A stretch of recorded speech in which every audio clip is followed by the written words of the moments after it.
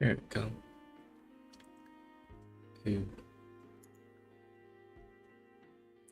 Oh well. What was Saturdays again?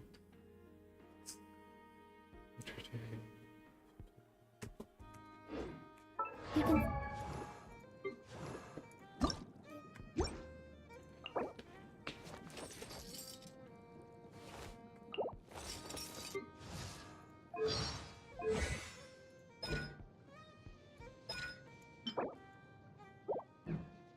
My rocking chair and admire the... Let's see.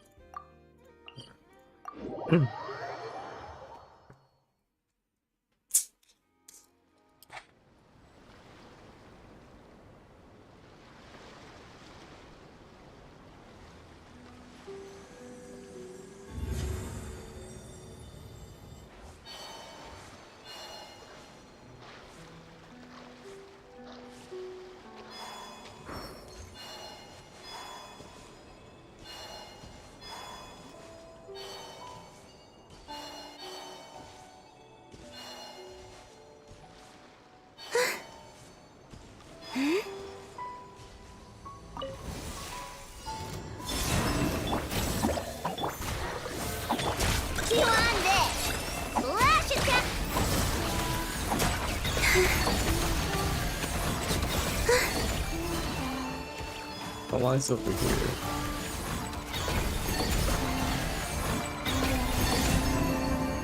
No, not A lying. new moon rises. Stay put! Wings of darkness! Go claw!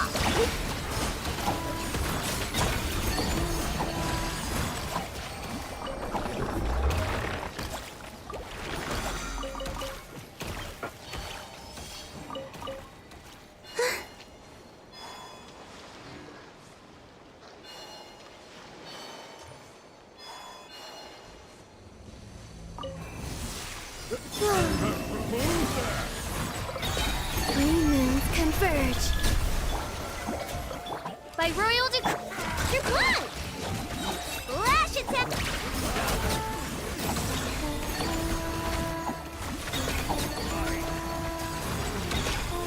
Surge.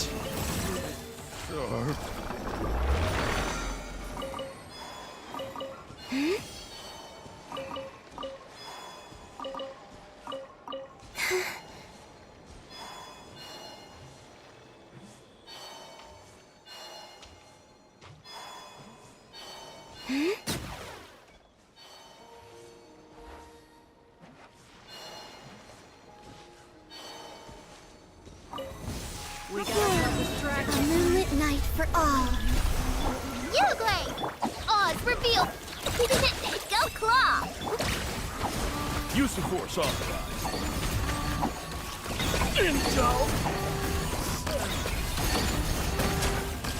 Intel!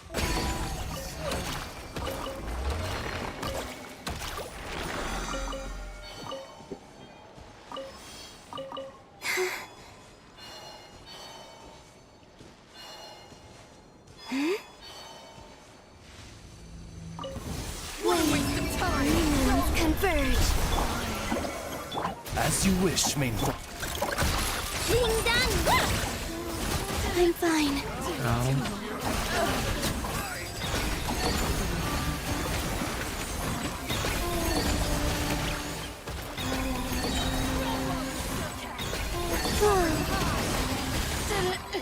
Didn't take too long.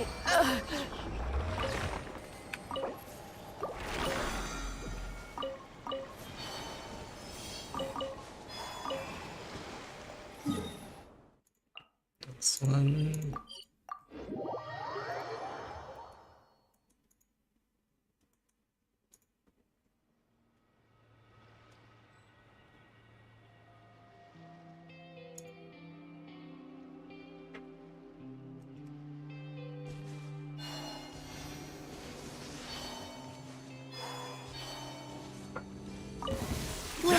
A moonlit night for all. Stay put! Your blood! Look, you're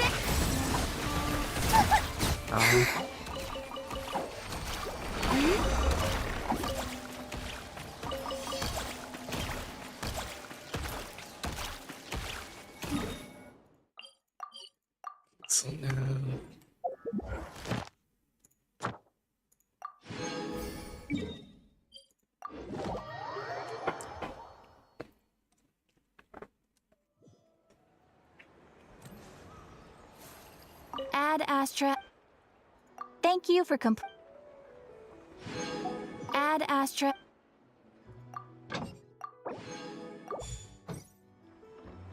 Mm. Nice.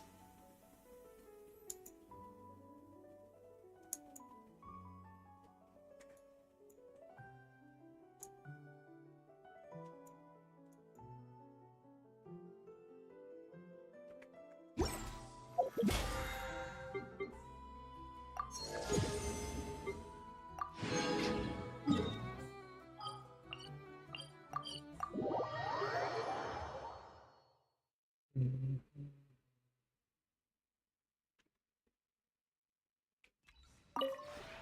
This realm is. Damn. If you ever have it.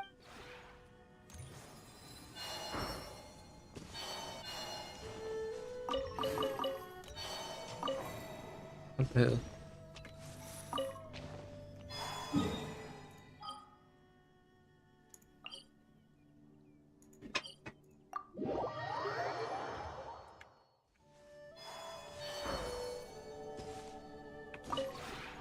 The one before you. Ah. Leggings, pistols. Money.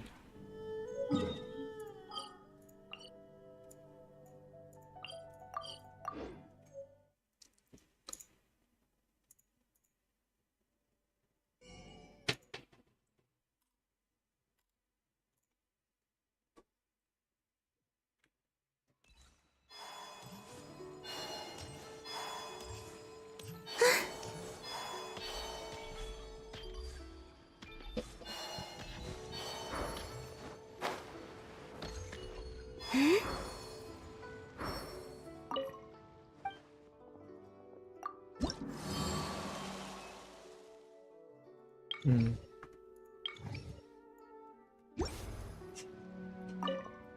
It's up to 8 or 9.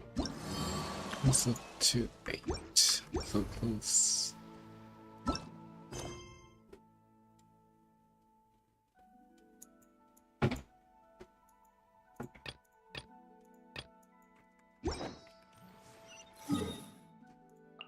Damn, that's far.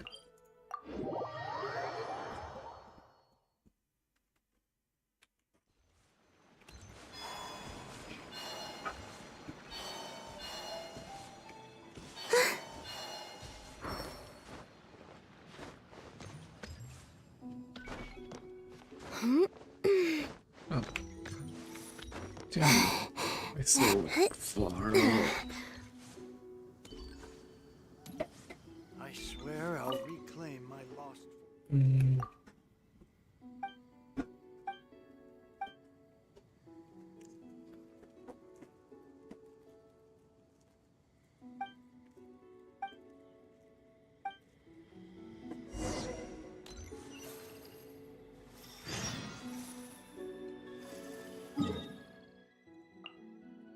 There we go, all the way back.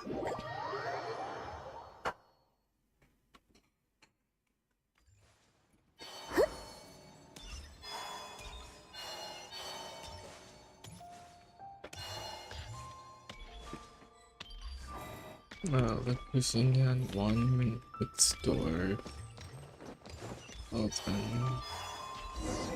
think so. So, are you buying or not? Hmm.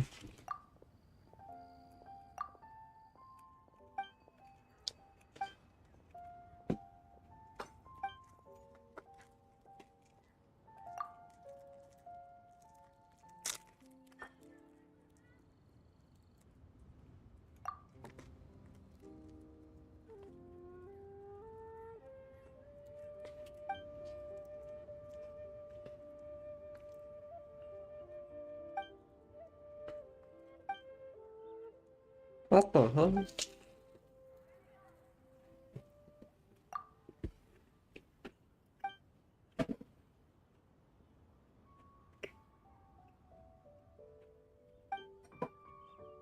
Hmm.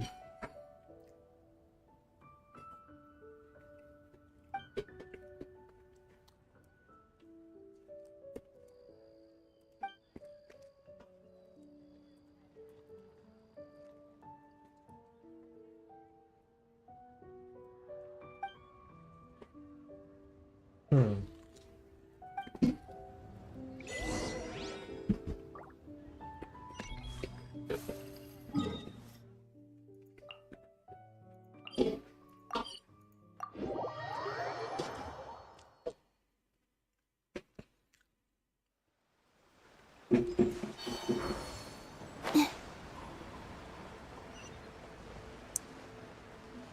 A.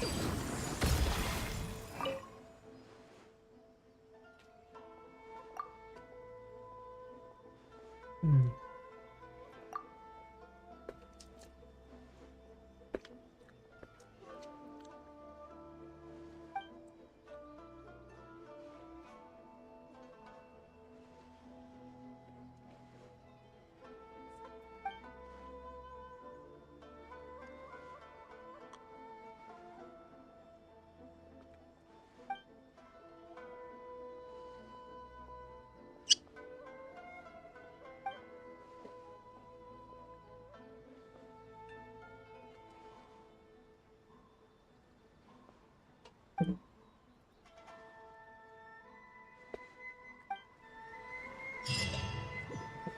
Hmm. Okay.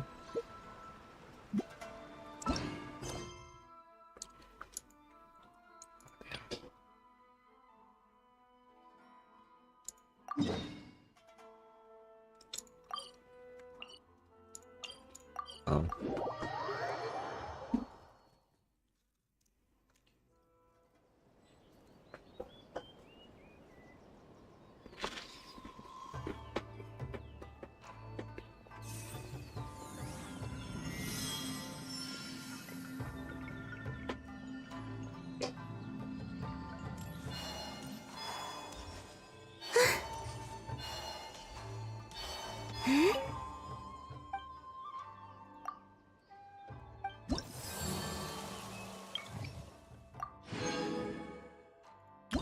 Yeah, rep 2 here.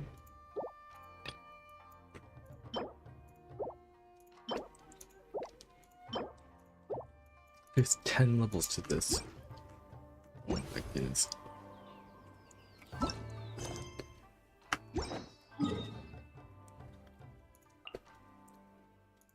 What that?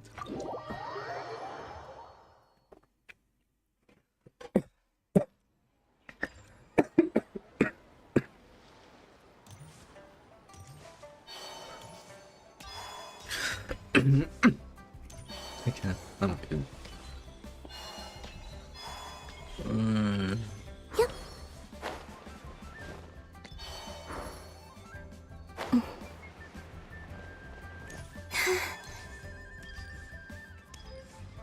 I finished all of this, right? Yeah, I did. Okay. Alright, no, I did not finish this. First one, well, what? Alright. I see how it is. I know it's really weak here, but I'll be fine.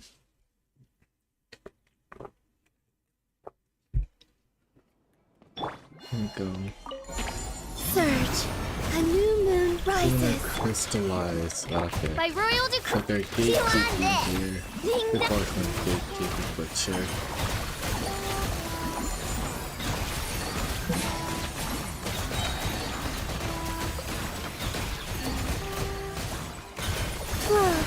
Three moons converge.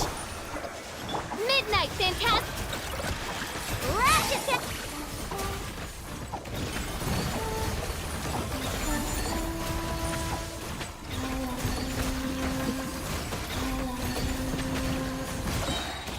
A new moon rises.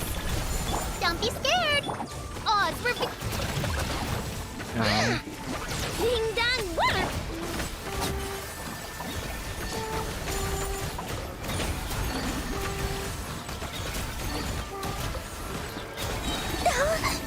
Three moons Now converge. you do that with here. Stay put. Midnight Ven.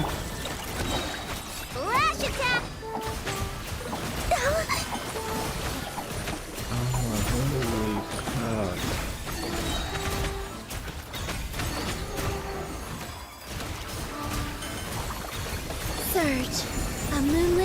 for all. Uglay! Ding dong water!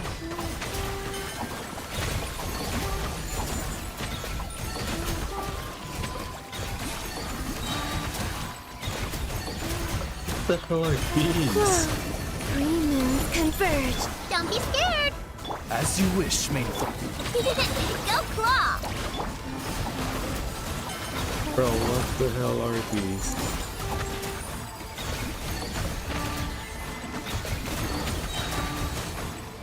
Wayne, a new moon rises. Stay put! You're blind! Ding dong! Yeah. That's expected. Oh. I don't know how Dubai works, but we'll just go for it, I guess. See, bye.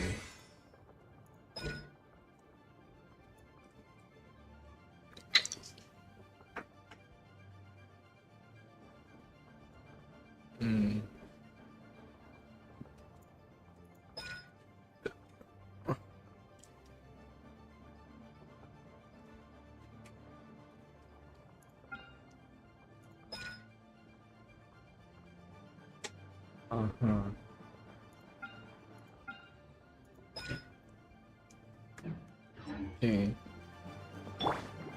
I get what needs to happen here. Surge, a moonlit night for all. Uglay! By royal decree! Divine light, shield them!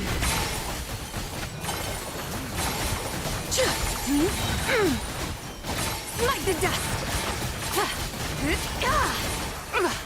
Smite the dust! Wayne, three moons converge. Don't be scared! Shadow Raven! Be cleansed! The sky's clear! The glazed moon shines!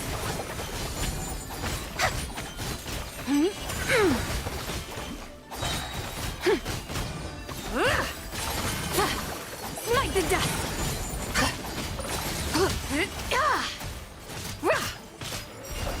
Lofty wisdom will show us the way! Smite the dust! Surge, a new moon rises. Ow.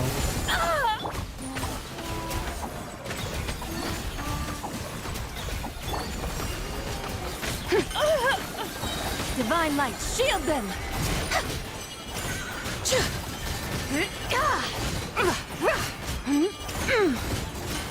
Smite the dust! Wayne, a moonlit night for all. Midnight Venta.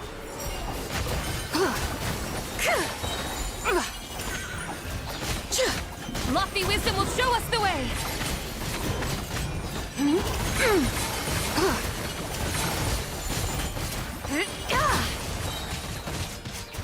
Whoa, three moons converge. Uglay!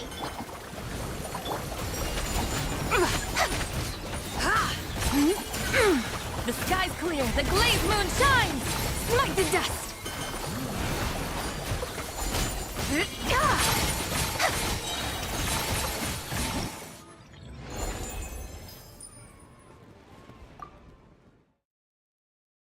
Okay, one more time.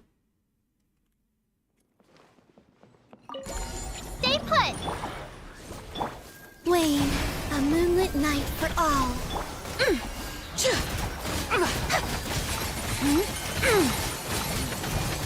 Smite the dust! Divine light, shield them! Whoa. A new moon rises. Oh, it's Midnight Venta! Don't be scared! Be cleansed!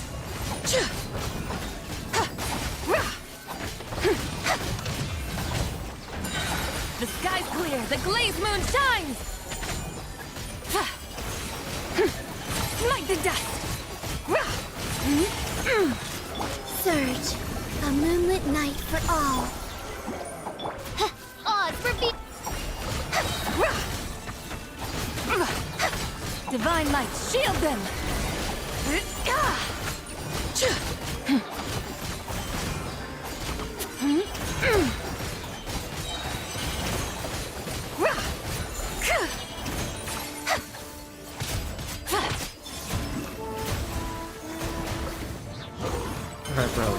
energy. Three moons converge. Stay put. As you wish, main court. Hello? Foolish, ignorant. That- Lofty that's wisdom my will show us the serious- way.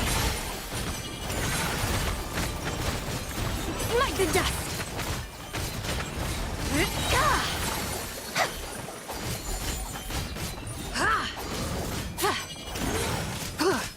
Wane. By royal A moonlit night for all. divine light, shield them. We're almost there. Come on. Come on. Come on. I'm going. Thank you. Smite the dust.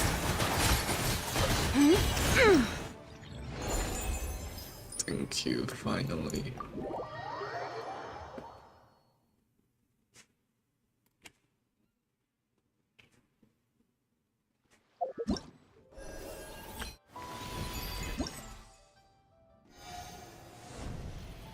Alright, well. Got everything from here. Pick 6 souvenir buttons.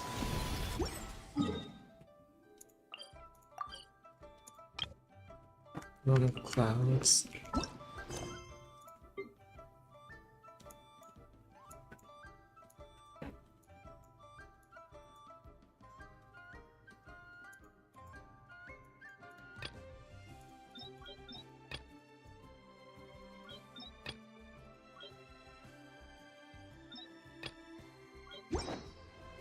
Where?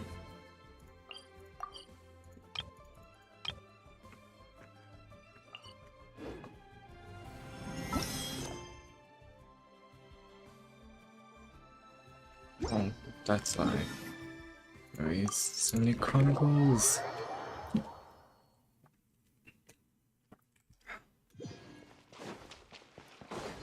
Lumpina. A little to the left. A little to the right.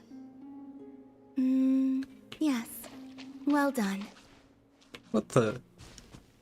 She teaching them how to dance? A little to the left. A little to the right. Yes. Well done. What is happening? The atmosphere is a little unusual today. Are you decorating this flower field, Columbina? Why is she... Columbina, get down there. That's dangerous. That wasn't me. It was them. You mean the Kuhenki? Yes. These stones emit a faint light upon absorbing Kuvaki. The Kuhenki are quite fond Well. of them. Why is she up there? So they just put them on the ground and play with them? Not exactly. Come over here and look. Huh?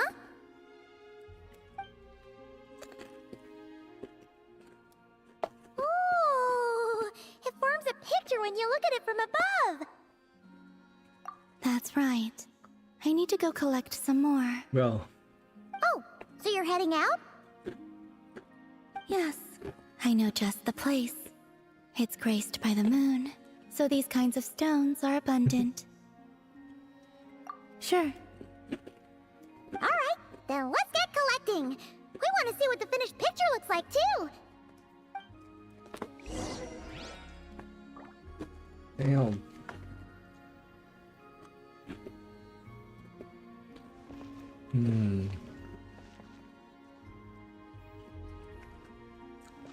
What are they making?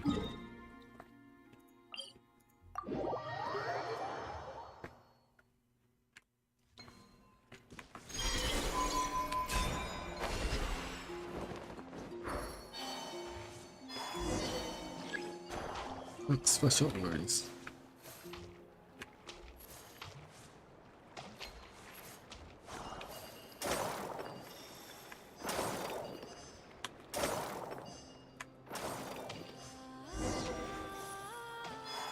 Oh, This should be enough, right? Feels like we grabbed a whole bunch. Come on, let's head back. Can't leave that artwork incomplete forever, right? no, who the hell? Why is there a child here? Quick, hide! Someone's here!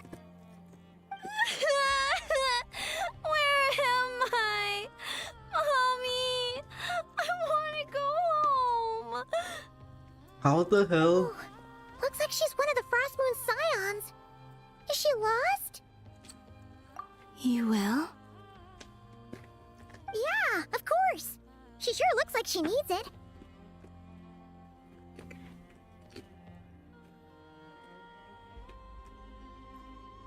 The Frost Moon Scions are deeply wary of outsiders, correct? You have no antlers. The hour is late. What if you scare her off instead? Okay, that could happen, but we can't just do nothing.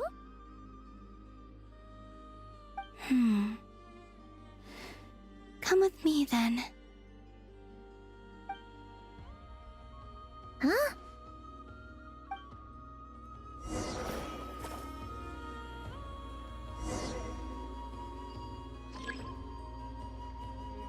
Huh. Oh, what the?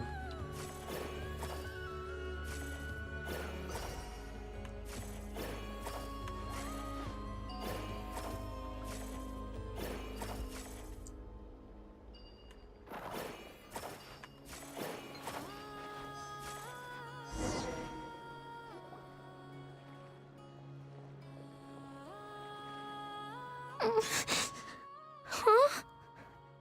What's this? It's so pretty. That should do it. And off she goes. That trail of stone should lead her back to the Frost Moon Enclave. Wait, what about the painting? It's all right.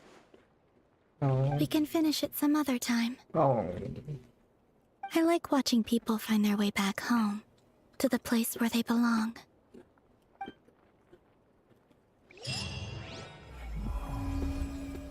Wow.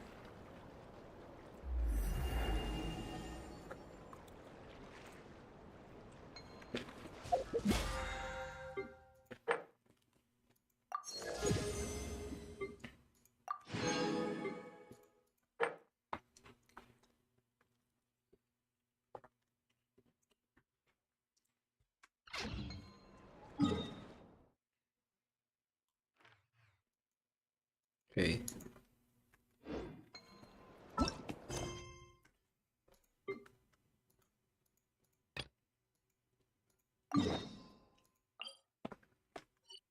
Where?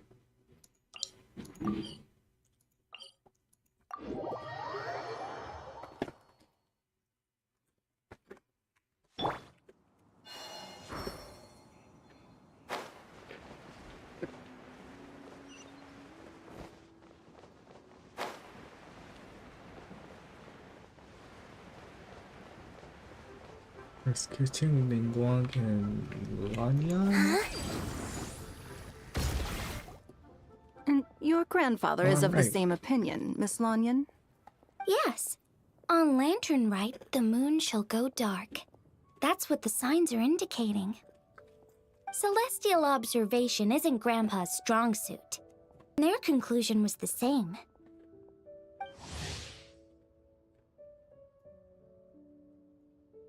It's consistent with the information we've received from other sources as well. You mean the whole thing? About the legend of Jonju the Moon Devourer? Happening in real life? Yes, that's one of them. So it's true. I thought it was just a rumor. It's true. But right now, the bigger issue is that all our sources indicate the phenomenon's gonna happen again. I'm not sure this bodes well. Let's remain optimistic for now.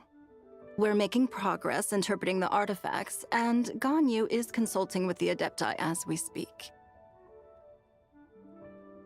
Did Ningguang's voice change?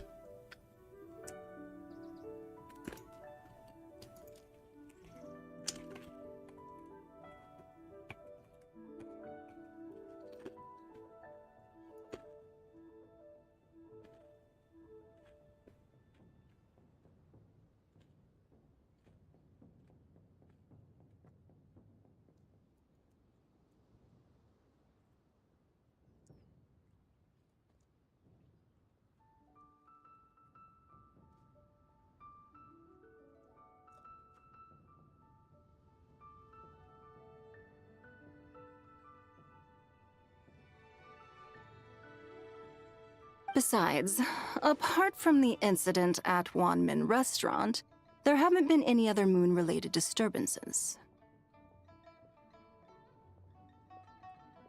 Ningguang, Keqing, and Lanyan! You're all here!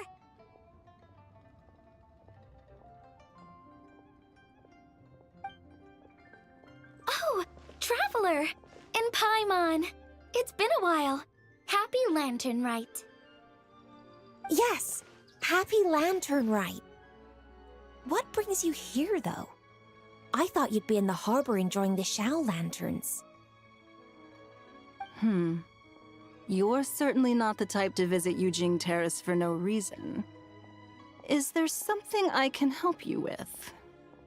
What? We're not allowed to just drop in on our friends during the festive season? I was only teasing. You're welcome to visit us anytime you wish. Happy Lantern Rite.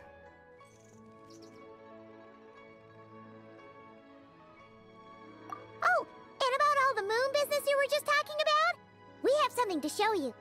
Here, take a look! Whoa! Something really did take a chunk out of the moon. Someone managed to capture a picture of it. Is this Zhanju, the Moon Devourer, then? Even though we confirmed this event took place, I still can't quite believe what I'm seeing. Where did you get this picture? From Xiangling! She found it when she was cleaning up after that customer caused a scene. She thinks they must have dropped it. Wait, is this Chawang Terrace? No, it's just where I'm from. It said that Chawang Terrace was where the ancient people of Chenyu Vale communicated with the heavens. And in this picture, the moon happens to be right above Chawang Terrace. I was just surprised, that's all. It's probably just a coincidence. That's interesting because the ancient people of Chenyu Vale migrated there from the chasm area. The chasm? So, that place is involved too? According to our investigation, that customer you just mentioned, Lu Xiangxiang, her father and grandfather are merchants in Liyue Harbor, and her mother and grandmother grow tea in Chaoying Village. A few days ago, she left her home in Chaoying Village to join a civilian archaeological team funded by Hoishan Hall, and ended up excavating some artifacts in the chasm area. These artifacts were then entrusted to Shigu Antiques and are set to be featured in an upcoming exhibition. Then, of course, the incident at Wanmin Restaurant occurred. We suspect something happened during the excavation that left her with quite the shock. And now, it seems like she also went to Chawang Terrace and took that picture of the moon disappearing. The chasm? Chawang Terrace? Things are getting pretty complicated. She's not in a good mental state, so we took her to Boo Boo Pharmacy to get some help.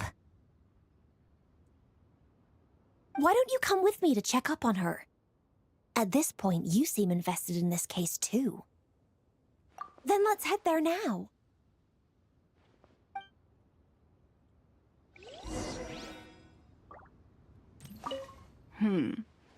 Now that I see this picture, it looks less like a piece of the moon was eaten, and more like something is obscuring it. But what sort of thing could block out the moon?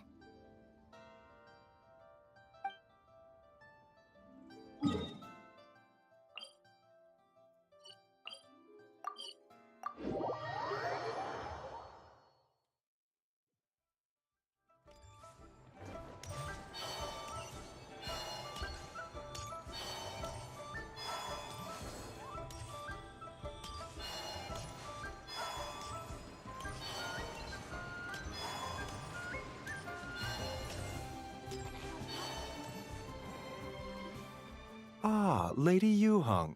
Oh, and the Traveler and Paimon are here as well. What a pleasant surprise.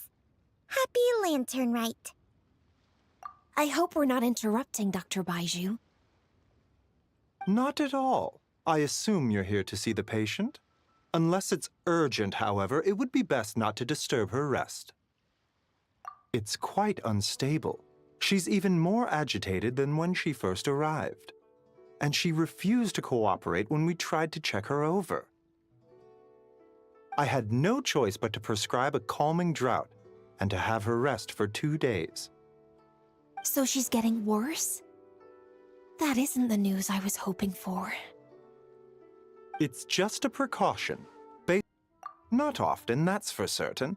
From my initial assessment, the patient appears to have experienced some sort of shock, and whatever it was seems to still be haunting her.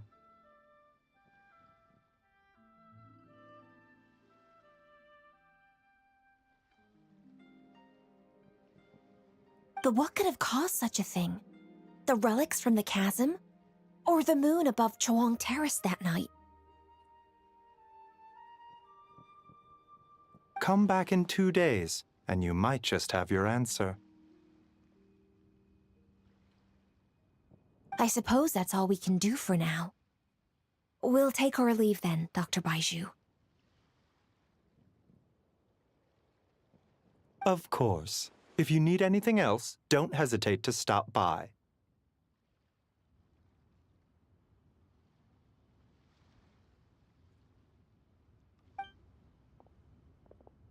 Speaking of those relics from the chasm, aren't they being featured in an exhibition tonight? That's right. Are you planning to attend? Yeah, we wanted to have a talk with Zhongli anyway, and now Paimon's even more curious about these relics. I would, except every item in the exhibition had to be registered with the Ministry of Civil Affairs. So I'm afraid it's been spoiled for me. I reviewed them all myself. There are some rather peculiar artifacts, that's for certain. We're still working on decoding the ancient text that appears on them. Yeah, the word jade appears a whole bunch, doesn't it? Huh? How did you know? Shincho told us. He said there were some ancient poems on them, too. He's quite well informed, isn't he? Well, he's right. We believe they're direct references to the ancient nation of long gone. As for the other text, instead of regular poetry, it seems to be more like ceremonial language used to worship the moon and the gods.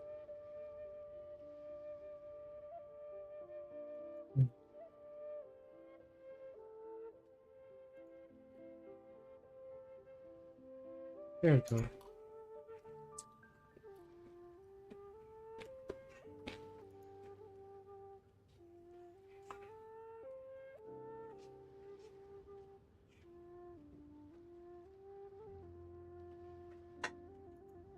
The moon and the gods?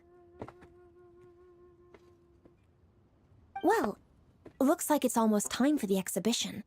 You two should head over.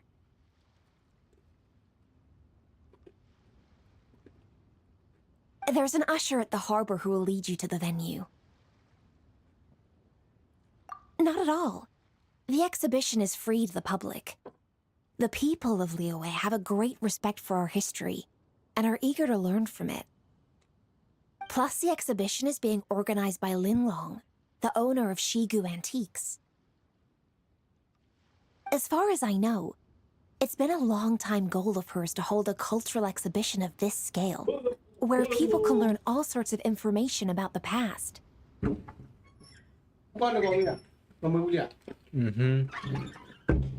Guess we're in for a real treat tonight, then. Yes, have a great time. There's still more artifact decoding work I need to finish, so we'll have to part ways here. After seeing the picture you brought, there's a few ideas I'd like to follow up on. You're hard at work even during festival season? You haven't changed one bit, Ka-Ching. I'm simply fulfilling the responsibilities of my position. That's all. All right. I should get going. See you later.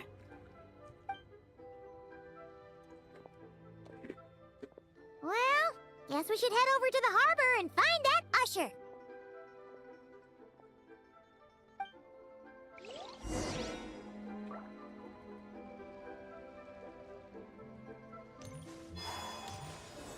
Let me do like one. What goes on in the minds of the Tishain?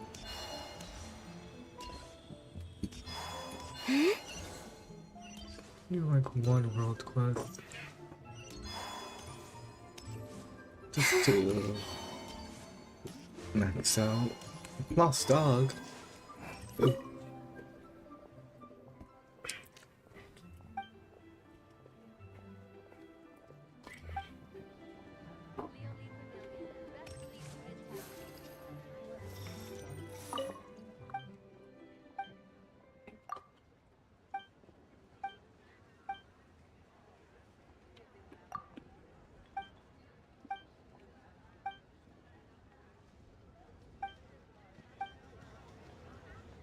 Huh.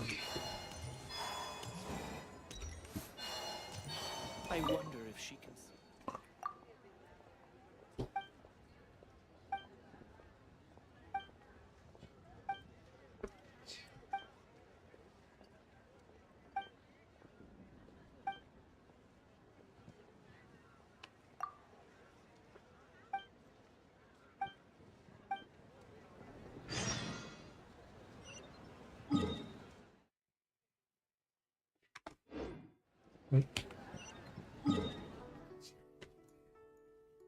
Where?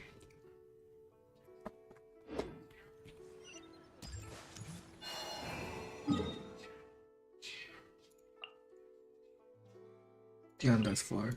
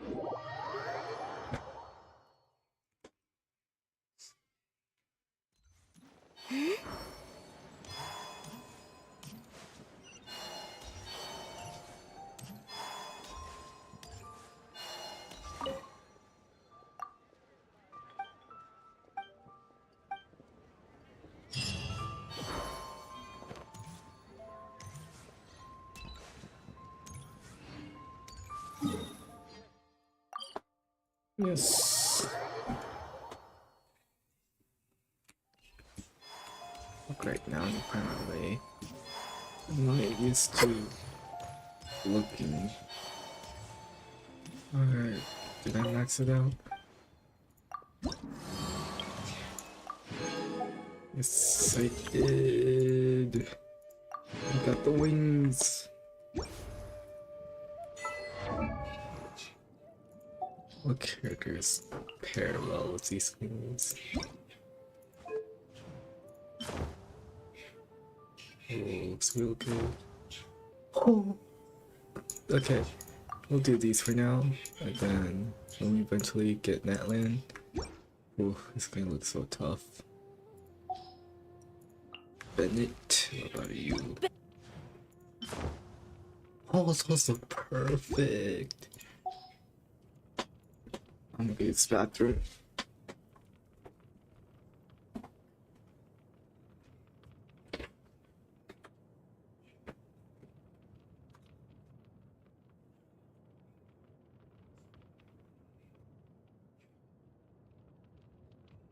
Oh, ow! Where did that come from?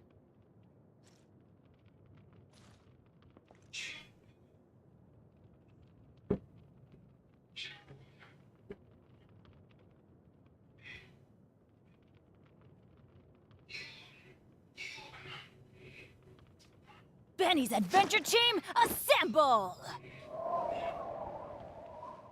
Oh. Oh. Or not.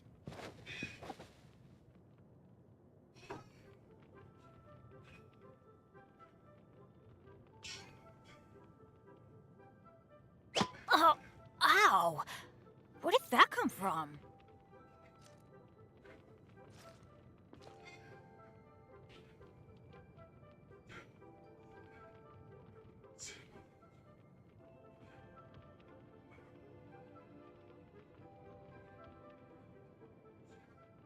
Benny's Adventure Team, assemble! Oh. Oh.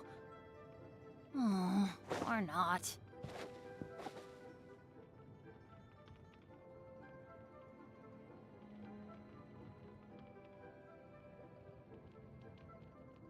Oh, ow! Where did that come from?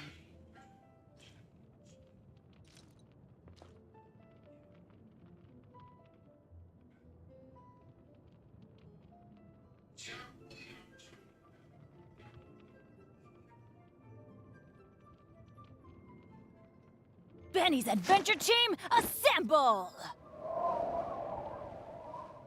Oh. Oh. Or not.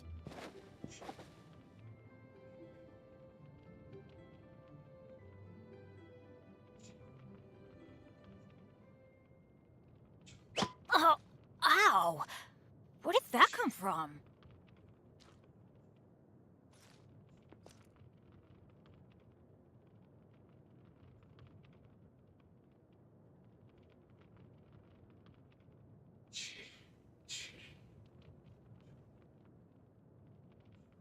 Benny's Adventure Team, assemble! Oh. Oh. Or not.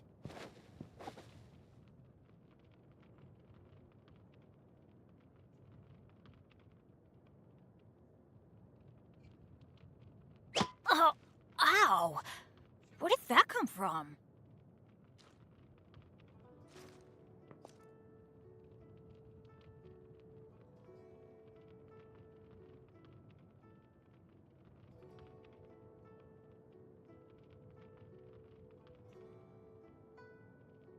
Benny's Adventure Team, assemble! Oh. Oh. Or not.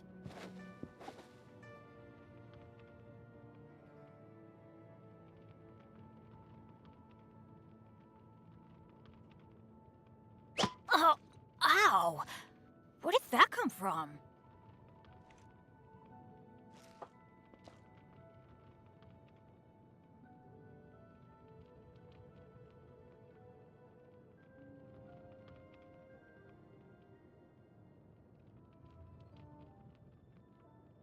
Benny's Adventure Team, assemble! Oh. Oh. Or not.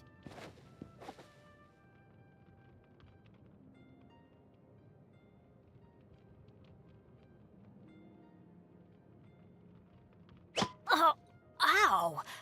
Where did that come from?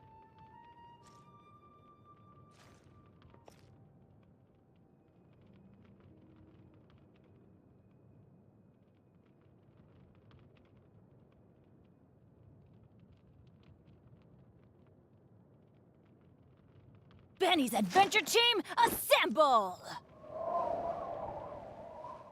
Or not.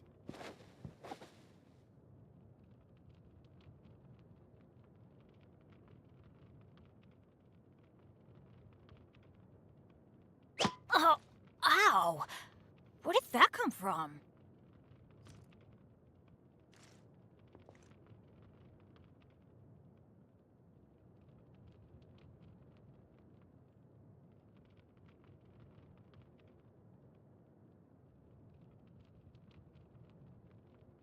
Benny's adventure team, assemble!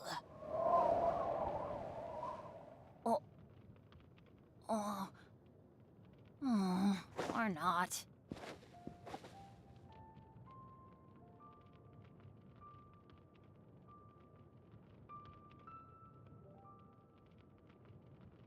Oh, ow! Where did that come from?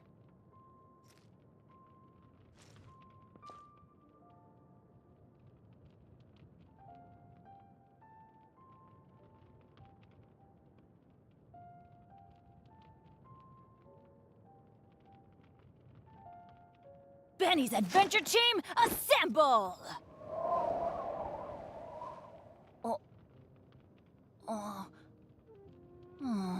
Or not.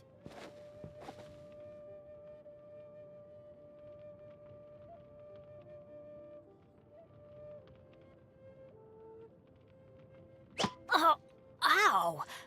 Where did that come from?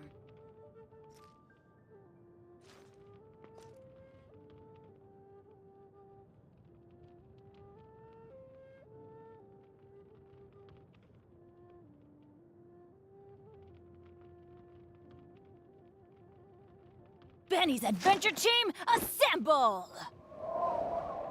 And back. Or not.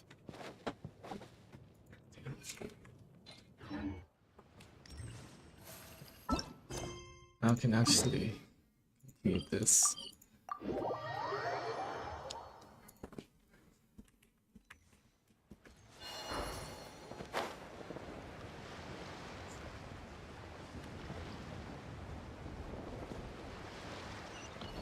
Oh, did I need to do that? Oop, I'm here. Here for the exhibition? I can take you aboard. Yes, After you. please.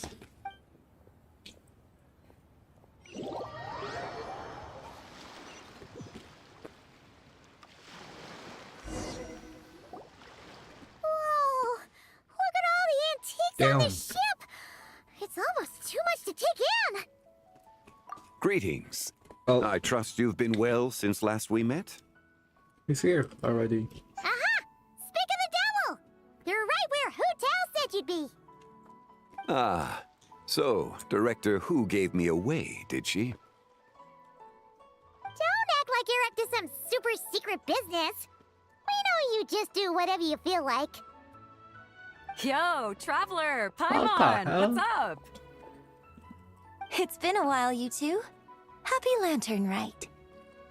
Beidou! Yunchin! It's great to see you! You're here for the exhibition too? Yes. When I heard these artifacts were from ancient times, I just knew I had to come learn more about them. I mean, what a discovery, right? Yeah, Ningguang pretty much said the same thing. She thought coming here might help culture me up or something. But as you know, I'm more of a fists and punches type of person. I doubt one exhibition is gonna change that. You're too modest, Captain. You're the leader of the Crux fleet. That takes far more skill than just fists and punches. Plus, at the end of the day, you still decided to come, even though you didn't have to listen to Ningguang. Well, she's the Tianquan. If she can't even get an average ship captain like me to do her bidding, how's that gonna look? You sure know how to think from her perspective, huh? I guess I do. Anyway, how's everyone enjoying the exhibition? I heard that if you see something you like, you can negotiate the price with the owner and take it home. Wait, so we can buy this stuff? Indeed. Although Shigu Antiques is hosting this exhibition, many of the items come from private collectors.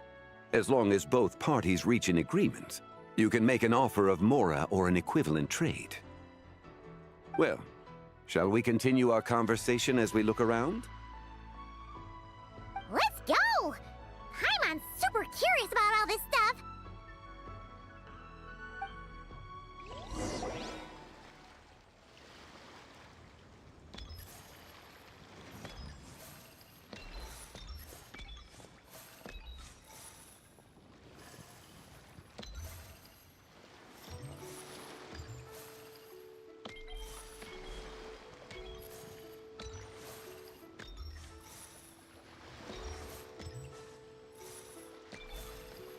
What the hell is this?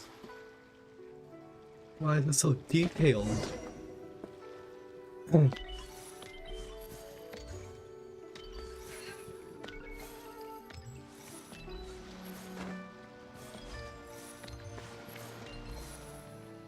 sorry, but I just can't help but ask, why is this one so detailed? It's still gonna come into play later. Whoa! Look at this painting! There's a huge toad on it! Could it be... Huh. This material is quite unusual. It doesn't look like paper. More like silk, or some other kind of fabric. Yeah, I was thinking the same thing. Well spotted. This is a painting of Jianju, the Moon Devourer, made primarily with mulberry silk. Such craftsmanship is rarely seen in modern-day Liyue. Ha! Jianju the Moon Devourer! Paimon knew it! That toad made it super obvious. What's that? A new dish at Wanmin restaurant? No! It's a kind of lunar eclipse! You heard about how the moon disappeared recently, right?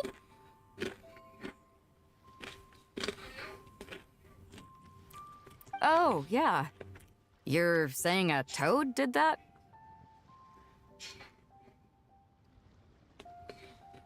That's what the legend says! So, nothing to do with food then. Noted. And the figure next to the toad. Is that the white horse Adeptus? From the stories I've heard, her palace lies on the moon. That would seem to be a logical assumption. No. In fact, this item was discovered in Chenyu Vale, and many years ago at that. Oh! So it's from Chenyu Vale? Actually, that's not quite right. You see, this painting is primarily comprised of mineral-based pigments, such as cinnabar and azurite, which are usually found within stratified rock. This suggests its place of origin may very well have been the chasm. You could have just started with that.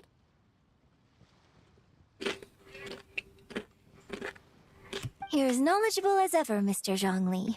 I had only ever heard the legend of Jianju the Moon Devourer, but now seeing it depicted in this painting, I wonder. If I purchased it, perhaps it could serve as inspiration for a new opera. Though I'm not quite sure who the painting belongs to right now. A splendid idea, Miss Yoon. Perhaps in lieu of mora, you could offer the lyrics to said opera as recompense. The lyrics? But to whom? Don't tell me this belongs to Zhongli. Why, to me, of course. I am the owner of this painting, after all. Wait, so you're one of the private collectors of the exhibition? No wonder you knew so much about the painting. But lyrics in exchange for a precious antique?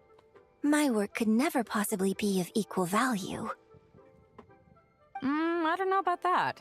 I'm not much of a scholar, but even I know your operas are in a league of their own. An astute observation, Captain Beto. In my possession, this painting is nothing but a lifeless artifact. In your hands, however, it could be transformed into a new piece of art entirely. Quite the worthy exchange, no? But I'm not sure when I'll be able to finish writing it. It certainly won't be ready this year. Allow me to be equally forthright, Miss Yoon. This silk painting is merely a copy I made of the original work.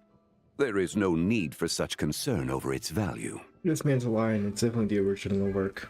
Huh? So it's a fake?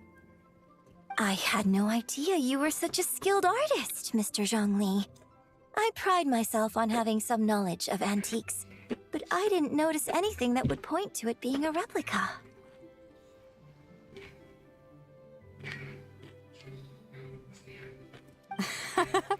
You never cease to amaze me, Mr. Zhongli.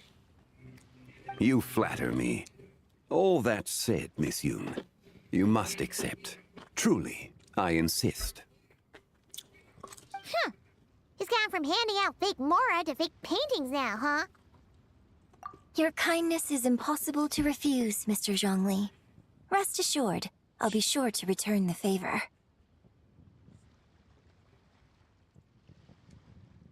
I shall look forward to it. Man, that was quite the find. I should buy something too, if only so I can show it off to Ningguang. Let's keep going and see what we can find.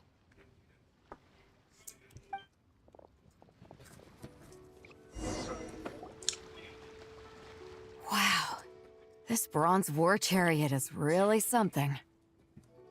It must have quite the story behind it. I've never seen anything like it before. That's right, this one also belongs to Zhongli. Do you know what this is, Zhongli? Ah. I heard from Miss Linlong that a carriage made of Celadon jade was unearthed in the chasm.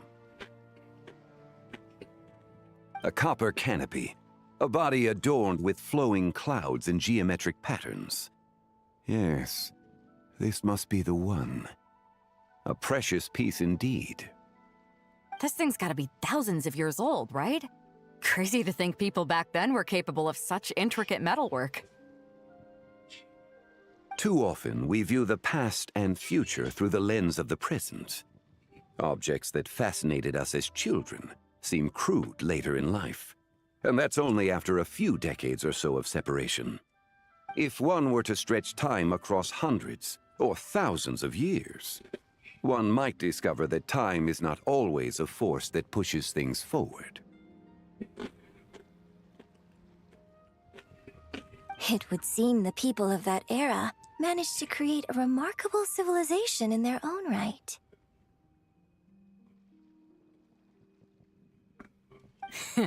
Makes me want to get my hands on this even more. Ningguang's gonna be so jealous, don't you think? Has this war chariot caught your eye, Captain Beto? Oh, you must be Linlong from Shigu Antiques. Nice to meet you. This exhibition has been amazing so far. Well, that's all thanks to supportive patrons like you and Mr. Zhongli, of course. As for this war chariot, it was discovered by an archaeological team sponsored by Hoishan Hall. The price comes in at 90 million Mora. 90 million! 90 million! Are you insane? That is way too much. Oh, hell no.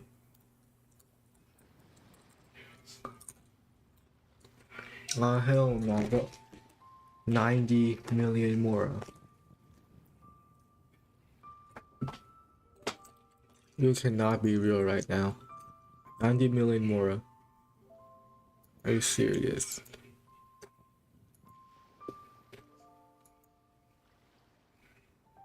God damn. Hold up.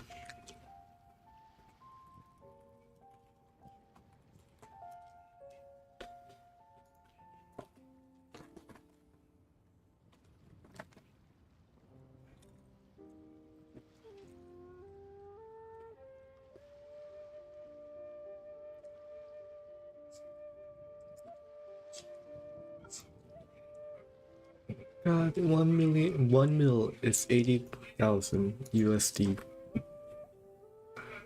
Multiply that by 90. 90 times.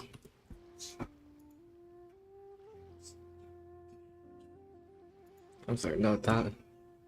90 million.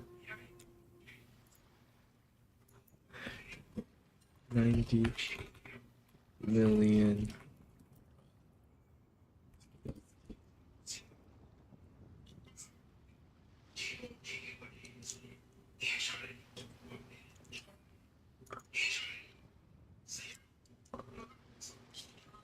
That is so much fucking money, bro.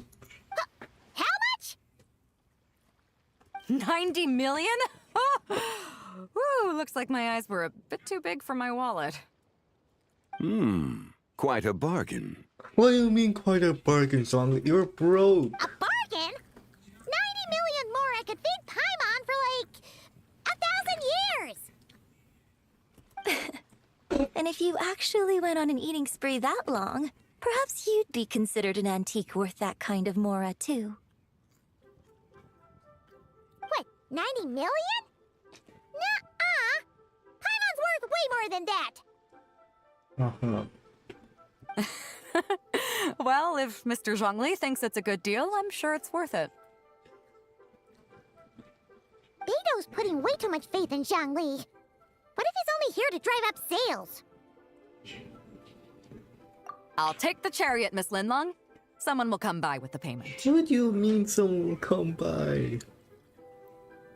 Oh my god. Quite the discerning eye you have, Captain. After the exhibition ends, I'll have someone deliver it to the Alcor.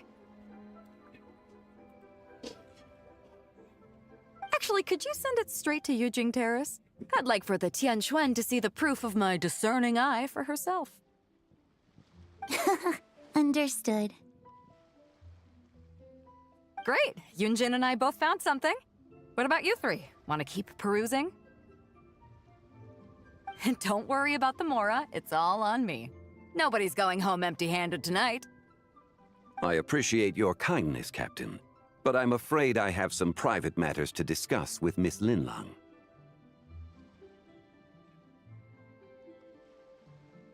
In that case, don't let us keep you, Mr. Zhongli.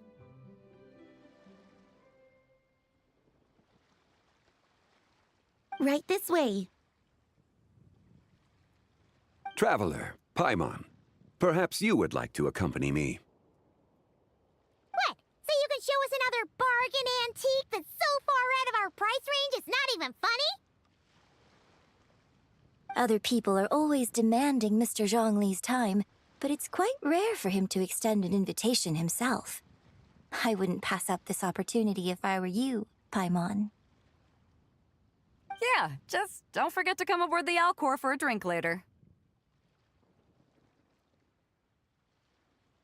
Yeah, guess you're right. Taking a quick look isn't gonna cost us anything. Let's go!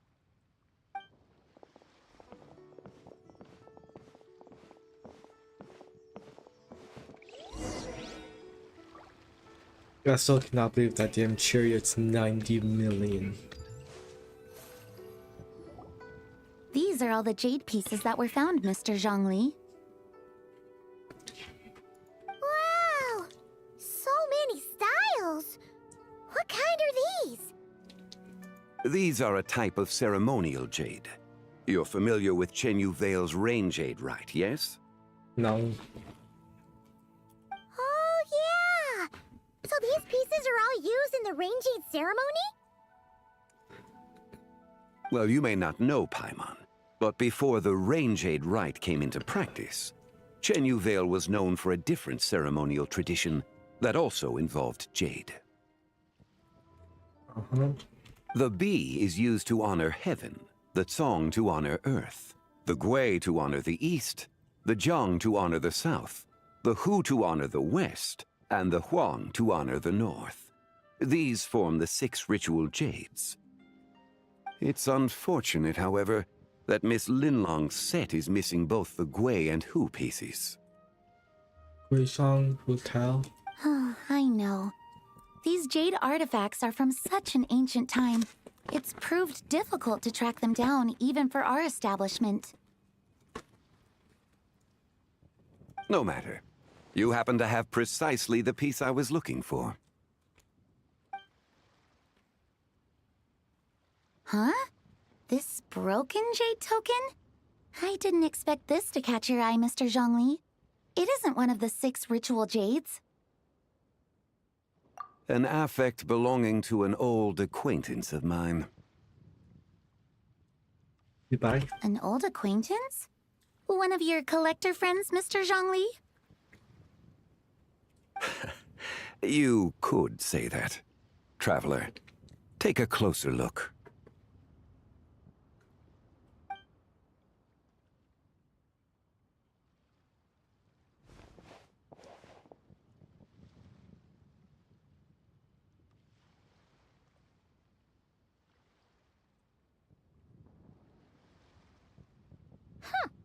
It doesn't look all that special to Paimon.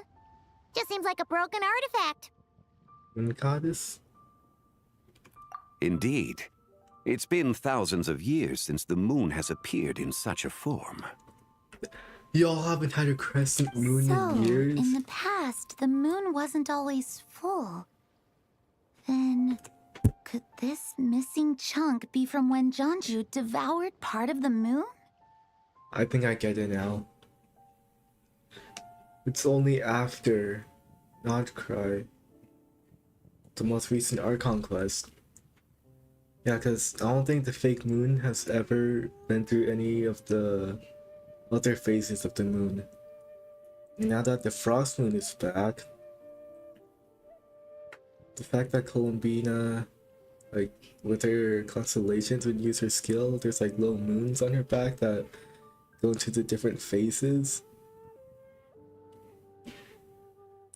So basically, before the heavenly principles casted out the real moons. Damn. Okay. So in short, when the moon, when Nibelung was still at authority, the real moons were going through the phases of their action moons: waning, gibbous, crescent, half, full. Then after they lost and the real moons were cast out or broken, the fake moon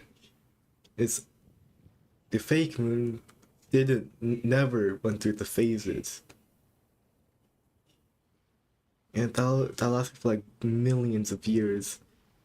And only until after Not Cry happened, the fake sky is gone, the real moon is back. So now oh my god. It's worth looking into. Your insight is invaluable, Mr. Zhongli. I had no idea how special this piece was. Since it has caught your interest, allow Shigu Antiques to cover the cost. Oh, that is far too generous, Miss Linlang. Not at all. I've always wanted to give people a chance to appreciate these snapshots of history. So holding an exhibition like this has been a lifetime wish of mine. And it never would have been possible without your help, Mr. Zhongli. I merely put in a good word with a few acquaintances of mine. And it had a profound impact. Without your recommendation, I doubt half of these collectors would have come to the exhibition. So, on both a personal and professional level, I owe you my thanks, Mr. Zhongli. Wow! Zhongli actually did something useful for once. Alright, Paimon. Oh, what the hell? What the hell is so out of the blue?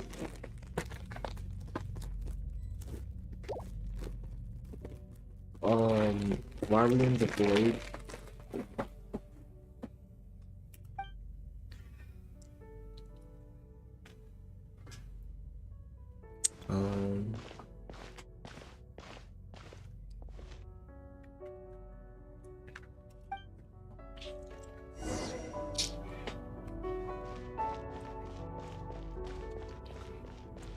I'm sorry, but I don't think we're getting any closer.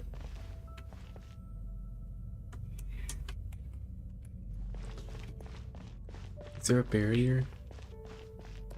I'm sorry, but I don't think... I don't think we're getting any closer here. 3, Huh? 5, 7. What the hell? 3, 5, 7? They're all odd numbers. What are they? Prime numbers? Yeah. 11, 13, 17, Oh hell no, bro. Those are all prime numbers. 19, 23, 29. Yep, those are all prime numbers. Goodbye? You also enjoy counting in such a fashion, lost child? She's got blue eyes. The same loneliness as them. Who's them? Seems to exist in your heart as well. Bro, why would she buy counting prime numbers?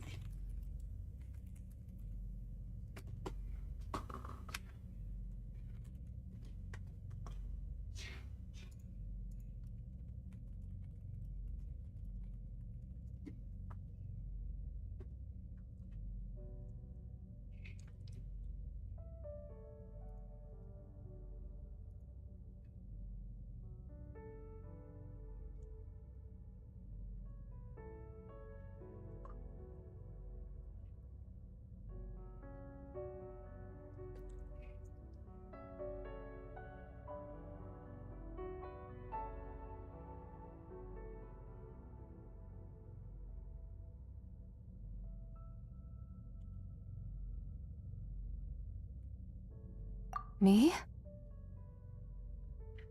I'm sorry, I don't remember. Where am I?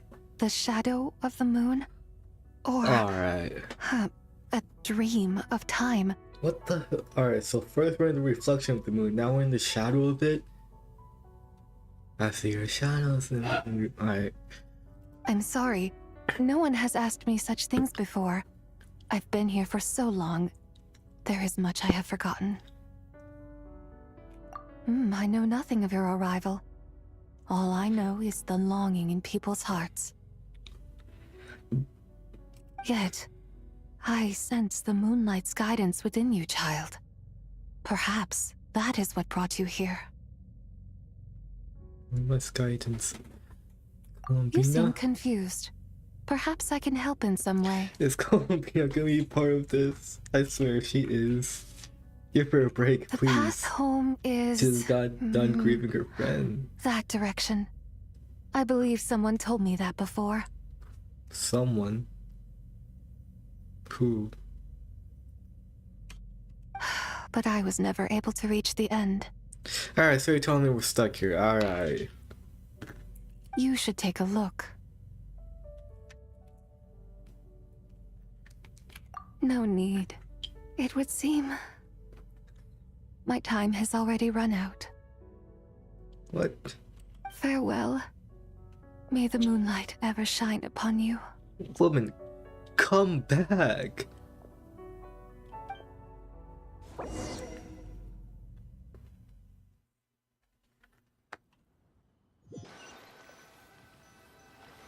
Back in the overworld? Wow! Yep. Zhongli actually did something useful for once. Your complexion looks rather ashen, traveler. Are you feeling all right? Yeah, what's wrong? Does your stomach hurt? Huh? What are you talking about? You were right here the whole time. Ah, I see. I'm afraid we must take our leave, Miss Linlong. My friend has taken ill and I must escort him to get some rest. Of course.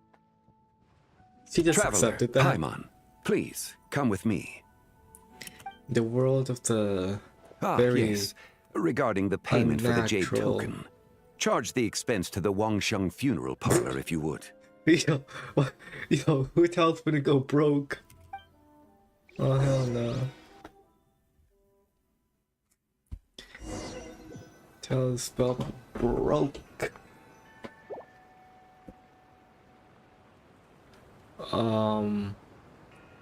Where? Guess someone's thinking of me. Huh, but this late at night?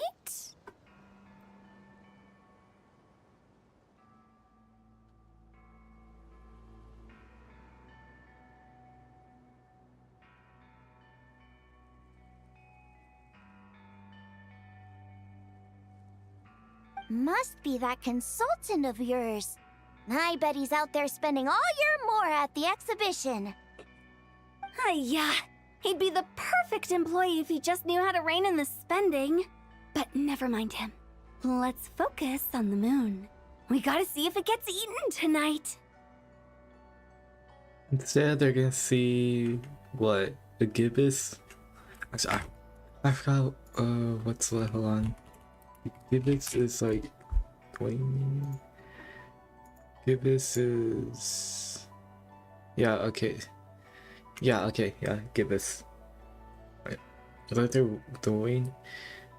Full moon. Oh, it's gonna be the waning gibbous. All right. I don't think it's going to happen. We've been out here all night, and the moon's the same as ever.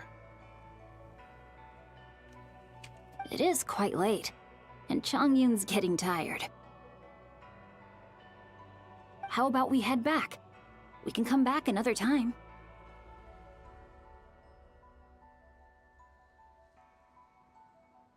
Head back already? Actually, I do have a new dish I'm testing out tomorrow. And as part of my New Year's resolution, I'm trying not to oversleep. How about undersleeping? Just to balance it out.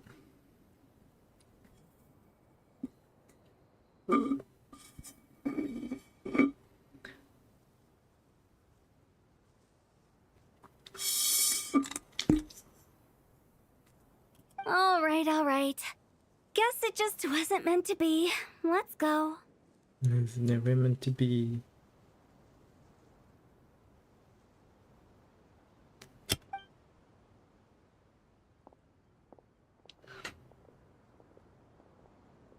What the hell?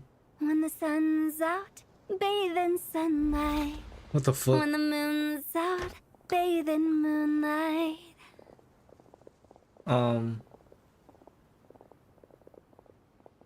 I'm sorry, but that is not one of the phases of the moon. What the hell is that?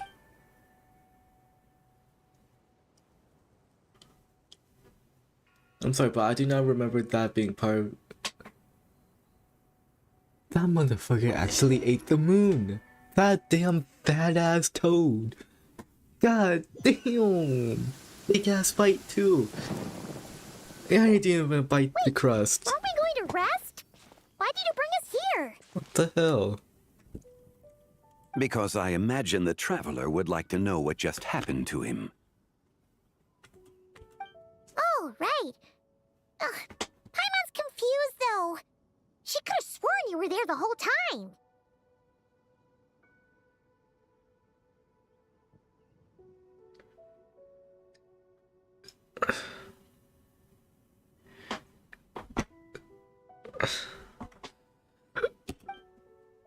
How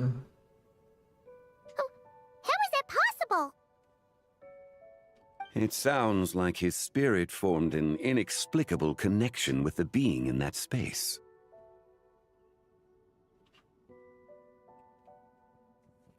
Ah, you suspected from the beginning, didn't you?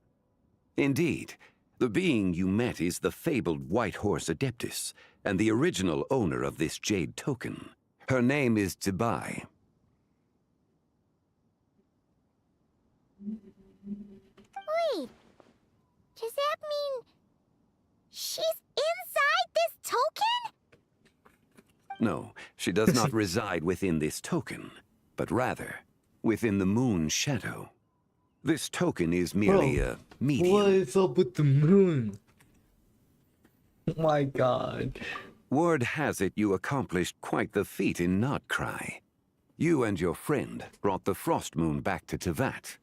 Yeah? Tell me, did you ever wonder about the other moon? The one that hung in its place for thousands of years? Fake moon? We never really thought about it, but it must have been a fake, right? A fake moon! Indeed, it was false. Its true nature, nothing but a projection of the moon. It also happens to be the prison that confines Tsibai to this day. Oh, she's inside the fake moon. Wait, the White Horse Adeptus is trapped inside that projection? Then we need to rescue her!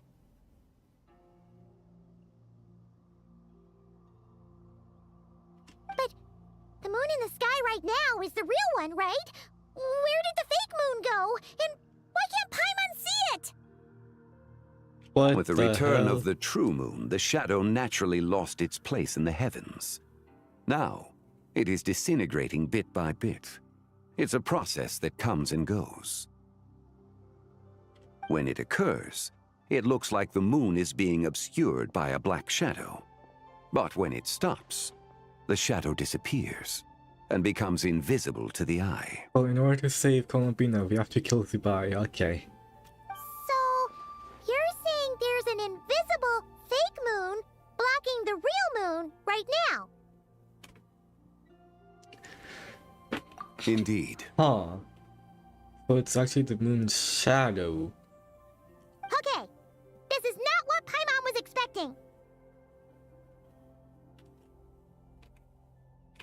My hypothesis is that people's wishes could be what trigger the periods of disintegration. After all, when you experienced that episode just now, it was precisely when Miss Linlong spoke of her own wish. Wait, is that because the White Horse Adeptus answers people's wishes? The legend must be true then. So, that means the more wishes we make, the faster the fake moon will disintegrate, right? Then it won't be long before the White Horse Adeptus is free! Come on, are you stupid? She's inside the fake moon. Quite the contrary. After countless years trapped inside, the two have merged into one.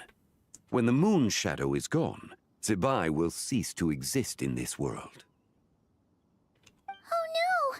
So, by bringing the moon back, we actually hurt the White Horse Adeptus? Do not burden yourself with such thoughts. Because of your actions, a promising opportunity has presented itself to us. Let us not forget, what is crumbling is also precisely that which imprisons her. Yes, and that is why I invited you here tonight. Your connection to that broken jade token confirms that you can do what I envision. However, while I had hoped to receive your assistance, this matter could have significant ramifications. What kind? I must admit a certain reluctance to implicate you in more of Tevat's secrets. Often, the deeper one's knowledge of such matters, the harder it becomes to extricate oneself from them. You are someone who once traveled through the boundless sea of stars. I cannot help but wonder, perhaps it is wrong for your fate to become too entangled with the fate of any one world.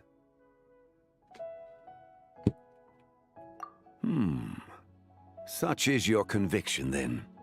Since journeying beyond Lille, you have had ample time to reflect on these matters, it would seem.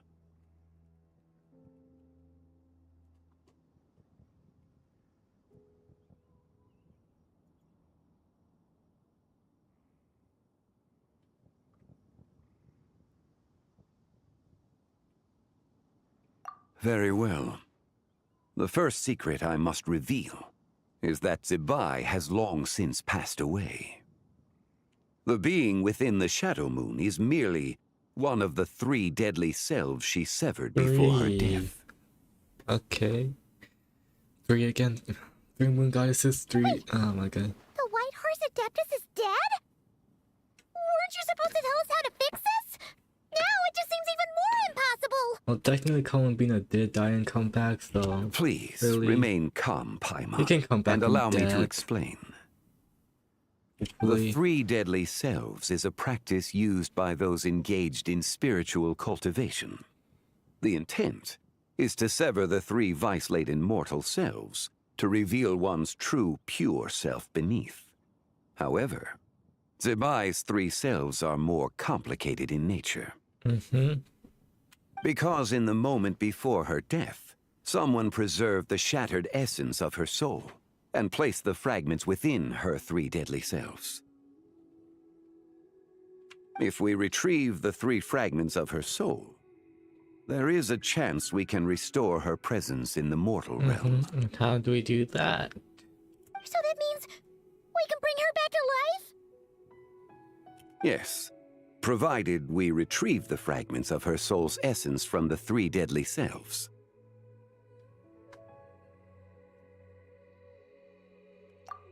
Indeed, the being you encountered was Zibai's first deadly self, Ziju.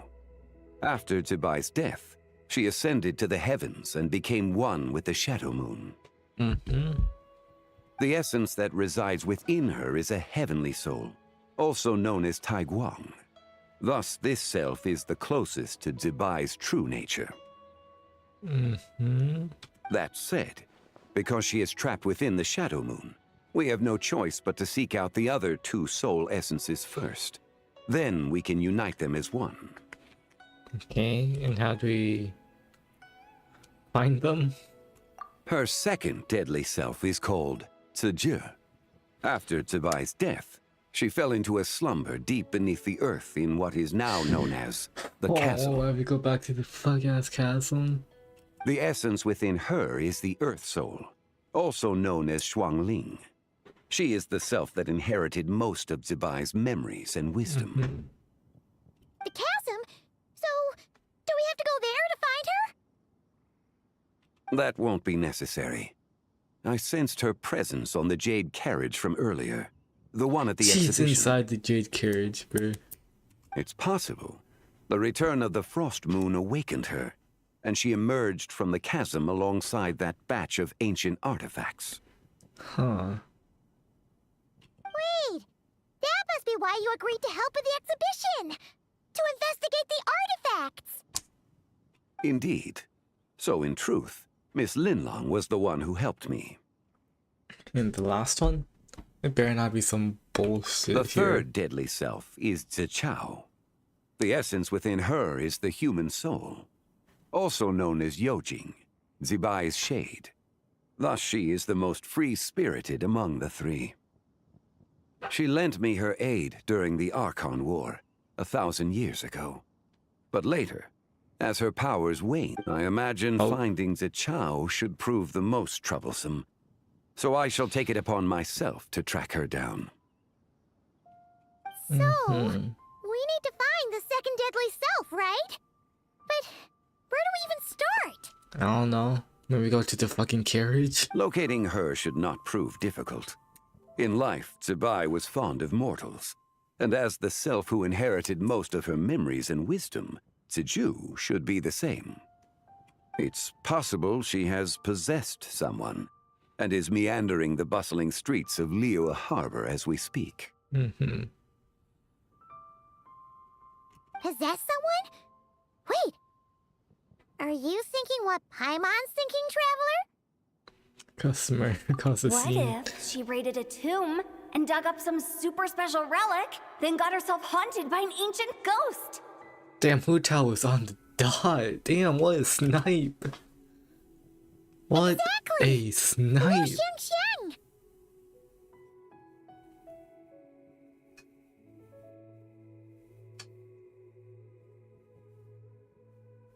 It seems you have a lead in mind already.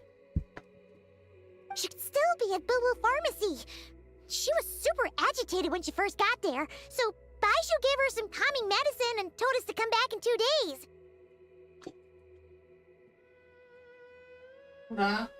Mommy, we go grocery store now. Okay. I think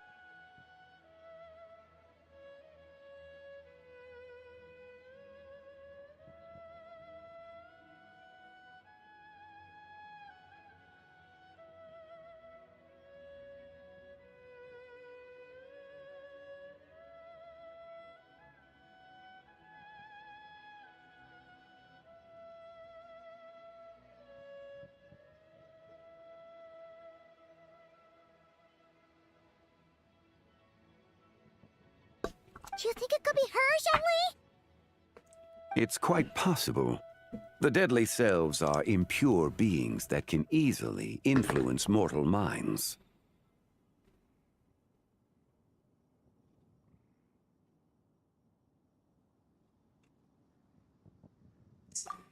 A sound plan.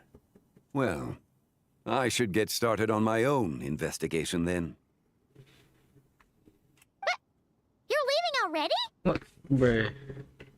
I must. Zhao went into hiding after the Archon War. If I am to have any success tracking her down, and there's no guarantee, I should start sooner rather than later.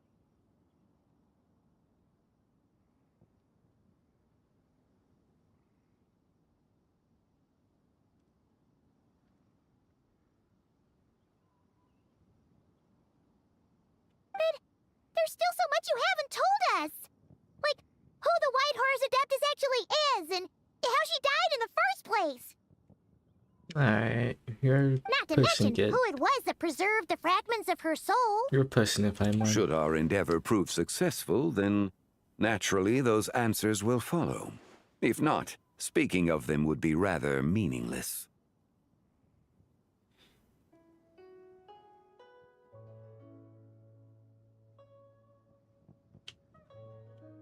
Aw.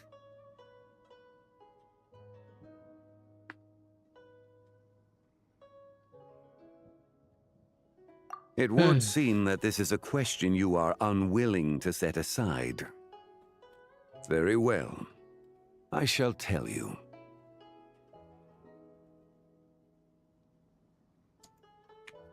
It was the Avatar of Time. He's the rod.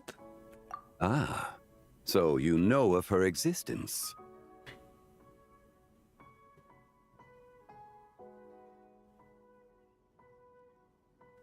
The ruler of time saved her soul. Favorite daughter. Indeed. Preserving what remained of Zibai's soul in the moment before her death. Only the power of time could be capable of such a thing. However, there is no telling what effect it has had on the three deadly selves. In other words, you must exercise caution when seeking out Zhuge.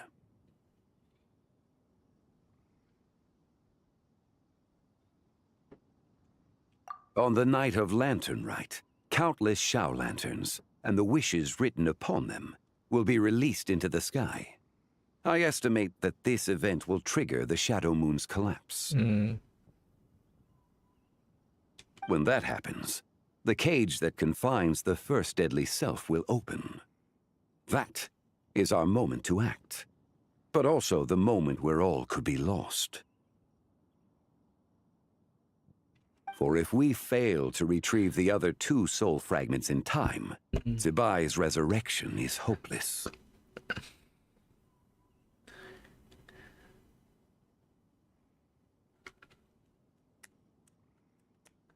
As I mentioned before, the answers to your remaining questions should come in time, providing our efforts bear fruit. Let us hope that all proceeds smoothly in the days to come.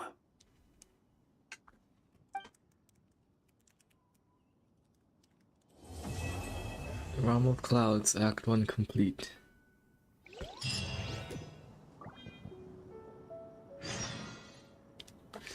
Wait, 8 to base now. This moon we share. Ooh.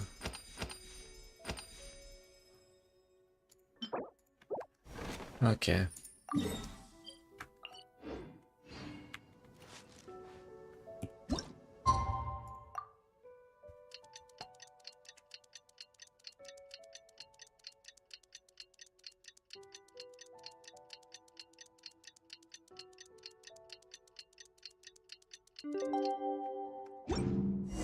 Alright. Well, should we head to Boo Boo Pharmacy today? Fingers crossed we learned something useful.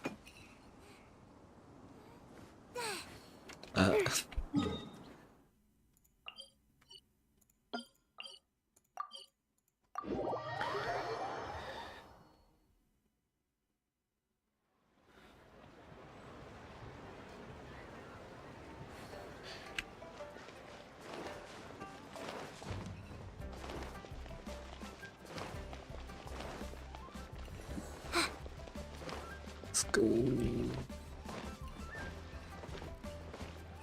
Whee.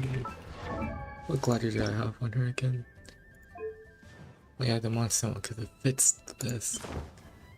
What thing's too dark? Wait a minute, talking about wind gliders. I forgot to do these! Forgot to do these. Whoopsies. Snowing! Yay! Oh, first things first. You have to wrap up warm. Put your big fluffy coat on. Uh-huh, and your woolly hat and scarf. Yep. Wee! Air strike incoming! A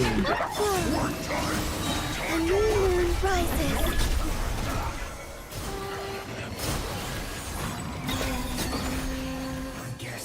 See? This is it. See? The moons. Yeah. Anyways. This one's higher up.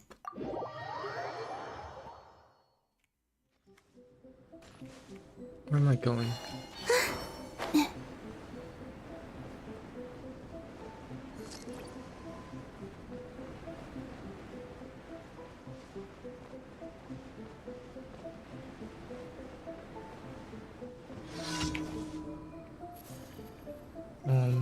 Opponents where?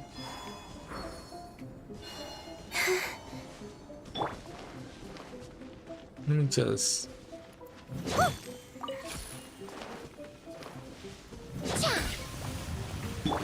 Oh.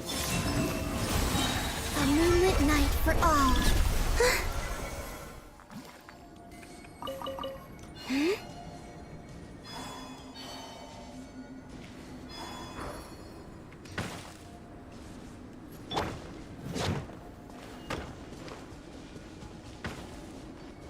Wee.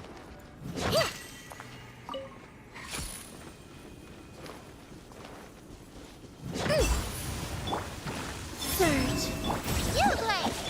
Odds reveal. Two on this. Nice. It's...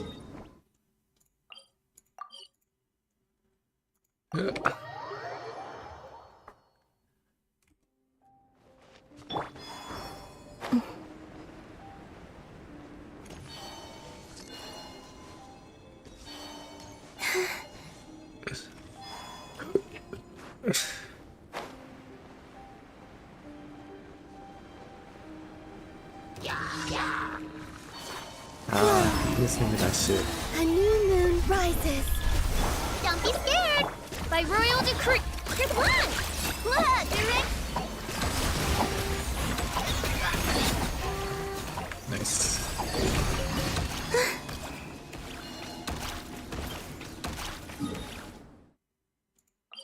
Let's go all the way over there now.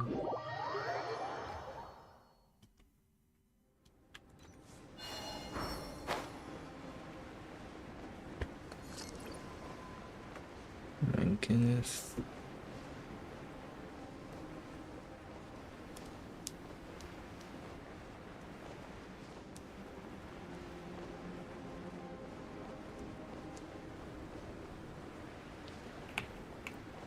Oh wait, I'm going the wrong way. Yeah, bro, I've been going the wrong way this whole time.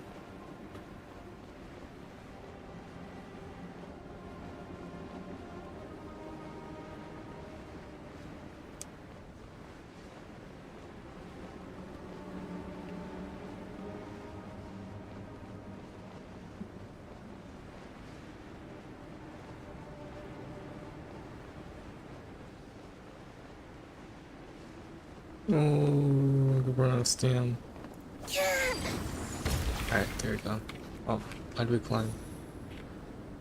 Oh, I gotta kill these guys. Welp. Some people got the ow. Okay. Oh, fuck, ow. Yo, stop. Yo, I said stop.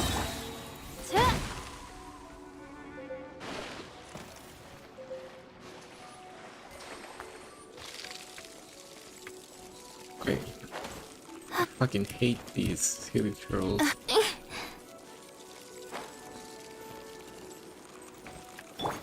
You know what? Kill yourself.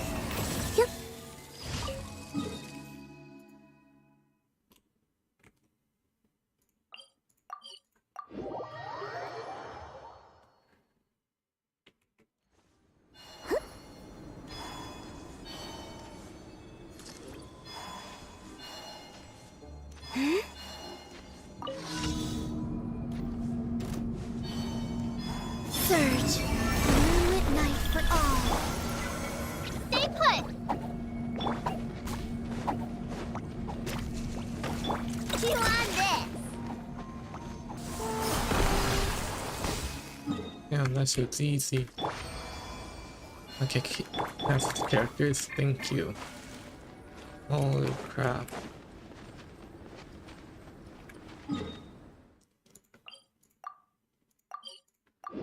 It's not that hard.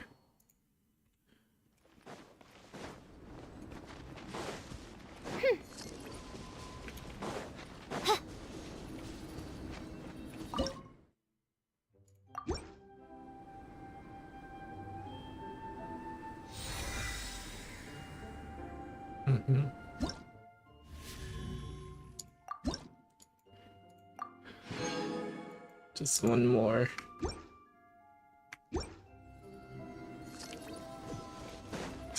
One more. Back to Boo Boo Pharmacy.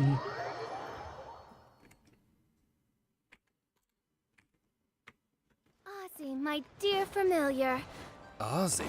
What's gotten into you? Her Majesty beseeches you to unfurl your blessed wings, and with them blot out the heavens, plunging the world into eternal night. If you didn't bring your parasol with you, that's your own fault, mein Fräulein. What is a parasol? Honey, you won't get... But I don't want to. Don't take it. It tastes gross. Ah, an umbrella. Alright, it's a kind of sun umbrella. So let me get this straight. Yelan. The patient disappeared right as you were delivering the medicine. I know it's hard to believe, but that's exactly what happened. It's true. 1 minute she was there, and the next she was nowhere to be seen. Hey, it's Yelan! Fancy seeing you here! Oh, is this a bad time? I don't know, take a guess. Not at all. Just a small roadblock in the case I'm working. Ningguang asked me to investigate a patient named Lu Shangshang. If you're here to find her too, then you're out of luck, I'm afraid. She went missing this morning. What?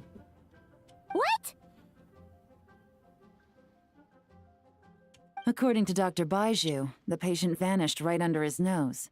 But it just seems like that should be impossible. There 1 second and gone the next? Pretty sure Xiao can do something like that. Then you're suggesting this Lu Shangshang is the vigilant Yaksha in disguise?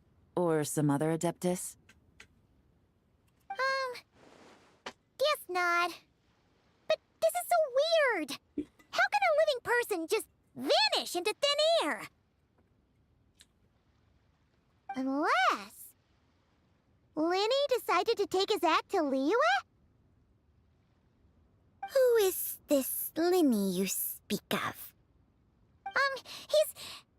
Oh, never mind. Paimon's just grasping at straws. At least you're aware. Let's set aside the how for now, and focus more on the where. You mentioned this patient has a strong obsession with achieving fame and recognition? Yes. She kept talking about becoming a renowned archaeologist and making a name for herself. So, are we looking for a place where it's super easy to become famous? I think we should check out the Xiao Lantern crafting stalls. Because it's easy to become famous by making Xiao lanterns? Not exactly. When the people of Liyue need a solution to a problem, their first thought would be to pray to the gods and the Adepti. If her wish is to become famous, she might write it on a Xiao lantern in the hopes that the fabled White Horse Adeptus might make it come true. That certainly sounds probable. Turns out, the White Horse Adeptus might be a lot closer to home than she thinks.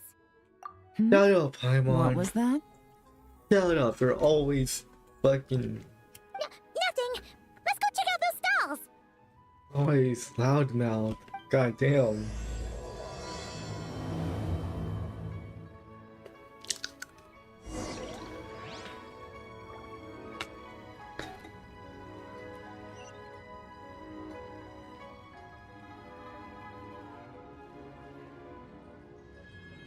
Please, show me your prescription.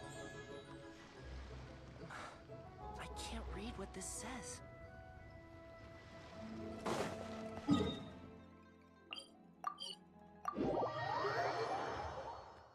Uh-huh.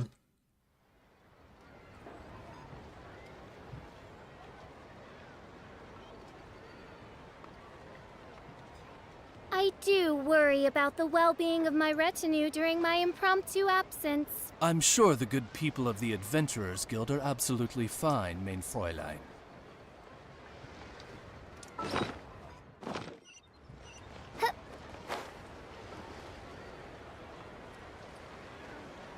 Jungle.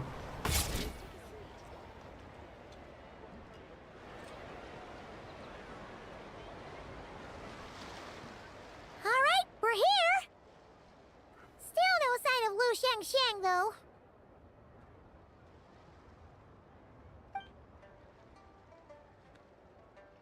As long as you're patient enough, Paimon, you'll find that hunting down people is no different from hunting boars. We need to blend into the environment, or we risk alerting the target. So as far as everyone here is concerned, we're just ordinary tourists. Oh, okay. If we need to blend in, then let's make some Xiao lanterns and write our wishes down, like everyone else. What's your New Year's wish, Yelan? I haven't given it much thought. Oh, and it can't be work-related. You gotta take a break once in a while, right? You're always sticking out this suspect, tailing that criminal, hunting down this gang or that. Which is super amazing and all, but it's gotta be exhausting. Really getting into this, huh? You said to blend in, right? Come on, it's all part of the act. So you gotta think of something. Then, I suppose, it'd be to go traveling, the next time I get the chance. Traveling? That's our bread and butter! Wanna join us? Thanks for the offer, but my desk is piled high with reports on your exploits. And that's not quite the kind of traveling I had in mind. I was thinking more the lie down and do absolutely nothing kind of travel. Ah, something a bit more easy and breezy, right? Hey, wait! We know just the place! The Easy Breeze Holiday Resort in Netland. It's super relaxing and full of fun activities. You've got the beautiful ocean and tons of cute little creatures called Asha. Seriously, you gotta go! I suppose I'll have to check it out. Uh-oh. Hey guys, happy Lantern Night! Coming.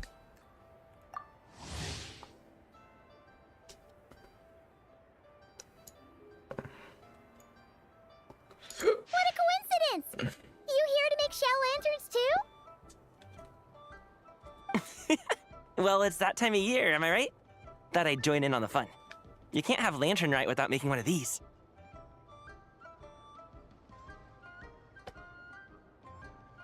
What you gonna wish for? Aw, man, it's kind of embarrassing, but whatever. The truth is, the mighty mythical beasts are seriously struggling with recruitment. So, I'm hoping to find a few apprentices and teach them the art of wushu dancing. Awesome! Shurfugami, here we come! Whoa there, Paimon! One step at a time. I actually need to find people first. Yeah, but Paimon bets people will jump at the chance to learn from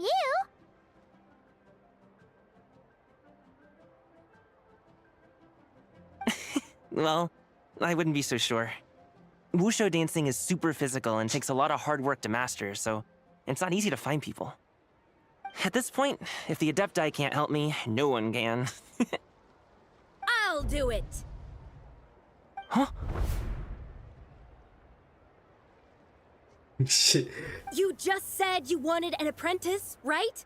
Well, I'm offering. What do you think? Whoa, the White Horse Adeptus works faster than I thought. Traveler, it's her. Lu Shangshang. He came in real fast. Target!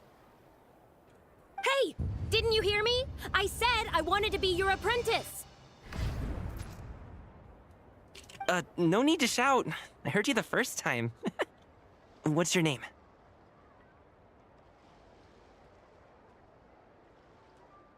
Step back a bit, Gaming. This person could be dangerous. What? Yo. Hey, what are you trying to do? Do you know who I am? Get back! Lu Shangshang, we have no intention of harming you. We just need to ask you a few questions. Get back, I said! Try to remain calm. If you come any closer, I'll...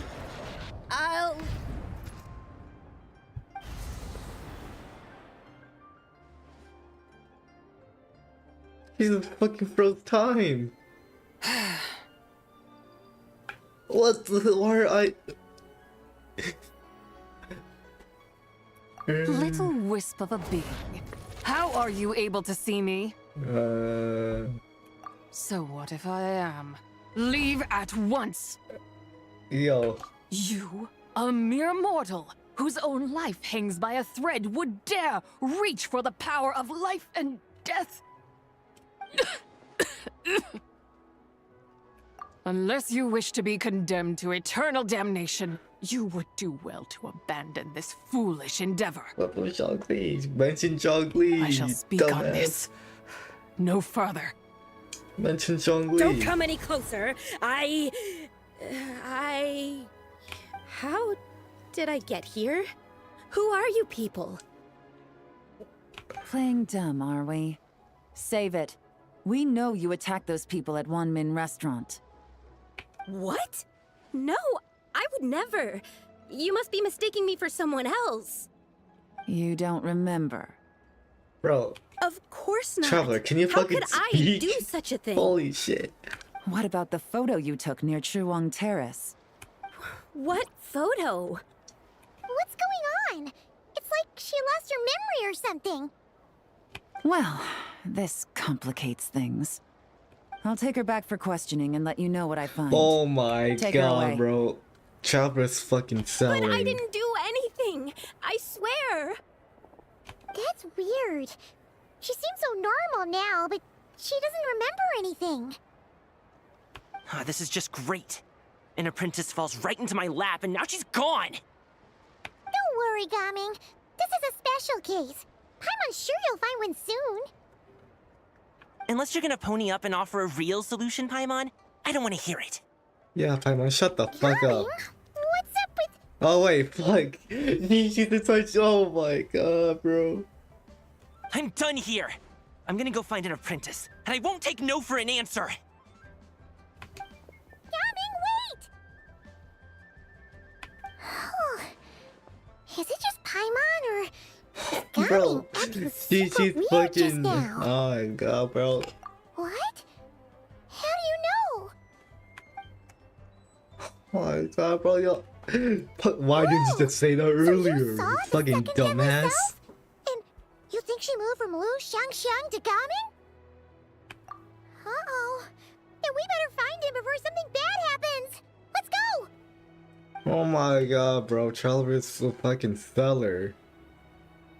Can't even do shit right.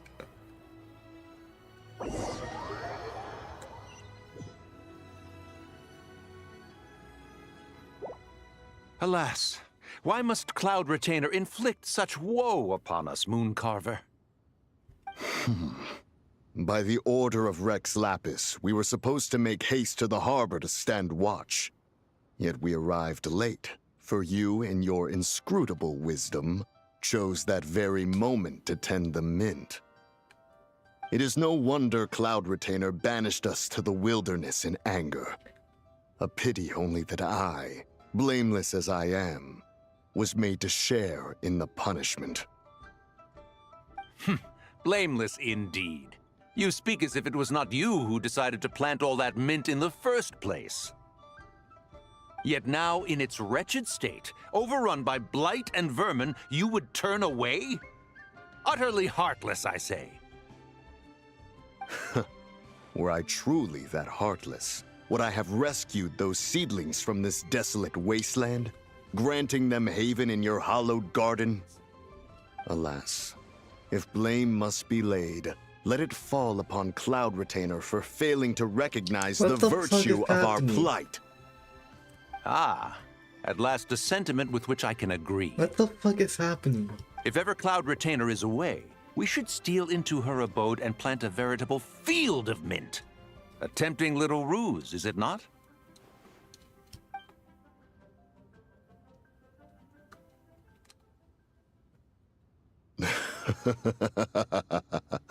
Positively ingenious. Please stop chasing us. Just let us go. Get back here! If you keep running, I'll kill you! Okay. Please, we don't know anything about wushu dancing. Just leave us alone. Bro, what the fucking treasure What? hoard? You think I'm not good enough to teach you? Just agree to be my apprentices, and then we can talk. That child looks somewhat familiar. Ah, it appears to be the wushu dancer from Liyue Harbor. I have seen him perform on occasion. Come, let us take a closer look.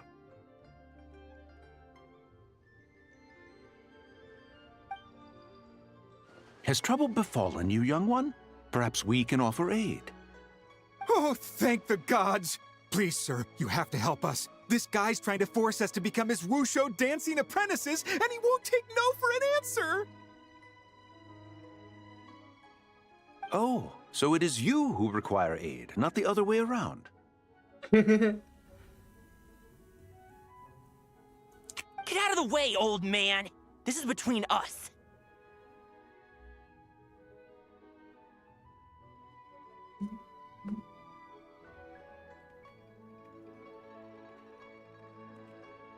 Preposterous! You dare to presume we are of a mature age? Listen here, brazen youth. Skilled you may be in the art of dance, yet your offstage demeanor leaves much to be desired. Hold on, Mountain Shaper. Something is amiss. Look closer. Huh. Indeed, he bears the mark of something unclean. It spells trouble. You there. Depart at once. Hey! You drove off my recruits, old man! You'll just have to take their place, even if you're a bit on the decrepit side. Many years it has been since a being has dared speak to us in such a manner. Now let us see what evildoer has sought to use you as its puppet, young one. You two, you're Adepti! Does that strike fear in your soul? Whoa! Two Adepti recruits just fall right into my lap? That white horse sure knows how to grant a wish. Coming! Slow down! Wait for us! Jeez, take a hint, will you? I told you to stop following me! Traveler, Paimon, keep your distance from this youth. Evil has taken a hold of him. We know! It's one of the White Horse Adeptus' deadly selves! She's possessing Gaming! The White Horse Adeptus' deadly selves? Could it be that Rex Lapis called us to Liyue Harbor for this very reason? Hey! What are you two whispering about over there? Who's gonna be first apprentice and who's gonna be second? It doesn't matter. I'm not the kind of Sufu who plays favorites.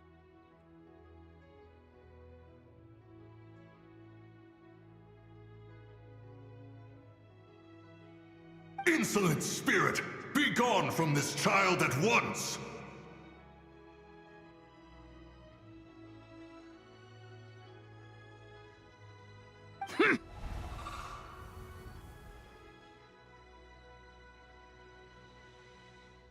Little mite of a mortal. Getting in my way again, I see.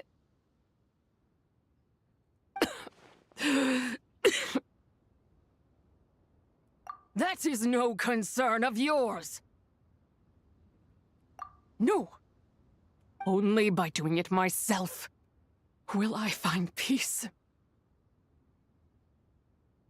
Otherwise, rage will consume me. If I lose control, all will turn to dust.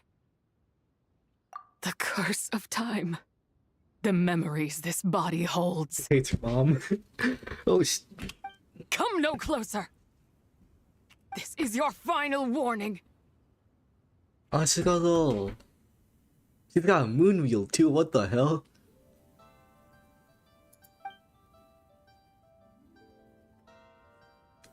Insolent spirit, be gone from this child at once!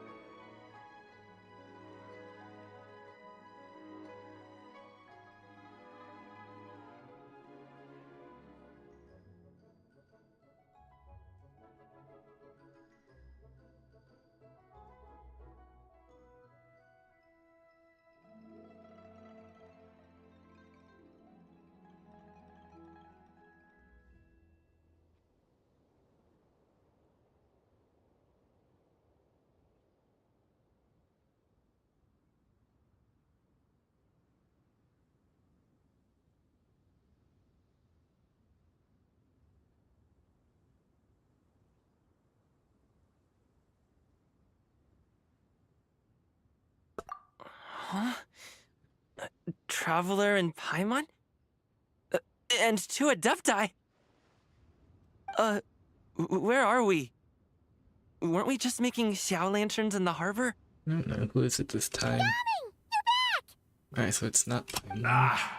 The sun is most scorching. Agitation stirs within me. I require cooling mint to beat this heat. It's not the shape. Speaking of, Cloud Retainer has scorned this verdant wonder long enough.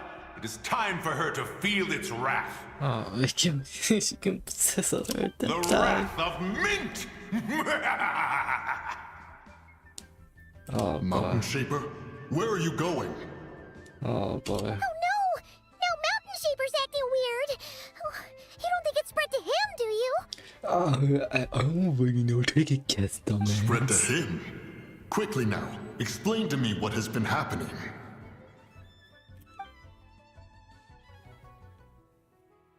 What? Was I really that rude? Jeez, someone get my dad to throw a slipper at me. I'm so... Oh. Oh, you okay, Gaming? He is fine. It is simply exhaustion.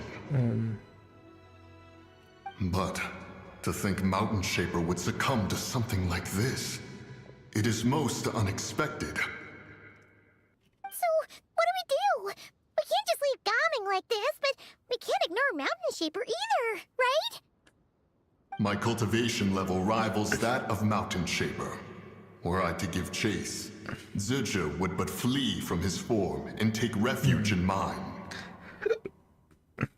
Seek out Streetward Rambler. Cloud Retainer and the Conqueror of Demons should be with her. I shall take this child back to the harbor and join you post-haste. Oh! What are all the Adepti doing together? Rex Lapis charged us with keeping watch over Liyue Harbor should danger rear its head. I dare say this is the very crisis he anticipated. Come, we must devise a strategy before confronting Zizha.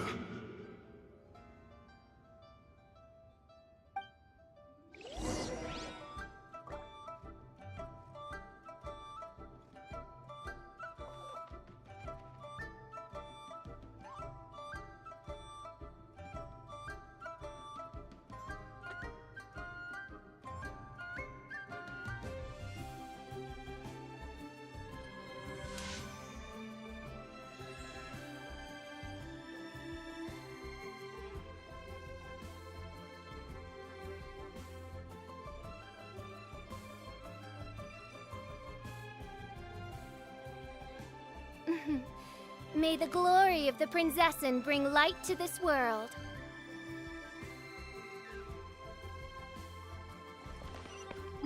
And all the way back. Pull back and forth.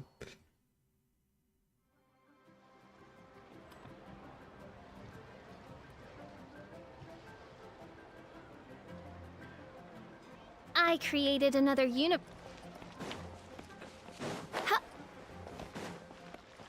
It's up there. Alright, coping is getting is faster.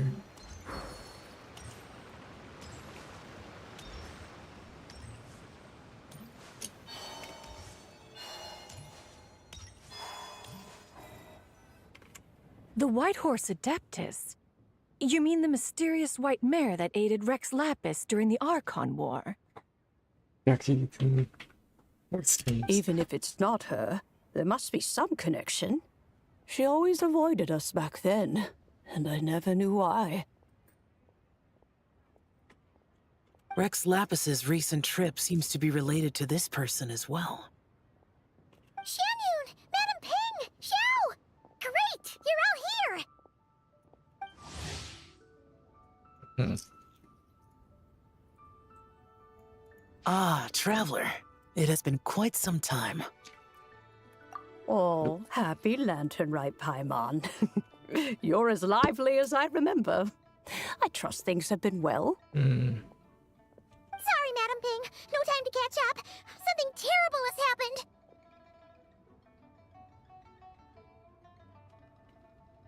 What is it? Has Mountain Shaper gotten himself into trouble? Mooncarver is here with you, but he is not.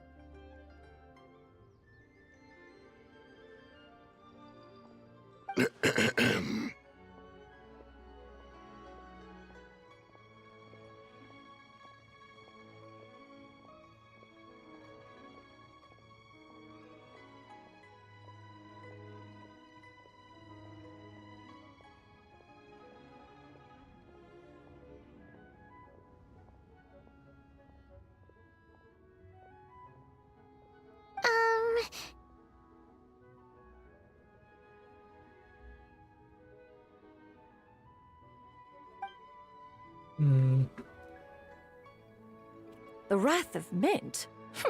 That old fool dares to utter such nonsense behind one's back. Yeah, that's not really our biggest concern here. So, even a mere deadly self of the White Horse Adeptus was able to possess Mountain Shaper and affect his mind. No wonder Rex Lapis told us to gather here and await his orders.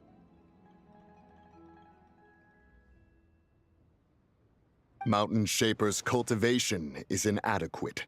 He was caught unprepared. Were it one of us, Zhuge would hardly have found a vessel quite so ready for the taking. Hey, that's not what you said earlier. Where is Mountain Shaper now? A question that hardly bears pondering. Obviously, he intends to plant mint in the vicinity of one's abode.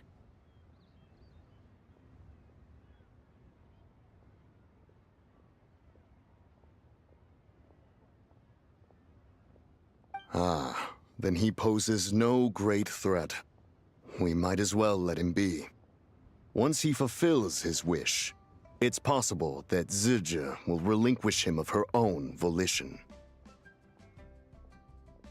Your ulterior motive is most obvious, Mountain Shaper. You two hope for Mount Eltsong to be covered in mint. One can see it clear as day.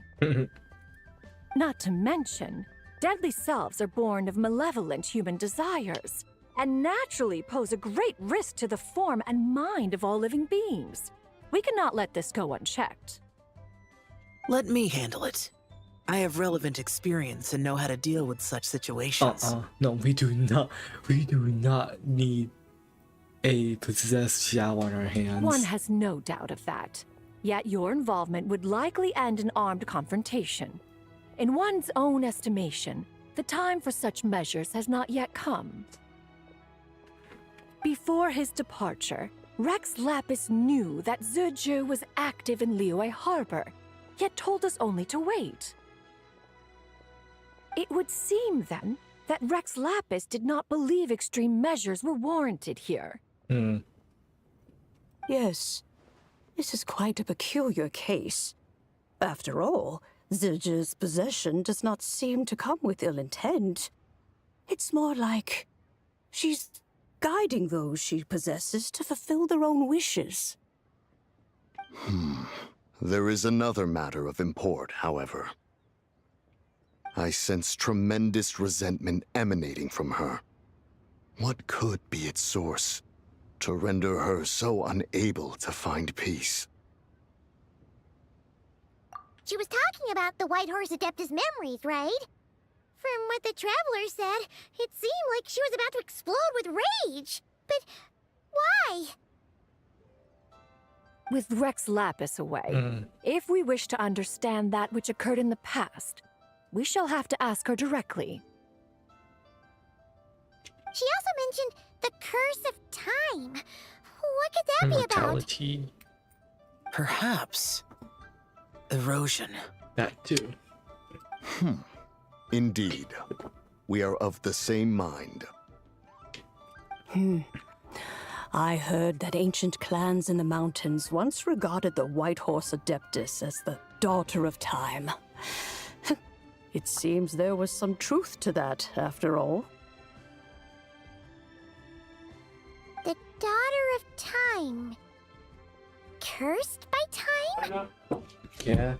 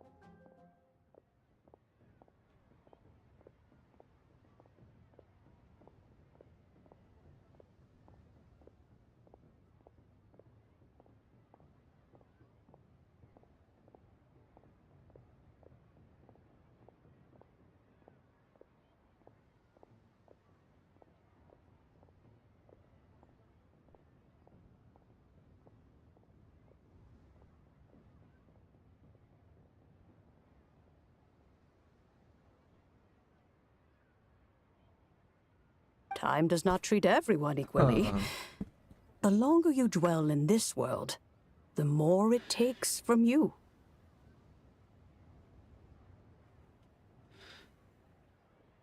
Then what do we do? One has devised a solution. Yeah, what is it? Based on what you have told us, it seems that Suju is in the habit of leaping to a different host when provoked. Mm-hmm. One's plan is for us to block all escape routes while you confront Mountain Shaper, forcing Suju to reveal herself. Uh-huh. Then, if prior experience stands, she will have no choice but to possess you. However, not only are you able to sense it, you are also unaffected by the peculiar state of stasis. In other words, in that moment, you would have the chance to either subdue or persuade her. Mm-hmm. That is akin to walking straight into the lion's den.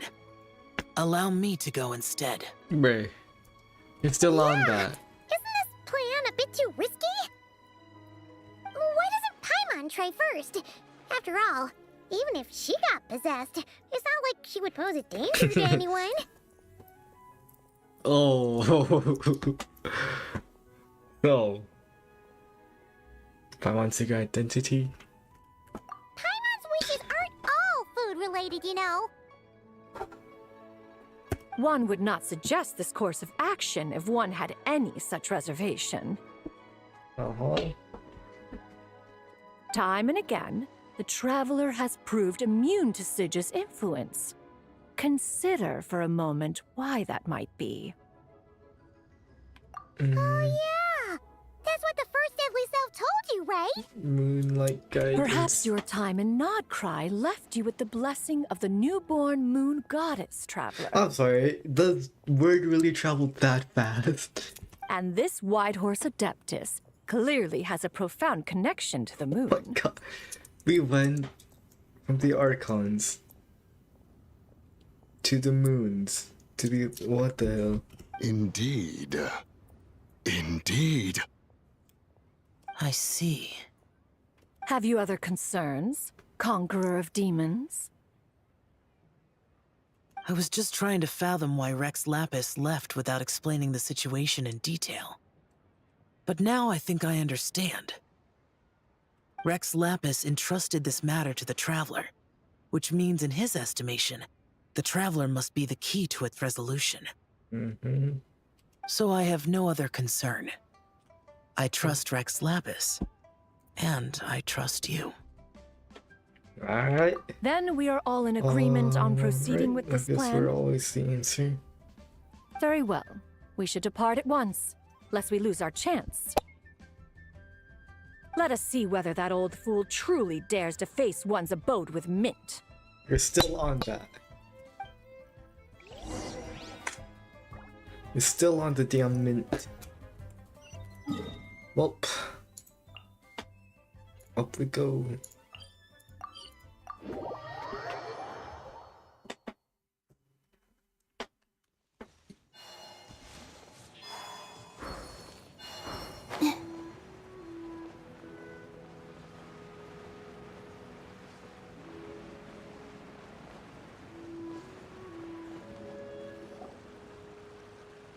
One mint, two mint, let us plant a whole slew of mint.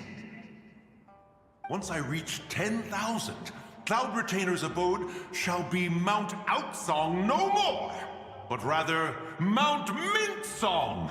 Alright, bro. Oh, to behold the look on her face when she is confronted with such verdant splendor. Mountain Shaper. You dare disturb the tranquility of one's abode. Do not take personal offense, Cloud Retainer. He is not in control of his faculties. Exactly. Let it go this once. Zitja is the one driving him to do this. Huh? But Zurja just helps people fulfill their own wishes and desires. Not now, Paimon. W Zhao. Oops. Sorry, Mountain Shaper. Paimon might have just thrown you under the bus. When he wakes up, we shall have words.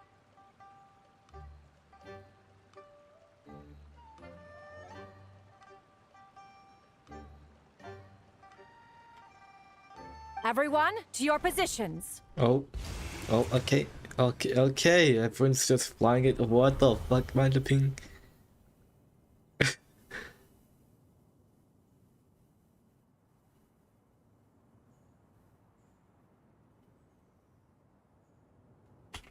Be careful.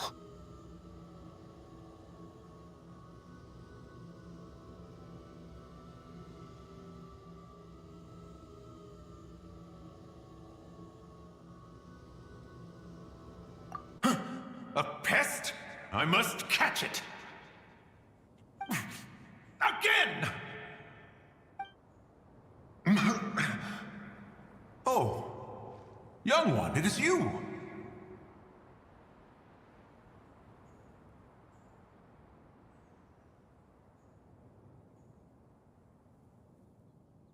Don't tell me. Cloud Retainer sent you? Yes, she told me to get rid of the mint. Such brazen insolence! And then Kudir Guardian amount to Such presumption. Such boundless avarice. That wretched adept's impudence knows no end. I was everything his ass beat. If she dares lay a finger on my garden, I shall smash her cuisine machine to pieces! You think I am one to fold so easily?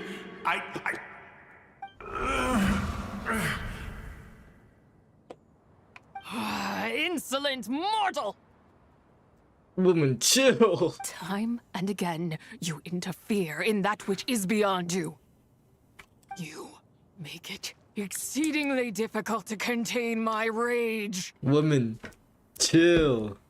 You have no conception of that which you seek. It is forbidden! You know nothing of my past. My warning was given. The cost entwined with this is beyond what you can bear. Stubborn mortal! You... Very well. If death is what you seek, who am I not to oblige? Come, let us see the extent of your resolve. Alright, bet. Let's go Your wish is to behold the curse of time and the memories of this form? Then, let it be granted.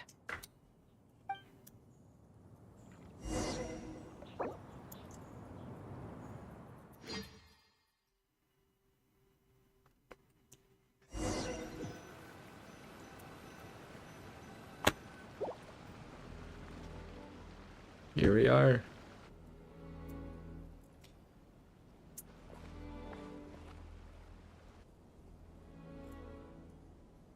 You who seek death, stand before me. My prison. I was merely a trace of impure energy within Zapai's immortal body. When her soul was shattered, it should have been the end of me. But then, the one who governs time descended from on high and froze the moment of her death. And so, I remain in this world, unable to find release. A mortal who knows of her existence and would dare to speak her name. Who are you? Help. No, there is nothing we can do for each other. Her power, the one who governs time, it has surrounded me ever since. A blessing and a prison, all at once. So you've been trying to break free. I have been asleep in this prison for countless years, until a familiar presence woke me. The frost moon. Then, through that mortal girl's eyes, I saw it. As pure and bright as ever, unchanged across the millennia. It was the moon. That place is called Chiwong Terrace.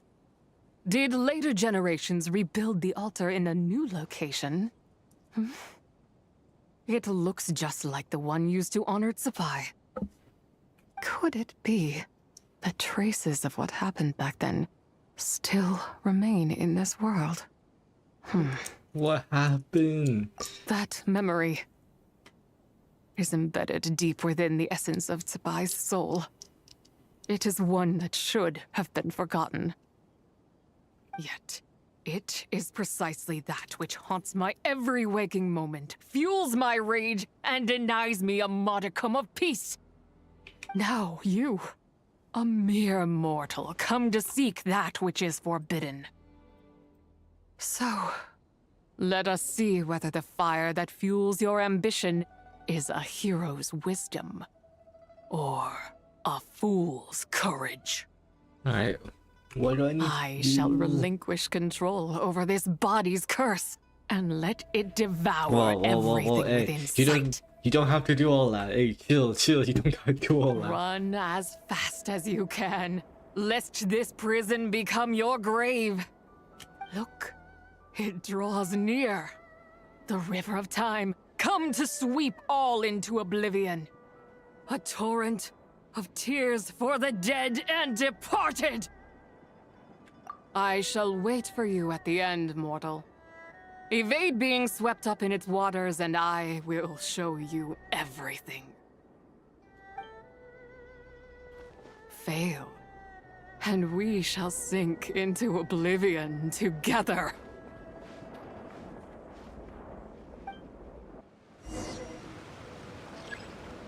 Fall into this thing. And go.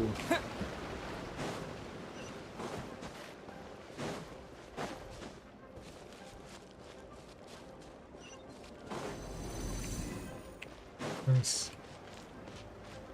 Wow, it's kind of slow.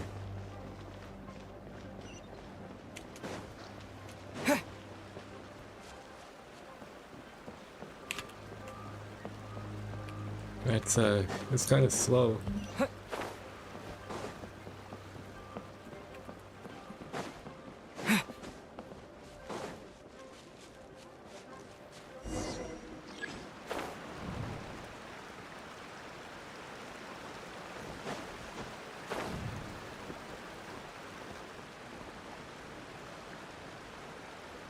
There she is. Damn, the moon, okay.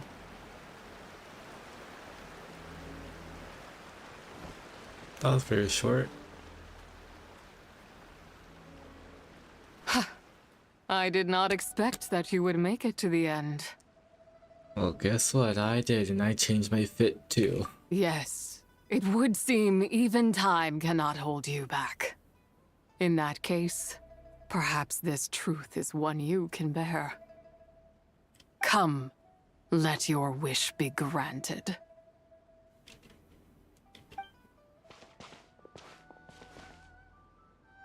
Alex, why are you so aggressive? We'll find out here. Under moon eternal, in radiant night, a maiden grants silk, soft and light. The 3 moons. Under moon iridescent, in night divine, a maiden grants fiber for cloth so fine. Under moon of frost, in night so great, a maiden grants tools to divine our fate. What are Mom and Dad doing? Shh, just make a wish. The kind Adeptus on the moon is listening.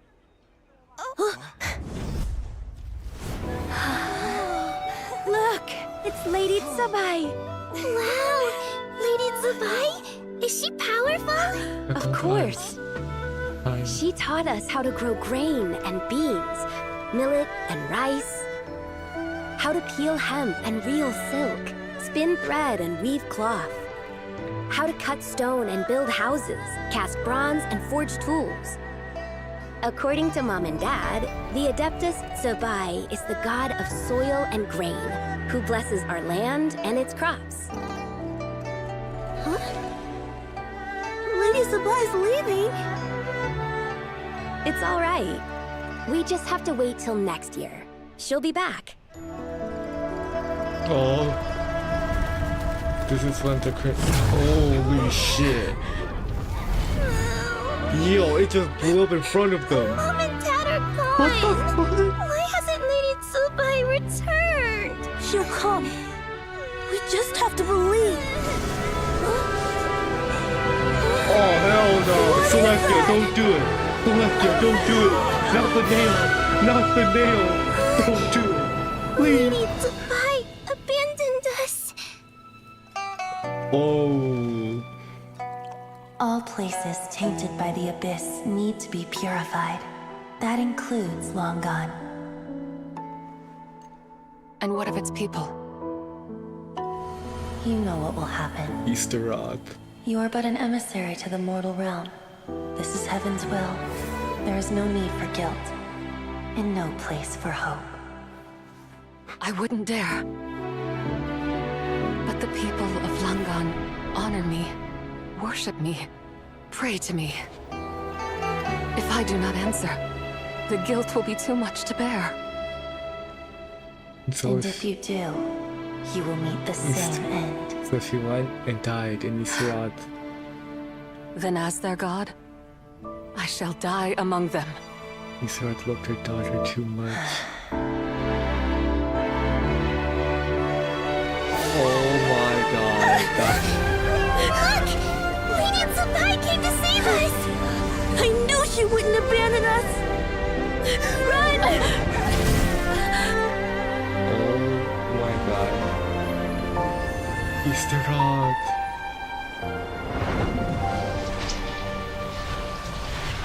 You have done enough. Now it's just a frostman. Now you know the truth. These are the memories that suffocate me where I stand and crush me under their weight. Holy fuck, Celestia, you did not need to do all that. What the hell? Not just my nation, but the people I loved. Were it within my power, I would ignite a blaze fierce enough to burn a hole through the heavens themselves. It was a time of war, one that ravaged heaven and earth. Remnants of the battles tainted with cursed power fell from on high and devastated Langan.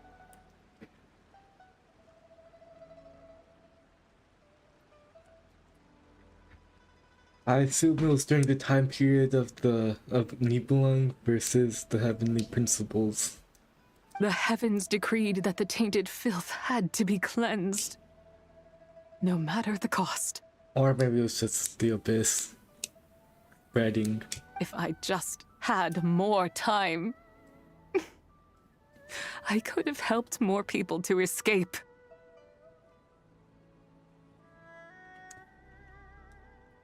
But it wasn't enough. I just needed a bit more, and they all could have survived. Did more than enough. Taking Easter Rock's words. Descendants Langan made their home all throughout the way. Damn. I never imagined there would come a day where I found peace.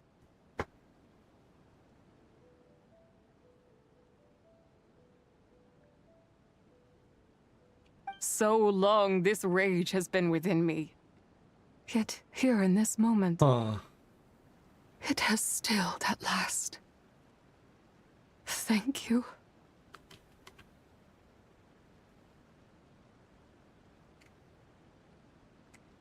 If you wish to bring Tsubai back to life, mortal, then you may take the part of her soul that lives in me. Just remember, from this moment onward, the fate of Langan's fallen rests on your shoulders, and that cannot now be changed.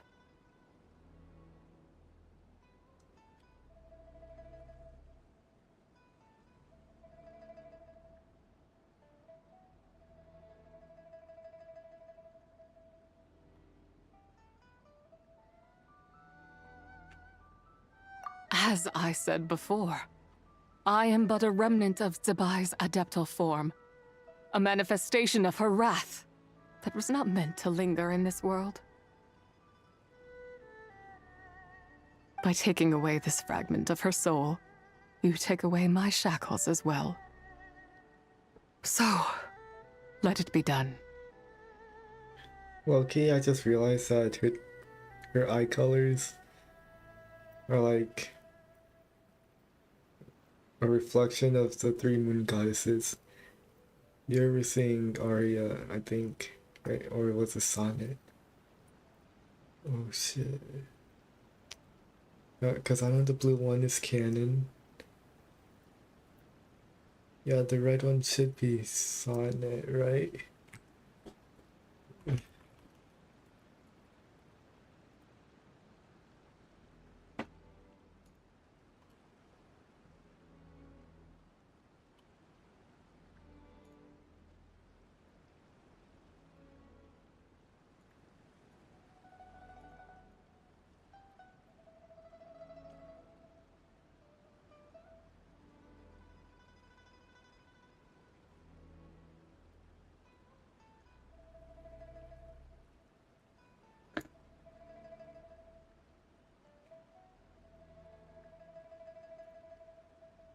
No, it is Sonnet who's the red one. Arya's the yellow one, Kenneth's blue. Ah, it's your turn to grant one of my wishes, is it? Very well. In regard to my fate, and that of Langan's fallen, I know there is little I can demand of you.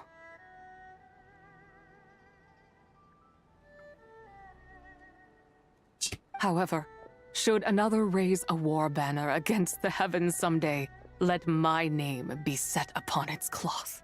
Okay. I ask for this, and nothing more.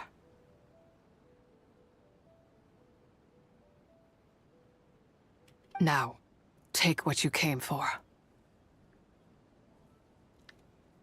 I was a lone moon, shrouded and dimmed in cloud-veiled night. Oh. Now darkness breaks, free and unburdened. I reclaim my light.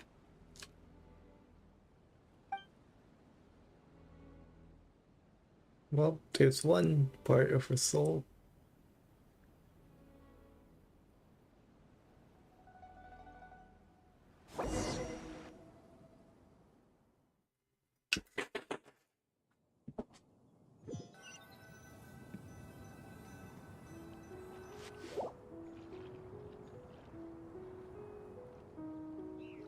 You think I am one to fold so easily? Ah, young one. What brings you here? My, what exquisite mint seedlings. Was it you who planted them? I had not taken you for one so versed in the horticultural arts. Sorry, I must Dr. insist that Shaper. you visit Mount Hulao. You're There is kicking your much we ass could beat learn from soon. one another. Ah, but this is Cloud Retainer's abode. She does not appreciate the verdant wonder that is mint. We should leave at once. If she sees us here, there is little I can do to protect you. You weren't? Was it Moon Carver then? My, what nerve he has. What? Looks like Mountain Shaper is back to normal. Has the matter with Zizhi been resolved then? Wow, that was fast. That took, what, like a second? A second? A second to us, perhaps. But for the Traveler, I imagine it felt much longer than that. Oh. One's plan was most successful then. And you're all right, Traveler. You don't feel strange in any way? I'm fine. Well, I tanked it. Sounds like good news all around. I'm glad this matter is resolved. What is this matter you speak of? The possession of that mortal child? The matter of Zizhi may have been resolved, but there is another that is far from over. The mint you planted around my abode. Perhaps you have a moment to spare for a little chat, Mountain Shaper. Well, You seem reluctant to talk in detail about what happened with Zizhi.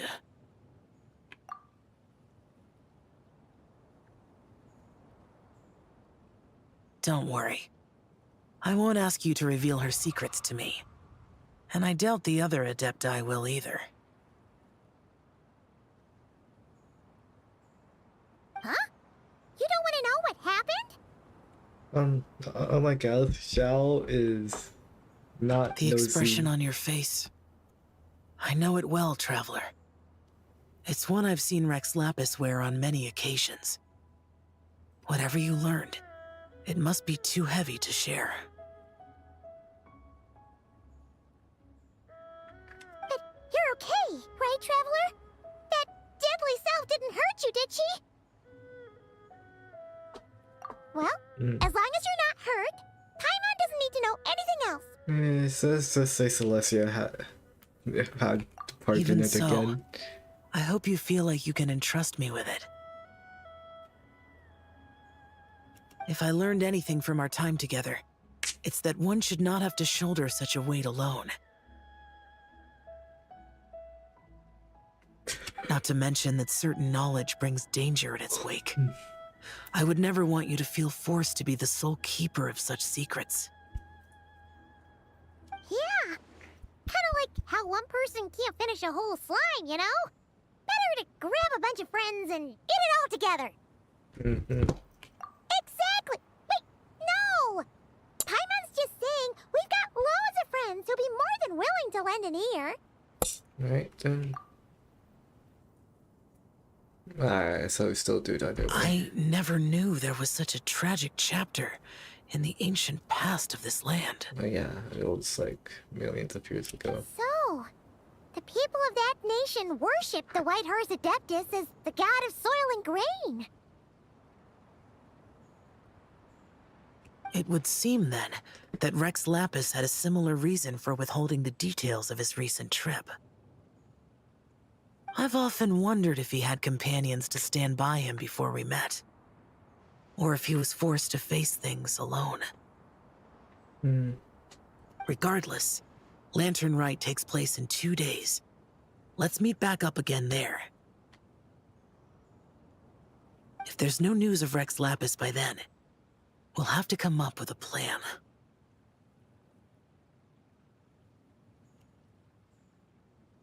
Fingers crossed it all goes well.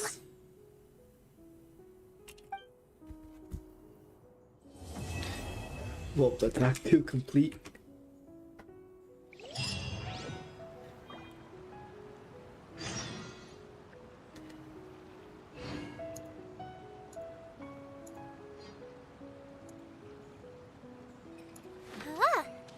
Wait until. Alright. Where's. Bro, why is Columbina spurting so damn fast though? Like compared to someone like Michelle who's of similar size? Yeah. Columbina just goes much faster.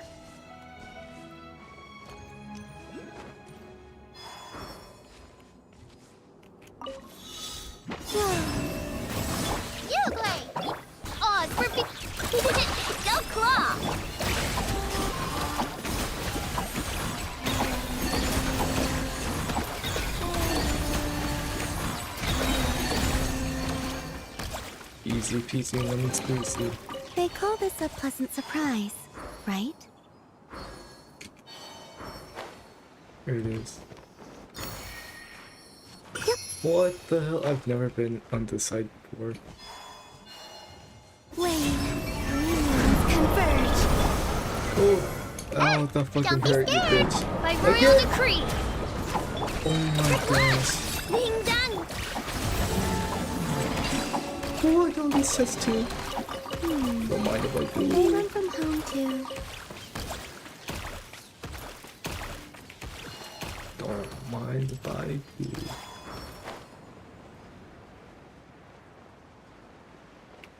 Oh, I see a chest down there.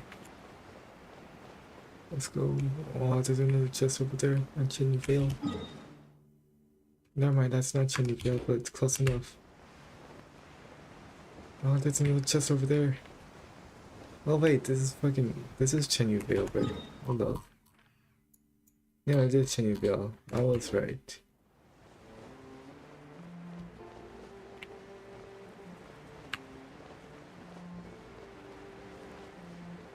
Come on, Bina, airstrike.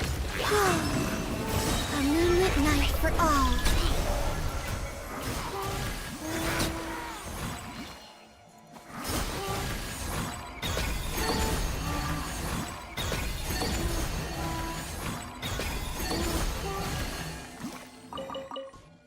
Oh yeah.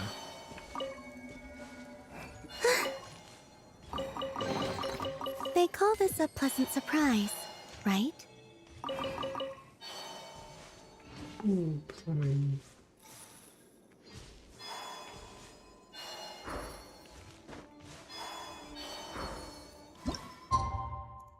Let's go.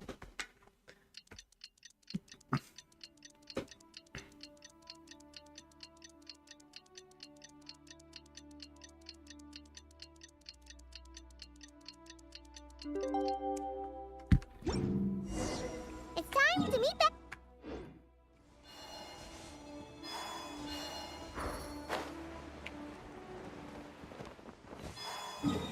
Yeah, I'll explore later. Yeah, right now I have to go back.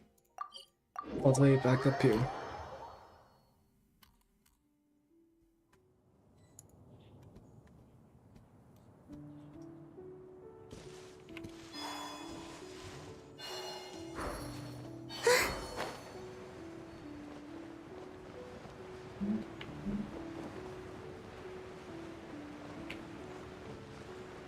Oh, there's a chest over there, what the hell?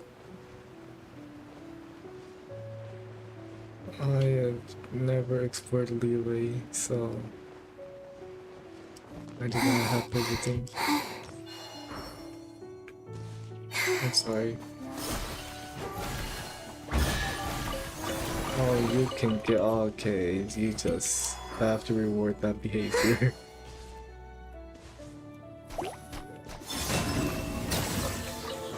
So glad it's in the charge.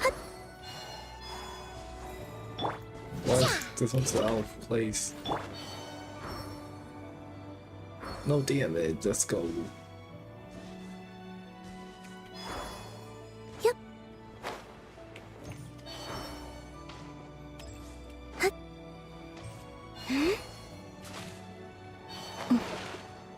Don't drown.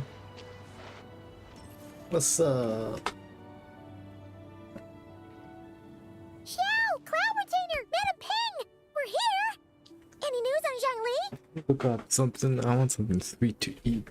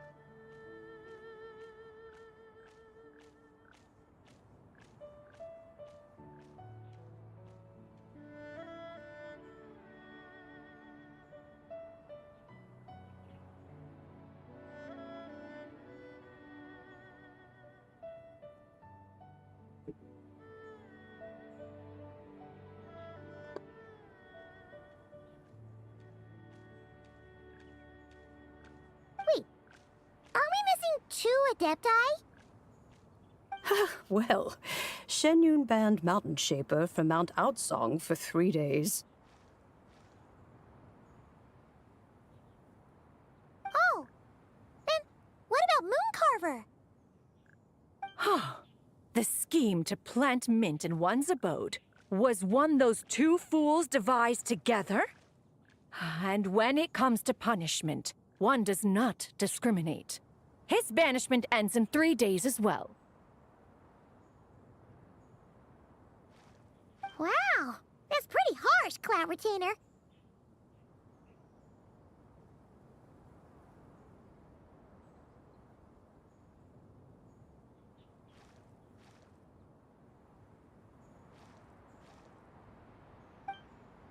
Let's get down to business. We have news of Rex Lapis. Huh? Isn't that... Yes, Rex Lapis's geopillar. It descended from on high this morning. He must have sent it for a reason, but it does not respond to our touch. So, what does it mean? Is he in trouble? Not necessarily. It could be a message only a specific person is meant to receive. Traveler, you alone spoke to Rex Lapis before he left. Oh, so he must be for the Traveler. Give it a try.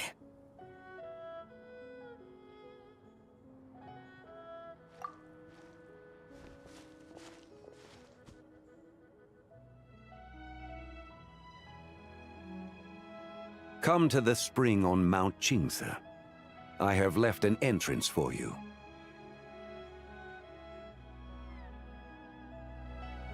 Well? Just as one surmised, it seems that Rex Lapis will not countenance our involvement in this matter. That would not surprise me in the slightest. He's always had a soft spot for the Traveler, after all. But be that as it may, we have served Rex Lapis for millennia now. In other words, I'm sure this has nothing to do with favoritism. He's probably just trying to protect us.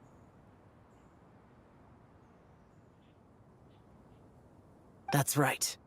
So you mustn't let your guard down, even if Rex Lapis is by your side. All right, let's get going. We'll try not to keep you all waiting.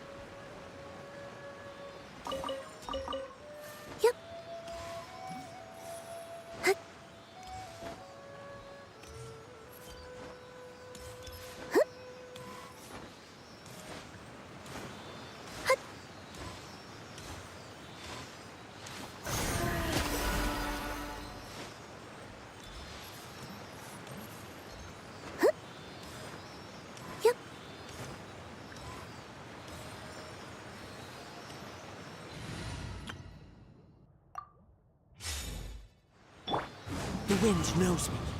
I follow the wind.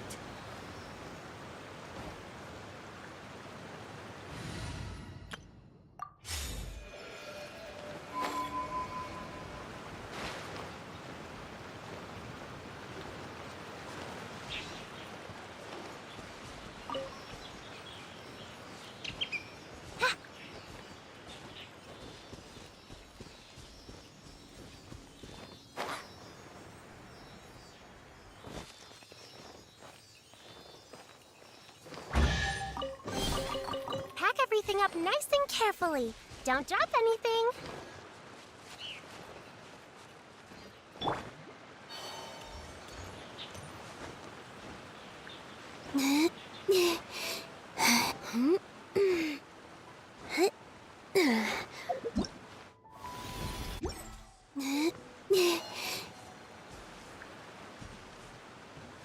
There you are. Wings converge. Let me amuse myself. Shine no longer. Keep your eyes peeled. He should be around here somewhere. Another test subject.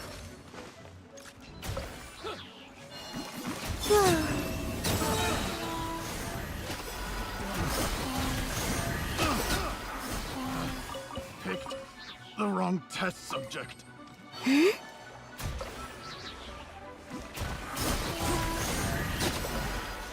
hunter becomes the hunted.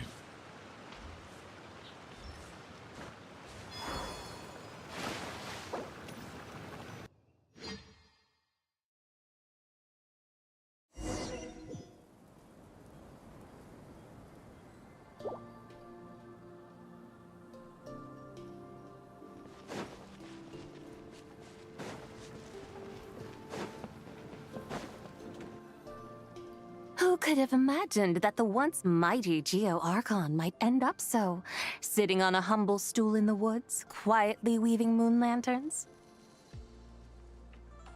You really do look like an old man now. This is a Shao lantern, not a moon lantern.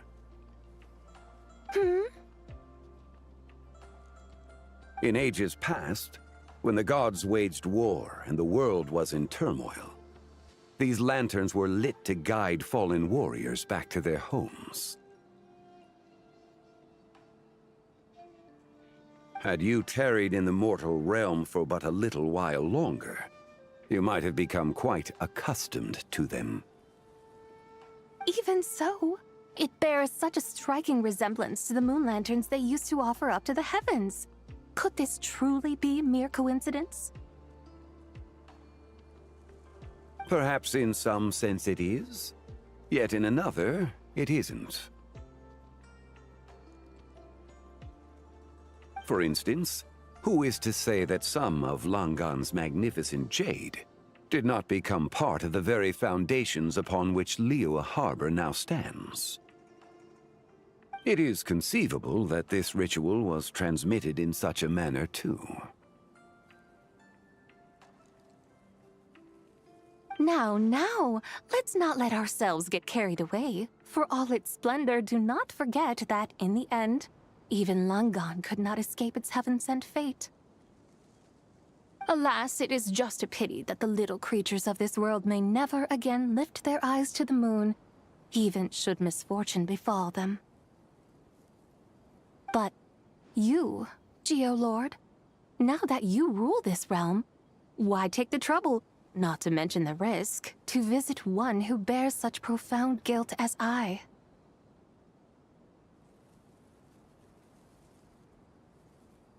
Are you not afraid that you might be sullied by the curse of time that was laid upon me?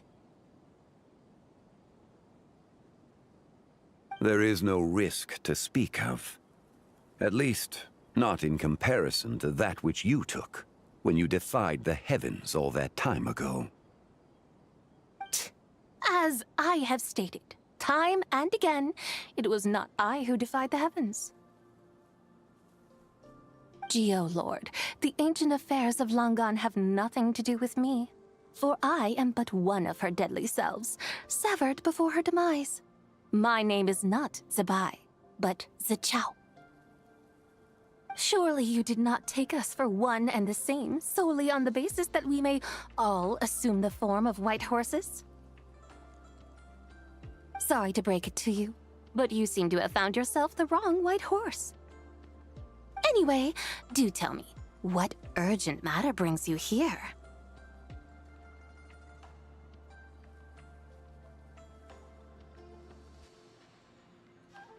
Very well then. I have come to ask for Zebai's shade.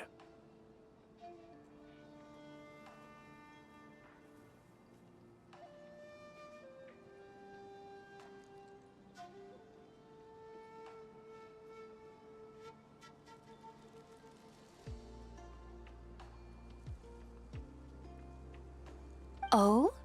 So, the Geo-Lord has set his sights upon Zebai's human soul. And what is it that you intend to do with it? The world outside is changing. With the new moon's birth, the confines of the Shadow Moon are gradually disintegrating. In other words, the heavenly soul is set to return. Consequently, strange phenomena have manifested within Longon's former domain, leading to the earthly soul's reappearance as well. The last of the trio, the human soul, is in your possession. Most intriguing. My intention is to gather all three together, so that an old friend may finally make her return.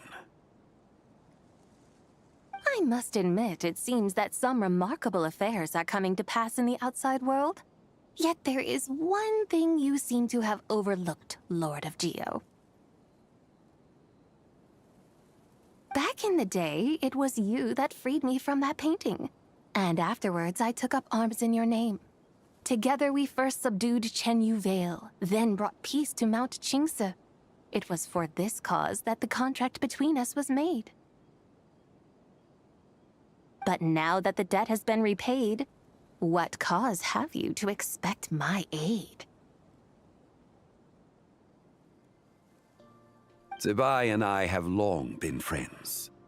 Given not only that you were manifested from a corrupt desire within her divine form, but that you also possess a fragment of her soul, how can you purport to be the wrong White Horse?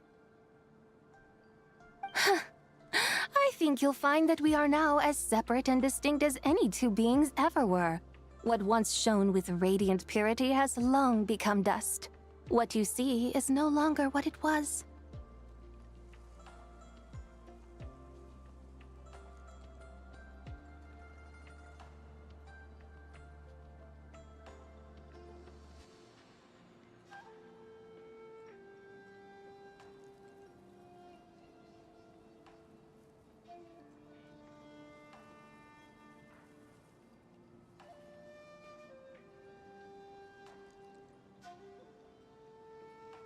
Oh, great Lord of Geo. Should this still be unclear to you, I bid you take your leave. It seems that the fault lies in my own lack of consideration. As you wish. I shall let this matter rest. Wait! One moment, if you will. Should this not be your opportunity to propose a new contract? The part where you make me an offer I simply couldn't refuse?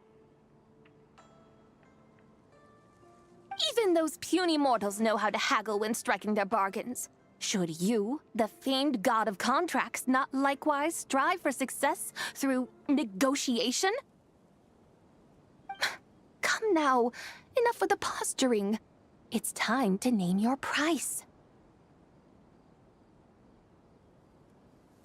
Very well. I had, in truth, prepared a new contract for your consideration.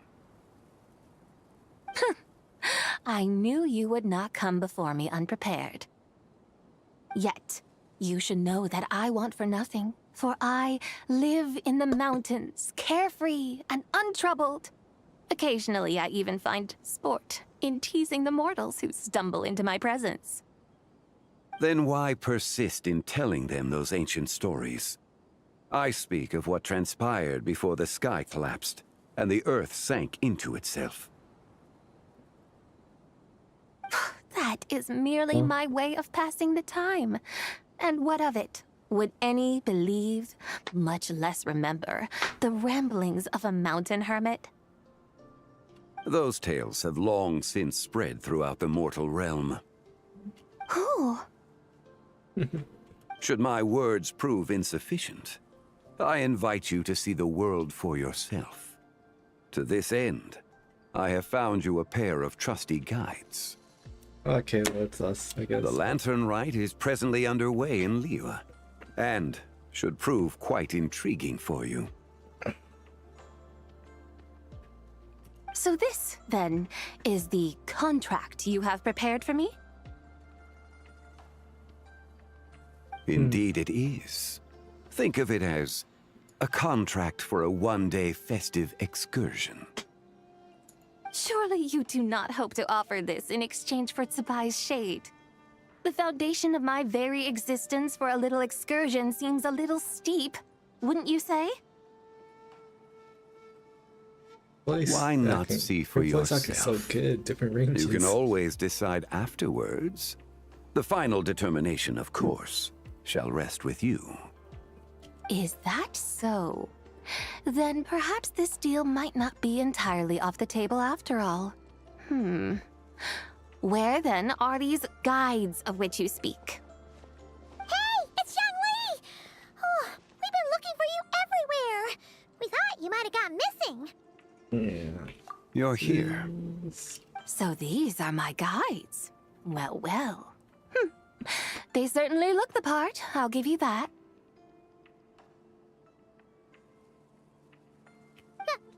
Guides? You are a guide, Paimon. Oh, you poor innocent little creatures. The benevolent Lord of Geo has sold you to me, which means that for the rest of this day, you belong to me. What is a slave roleplay? Sold us to you? Just what have you gotten us into, What is this Zhangli? master and servant roleplay? Zhangli, what did you do? The situation is not quite as dire as that would sound. I ask only that you accompany my Adeptus friend on a tour of Liyue. I would suspect that depends on how well you entertain me. I don't like the way you said that. Entertain you? I don't like the way she's saying things. Let us start with this Liyue harbor of which I have heard so much. Nowhere is quite so fascinating as a place teeming with little mortals. How come this Adeptus sounds so different from what Paimon imagined? Let's play this by ear. Okay, we'll take care of it. Get ready to find out why they call Paimon the best travel guide in all of Tibet.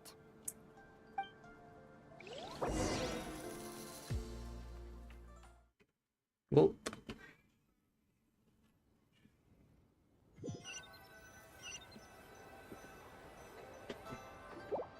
Look! We've arrived at Liyue Harbor. Not only is it Tibet's busiest port, it's also the beating heart of Liyue.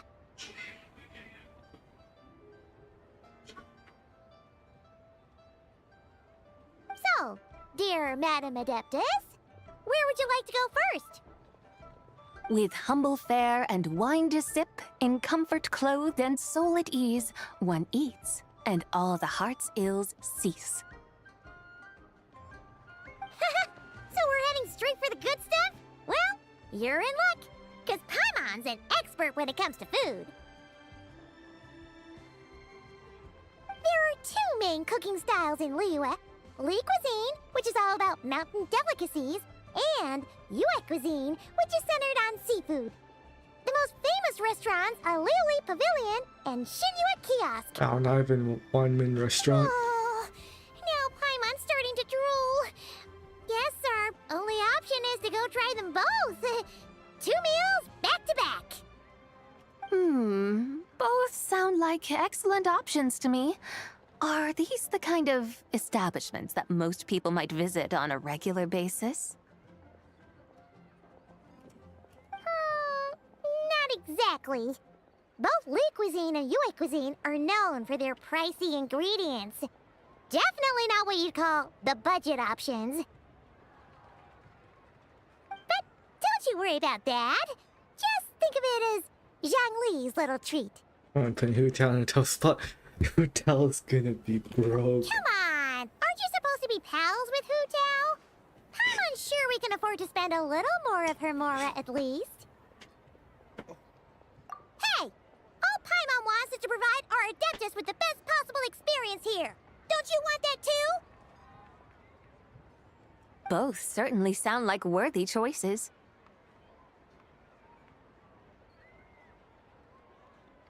Just now, though, I happened to see a porter pass this way.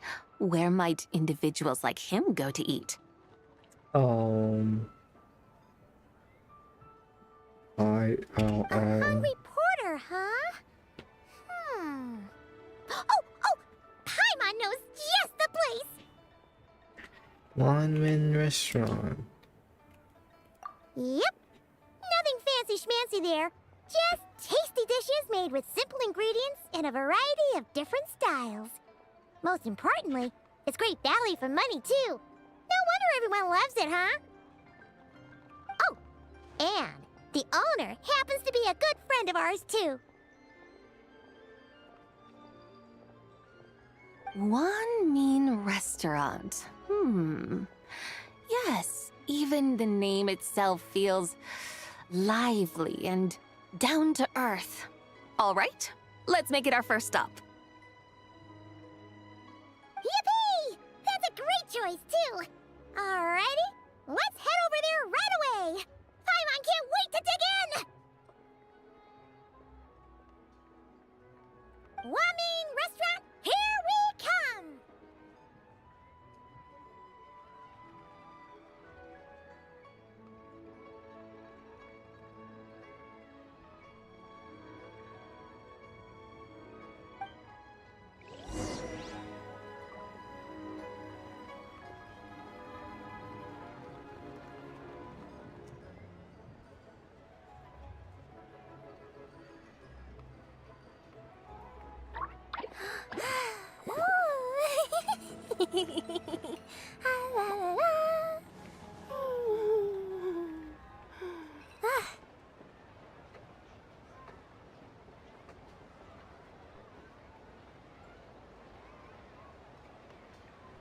Meal at Wanmin Restaurant.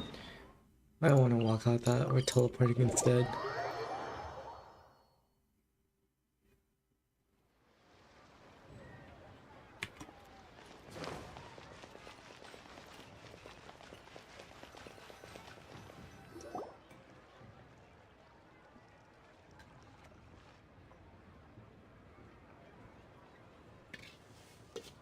Xiangling! Shift now! We're here!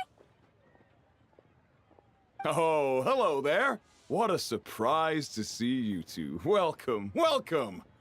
Hi, Chef Mel. Hey there, Traveler and Paimon! We're a little busy today, so grab a table while you still can. But I don't think I've met this lady before. Is she a new friend? Yeah. You could say that. Oh, I see. Well, hey there.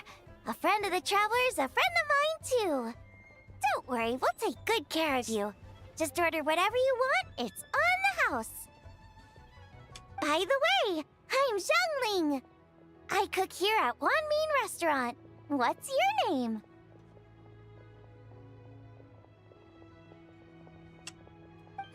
Miss Xiangling, have you ever heard of the White Horse Adeptus?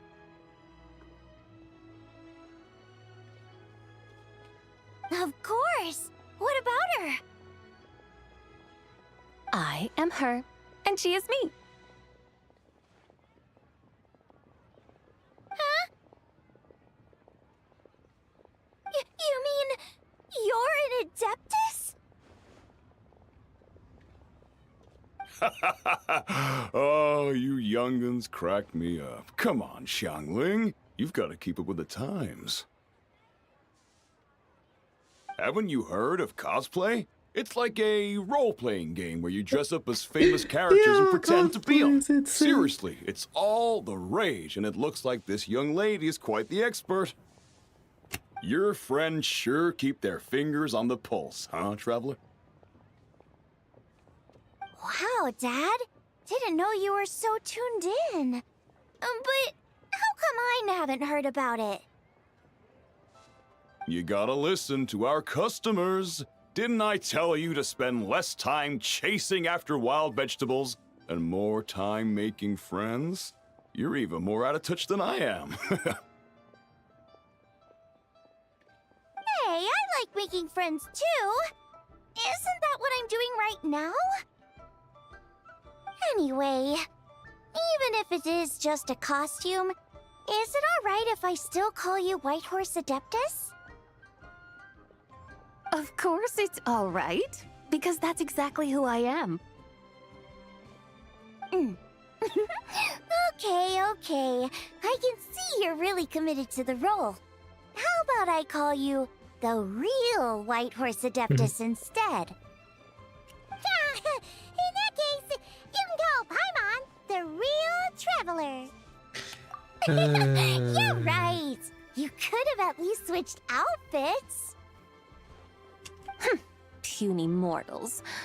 Nevertheless, I suppose it might be amusing to indulge in your little charade for a while at least. All right, go grab yourselves a table. I'll come take your order in a bit.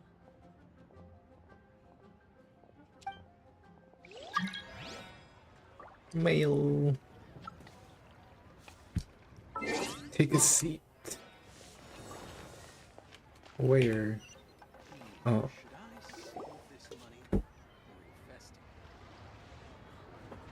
Hello. May I ask if Miss Xiongling and Chef Mao are here? Yeah, they're just over there. Wait a sec. Aren't you? So, what would you like to... Huh? You're... Hello, Miss Xiongling. It's me, Lu Xiongxiong, the one who broke some stuff here at your restaurant a few days ago. I just wanted you to know how sorry I am. I honestly don't know what came over me. Please, please forgive me. Oh, it's you. You really gave me a fright that day, young lady. You didn't actually get food poisoning from our blackback perch stew, right? Come on, Dad. She's come to say sorry. It's all right, Miss Lu. You must have been feeling a bit off that day. You're looking so much better now, though. Why don't you grab a table, too? This one's on the house. No, I couldn't possibly. Hey, it's totally okay. We all feel under the weather sometimes, especially when we're away from home. Go on, find yourself a... yikes. Looks like all the tables are taken. What the fatui? What the hell? Wanna come sit with us? We've got an extra seat over here. Thanks, guys. So what would you like to eat today? Feel free to order anything you like.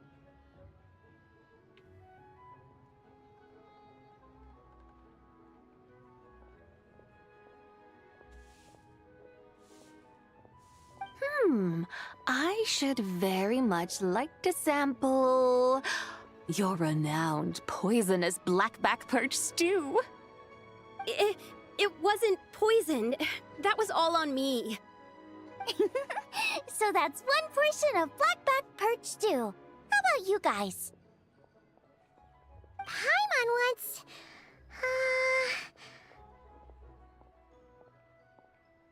Sure thing! Looks like Paimon's having trouble making up her mind. Anyway, I guarantee you'll love it. Let me think. Well, since the blackback perch stew is on the spicier side, I guess it makes sense to balance it out with a serving of stir-fried shrimp.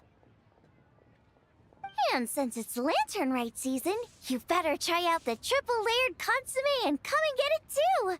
Those are our seasonal specialties.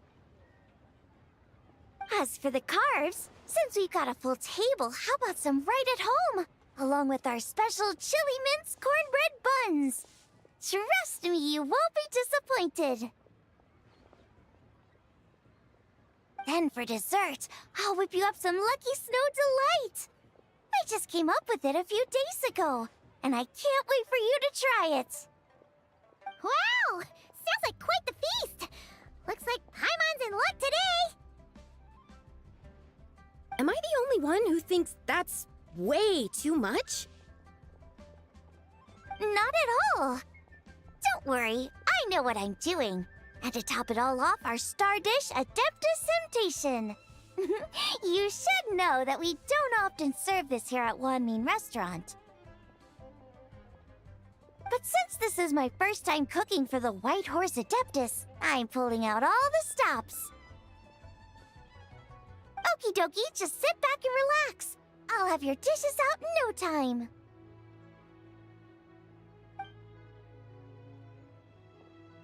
Hold on. Did I just hear Miss Xiangling mention the White Horse Adeptus? You did indeed. And you're looking right at her. That's a joke, by the way. She's cosplaying. Oh, I see. Phew, almost believed you there for a moment. Tell me, little one, what business might you have with the White Horse Adeptus? It's a long story. Basically, a while back, I took part in an archaeological dig over at the chasm. While we were there, we discovered a number of relics. Our findings show that they date back to the era of Long Gone, an ancient nation whose people are said to have been the ancestors of some of the modern-day inhabitants of Chenyu Vale. And why might such matters concern the White Horse Adeptus?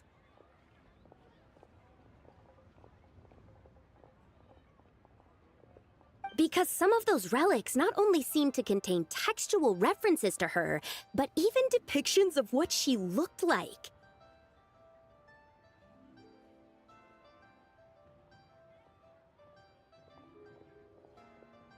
There have long been legends claiming that the White Horse Adeptus was a deity of that era, but there are plenty of other theories out there too.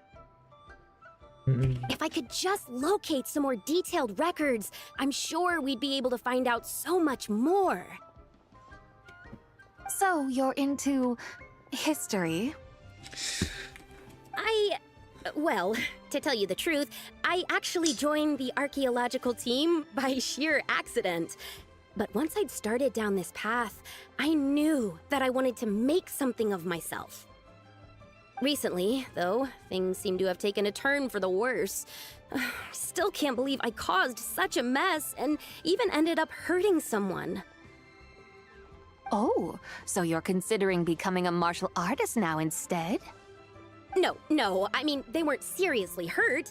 It was just a few scratches, and they let it go after my mother compensated them. Either way, my career's pretty much over. And even though both the victim and the Ministry of Civil Affairs say they won't be pursuing the matter any further, my father says he's going to punish me according to our family rules. Family rules? Yeah, he's decided to ground me. I'll have to return to Chaoying Village after Lantern Rite, and goodness knows when I'll be allowed to leave again. Damn. Wow, that's harsh. Sounds like the kind of thing only rich, super traditional parents would do. We're not exactly rich, though. All we own are a few tea fields in Chaoying Village and a guest house in Liyue Harbor. A guest house? It isn't Baiju Guest House by any chance? Yep, he's my grandfather. So, you've heard of the guest house before? Small world, huh?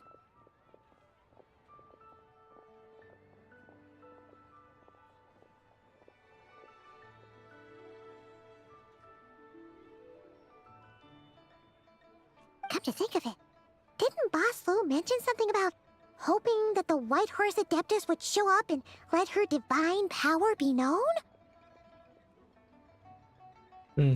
Sure, but Paimon's guessing this wasn't exactly what he had in mind. Little one, it sounds to me that your family is rather well off after all. What then drew you to archaeology? Why subject yourself to such unnecessary hardships?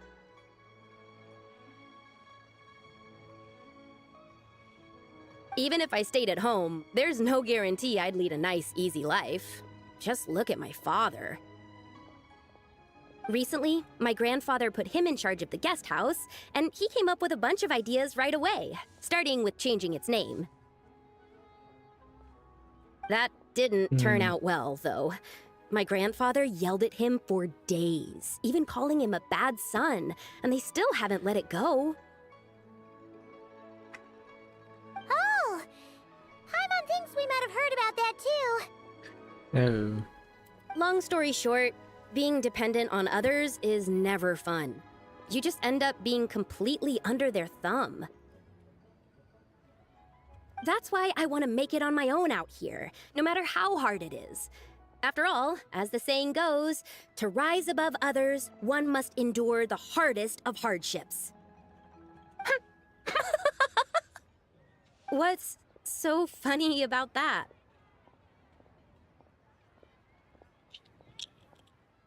You poor, innocent little creatures never fail to amuse me. To think you would endure all manner of hardships in your brief time on this mortal plane, and all that merely to rise above others.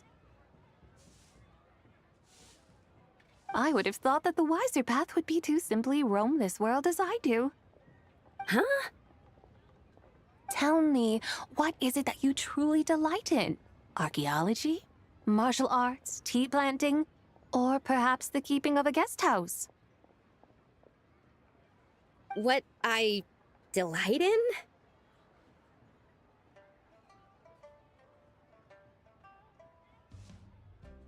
Yes! Surely there must be something you don't find quite so exhausting. Whatever delights you. But do things like that really exist? Of course! Take Miss Xiangling, for instance. I defy you to detect even a hint of hardship on her face when she wields her walking spatula. So, since it seems you are resolved to tread the rocky path, you should strive with all your might to pursue that which brings you delight. You mean, like cosplay? I suppose you might say that. Looks like the White Horse Adeptus is really getting into her role. I think I get what you mean then. Maybe I should have a chat with Miss Xiangling before I head home.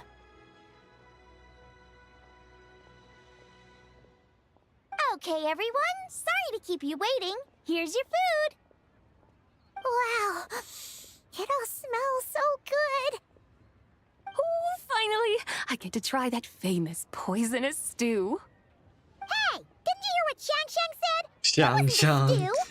If anyone's to blame, it's that other you. What's up? How fiercely this mortal fare burns upon the tongue!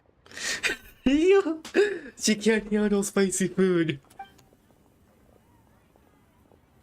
She can't. Yo, that's funny. She can't handle spicy.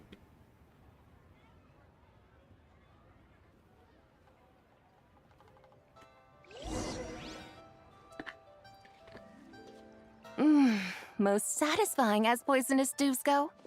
So, where to now? Time, I think, to seek out some diversion?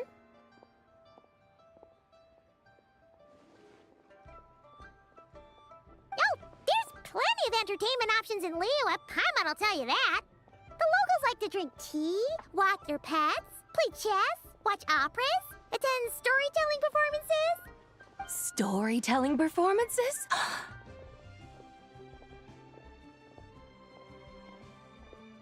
You know, like listening to people telling stories. They're usually based on old Liyue legends, just like their operas. Stuff like the Divine Damsel of Devastation, Through the Eyes of a Dragon, or the Sanctification of Tao Do. What about the story of the bright moon that sits in the sky above us? Paimon doesn't think she's heard that one. Still, the moon does come up quite a lot. It's even in the name itself. The Yue in Liyue actually means moon.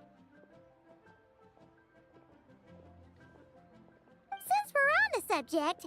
You like telling stories yourself, right? Why don't we go check it out? In that case, I'll have to trouble the two of you to lead the way. Awesome! Let's go! Third round knockout, here we come! Okay.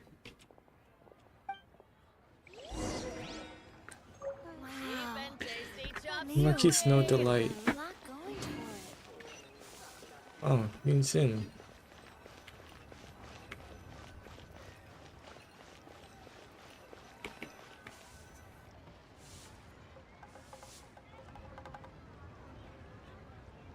What a tongue twister. I'd have made a complete fool of myself if I tried to say it on stage without practicing it first. Huh. Call yourself Iron Tongue, Tien. Wobbly Tongue, Tien, more like. I used to have that problem a lot. But if you just take your time to grasp the meaning and commit it to memory, you'll be able to say it smoothly in no time. You're right, Miss Yoon. I'll give it another try. Hey, Yunchin! Fancy seeing you here! What are you two talking about? Ah, Traveler and Paimon, we meet again. And who, may I ask, is this? You may call me the White Horse Adeptus. The White Horse Adeptus?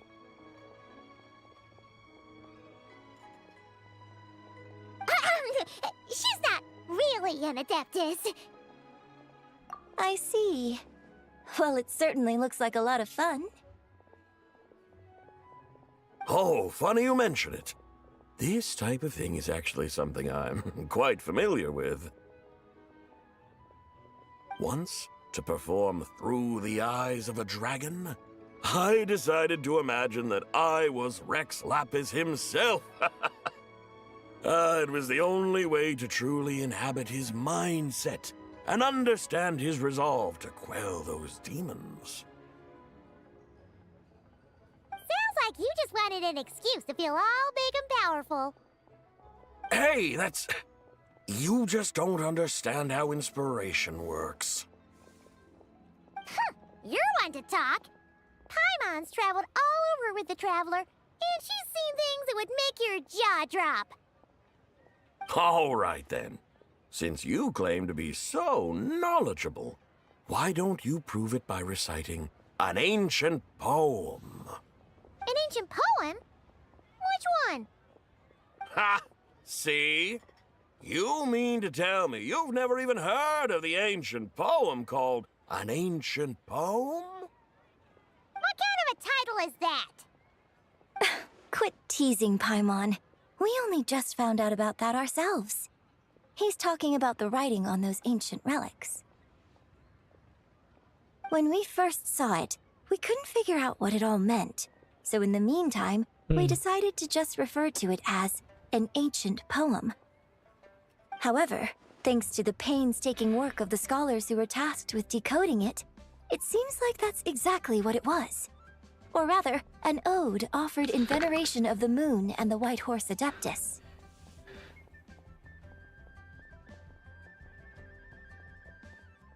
Oh yeah! Didn't Kuching mention that before? It's got something to do with Longon, right? That is correct. The Ministry of Civil Affairs has issued a notice stating that, although it is true that the moon may disappear tonight, we should be in no danger. In other words, there's nothing to fear. But if you're worried, we can always take a leaf from the Book of the Ancients. By reciting this poem, I mean, and calling for the White Horse Adeptus's aid. If we do that, I'm certain she'll protect our moon and keep us safe. Whoa, seriously? Paimon has to get a look at this. Under moon, radiant night, the radiant grants look soft and light. Under moon iridescent, the eternal moon iridescent moon, frost moon, under moon iridescent, and night divine, the radiant grants fiber for clocks so fine. Under moon of frost and night so great, a maiden grants tools to define her fate. The fields are plowed, the seeds are sown, and from the earth life is grown. The seedlings charge, the crops do rise, and all unfolds before our eyes. Fruits are gathered, sweet wine is poured, those gifts we offer to our Lord. Pure as heaven, so fair and bright, she shines as light in this dark night, and with her does this mystic light. W. Mars. Under moon eternal, in radiant night, a maiden grants silk, soft and light? What in Tibet's that supposed to mean? Under moon iridescent, in night divine, blah blah blah, something cloth so fine. Damn. Yo, Paimon must be a JJK fan. Her reading comprehension's shit. She's illiterate. Something about fields being plowed, something else about seeds being sown from the earth. Seriously? What is this? The fields are plowed, the seeds are sown, and from the earth, life is grown. Whoa! You did that without even looking! Bravo! Bravo! We have an expert in our midst. Looks like this young lady really does know her role inside out. If I didn't know any better, I'd have taken her for the real deal. That's because I am the real deal.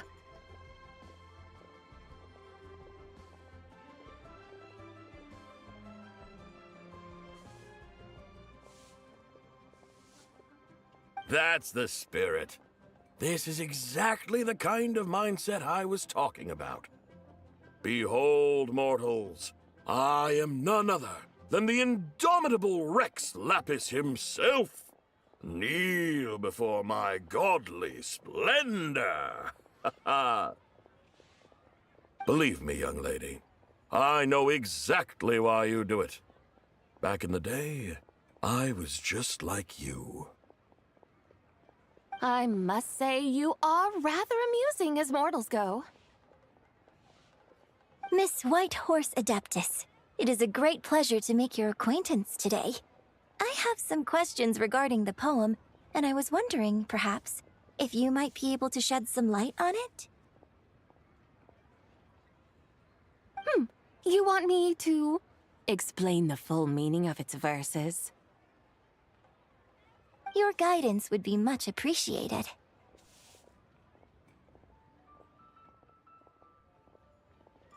Fascinating. Tell me, do all the people of Liyue still express such reverence for the ancient ways? Well, it's true that we hold a deep fondness for our history, but it is hardly our only pursuit. One of my good friends, for instance, is even more devoted to the modern Fontanian art of rock and roll. Exactly! And don't forget, great practitioners of the role-playing arts walk among us too. People like me and you, young lady. Yes. So rather than placing too much emphasis on our reverence for the ancient ways, it might be better to say that here in Liyue, 100 passions bloom, each with a voice of its own. I see. Then, I suppose it wouldn't do any harm for me to enlighten you. In truth, it is but a simple poem of blessings. Its meaning is this. As the eternal moon rises in the night sky, a maiden adorned with lustrous jade descends upon the earth. She blesses the kudzu vines and mulberry leaves, so that they may be used to make coarse cloth that is nevertheless soft, light, and comfortable to wear. As the iridescent moon rises in the night sky, a maiden adorned with lustrous jade descends upon the earth. She blesses the kudzu vines and hemp, so that they may be used to make fine, luxurious cloth. As the frost moon rises in the night sky, a maiden adorned with lustrous jade descends upon the earth. She blesses the mugwort and artemisia, so that they may be perfect for divination.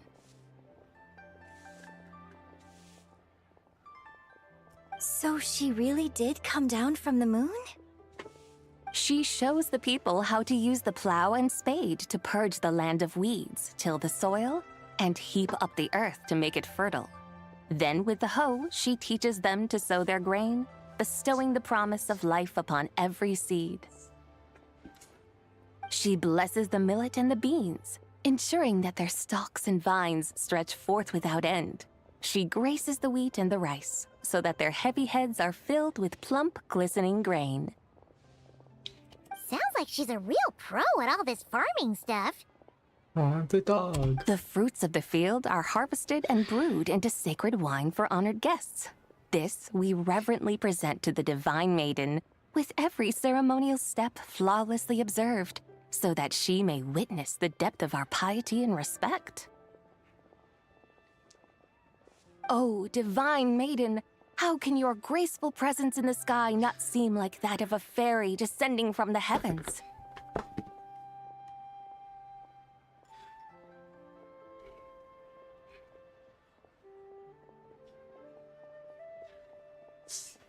Oh, Divine Maiden, how does your pure and radiant form not resemble the guardian spirit of our land?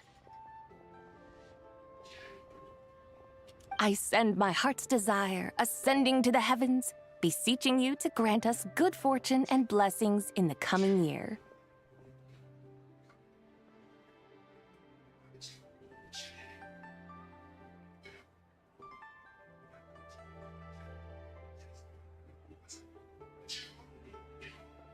Huh? So, that's what it's supposed to mean?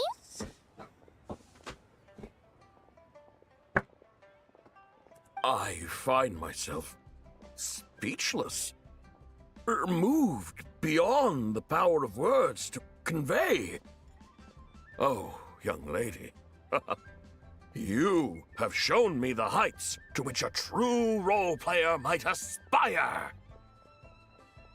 A truly remarkable performance.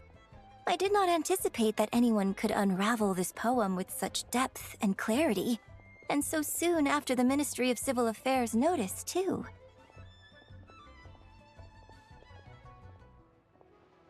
I'd even begun to consider myself somewhat versed in the matter, but as they say, there's always someone more knowledgeable out there.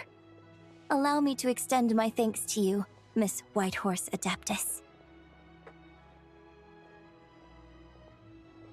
You are far too humble, young one. I must confess, it is I who have been surprised, not only by you, but also by this Liyue Harbor of the present day.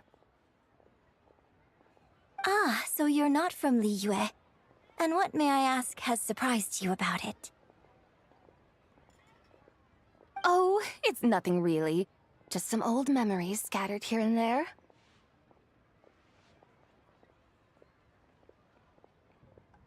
Very well, my guides. I suppose it is time we set forth on the next part of our excursion. I'd like to go see that wharf now. What say the two of you? No problem! We'll take you wherever you want. Oh, leaving so soon? Before you go, allow me to introduce myself. I am Yunjin, director of the Yunhan Opera Troupe. May I ask your name in return?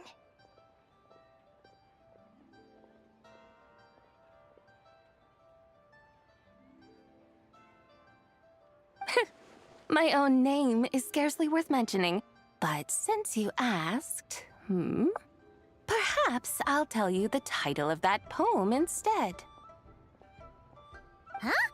So, it isn't actually called an ancient poem? Of course not. Its real title is Odes of Long Zabai. Odes of Long Zabai. All right then, until we meet again.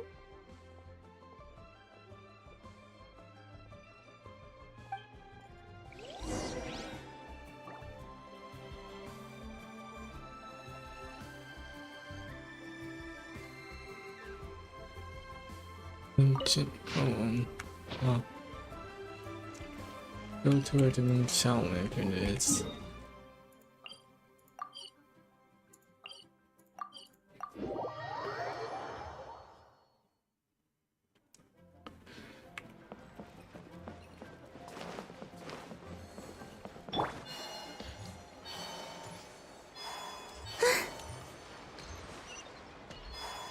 Ganyu, Yanfei.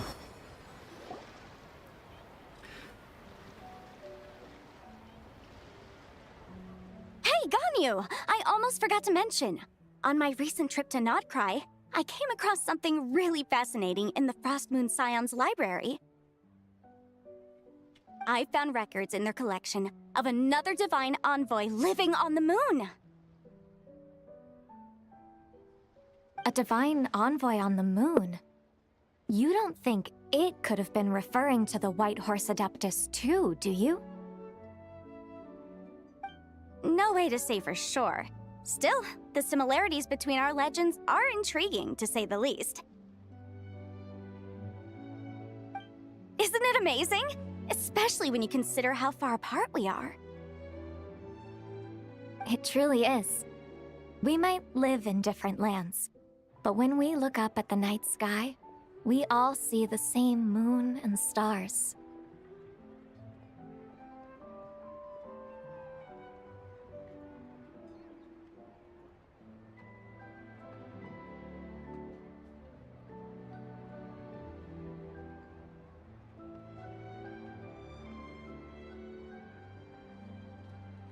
Right? It's like we're all bound together, no matter where we are. When you think of it like that, it's almost as if our friends from other nations will be right here celebrating with us. Isn't that a wonderful thought?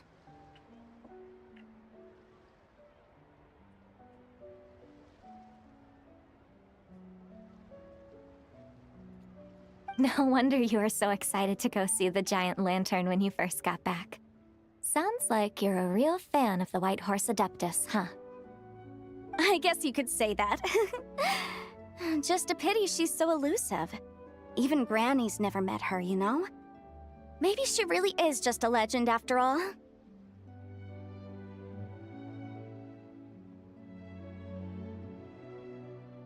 Yanfei and Ganyu!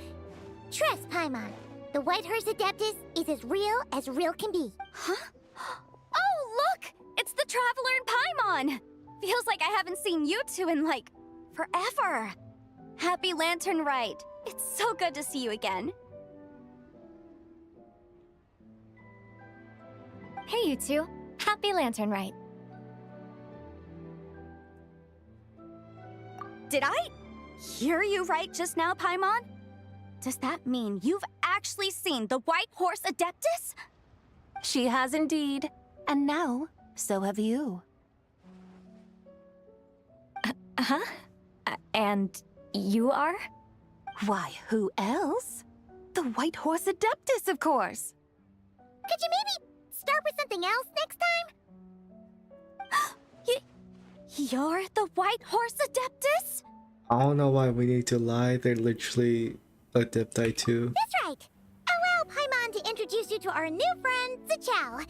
She's been low-key obsessed with cosplaying the White Horse Adeptus ever since we met her. I see. Well then, greetings, Mr. Chow. My name is Yanfei, and recently I've been low-key obsessed with learning everything I can about the White Horse Adeptus. I'm sure the two of you will get along like a house on fire. Oh, and by the way, I'm Ganyu. So, Mr. Chow, you must be here to see the giant lantern too, right? Hmm? A horse-shaped Zhao lantern? Is that what I think it is? That's right! A lantern made to honor the White Horse Adeptus herself. Isn't it gorgeous?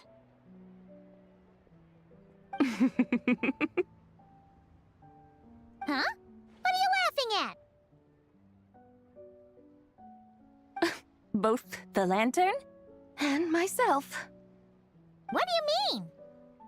Oh, this lantern truly is an artistic masterpiece. But tell me this. Have any of you ever seen a horse before?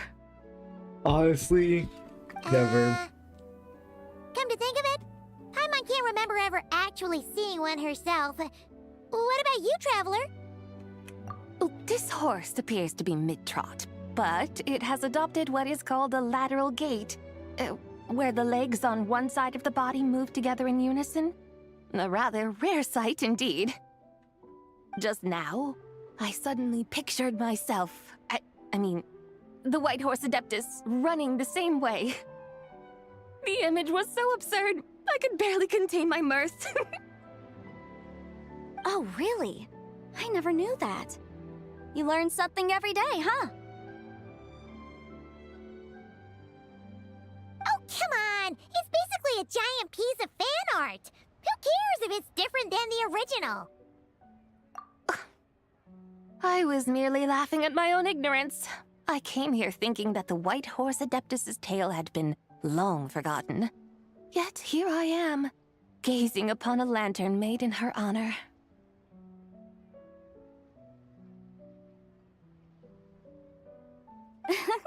Well, you couldn't have been more mistaken. There are so many tales about the White Horse Adeptus, I'm starting to lose count. Just off the top of my head. Just so you know, Yanfei, we've heard it all like a million times before. Aha! But there's one thing I can guarantee that you haven't. Huh? You mean like a new chapter of her stories come to light? Mm-hmm. And I heard it from Ganyu just yesterday. Hey, why don't you share it with the others?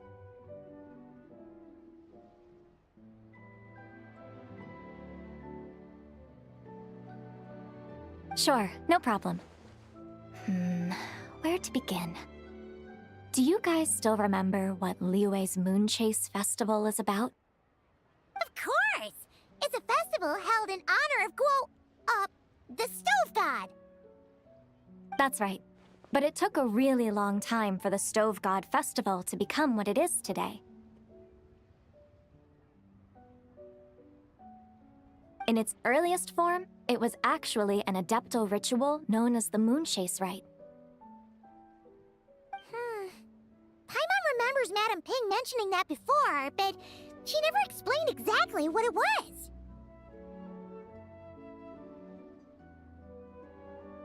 According to Cloud Retainer, the Moon Chase Rite was originally a ritual meant for communicating with the moon. Communicating with the moon? But for what purpose?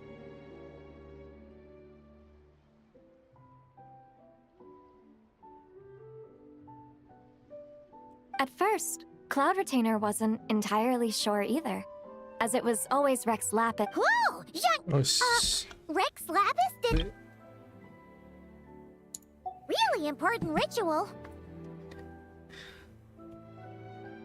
That's right. Unfortunately, despite numerous attempts, they never actually received any response from the moon, which is why they eventually stopped performing it.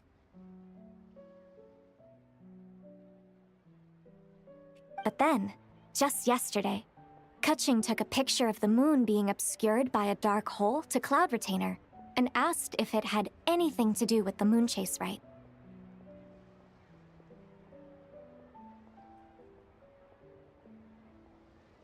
The moment Cloud Retainer saw it, it suddenly dawned on her that the rite might have been an attempt to reach the White Horse Adeptus all along. Does that mean Zhang Li's been trying to bring back the White Horse Adeptus all this time? No shit, Paimon. That's like been the whole point. So how about that? Bet you never thought there might even be a link between the White Horse Adeptus and the Moon Chase Festival. Gosh, Paimon, you're slow. If Kutching hadn't taken that picture to Cloud Retainer, we would never have known any of this.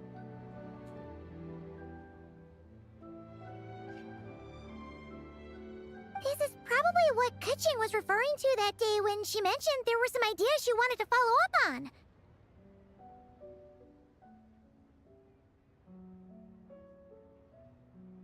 So, Geo Archon.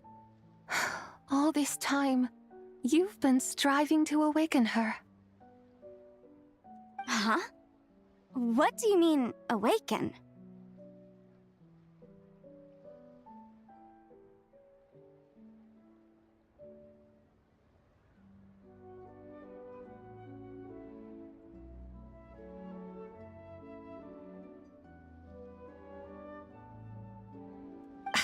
Nothing. What I truly meant to say was, this new insight you've provided has been truly eye-opening.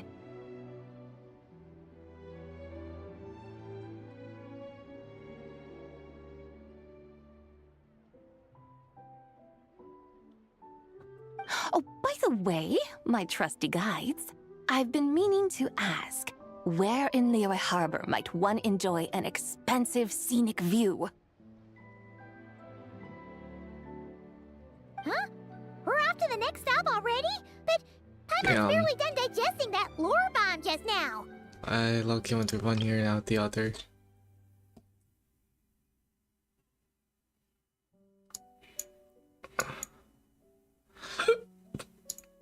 All the more reason to find the right spot to let it sink in.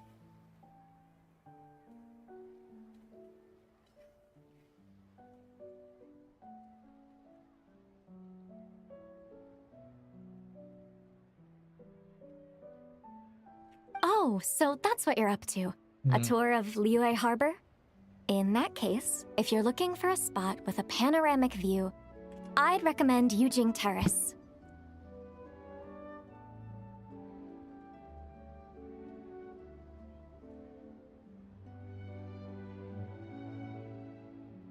That's a great idea. Since the terrace is on higher ground, the sea view from up there's so much better. Great! Well, the lantern ride's about to start, so we should get back to Granny's now. Hope to see you all at the festival tonight.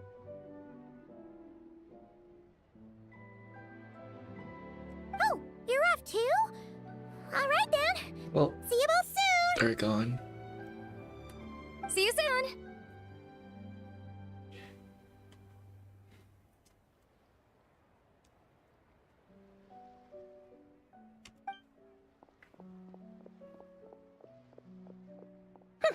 Very well, my guides. What are we waiting for?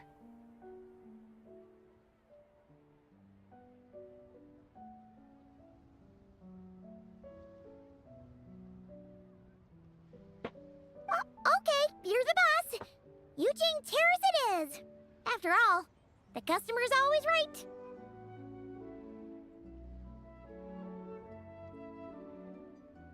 Something else you needed to do? Oh, Paimon likes that idea.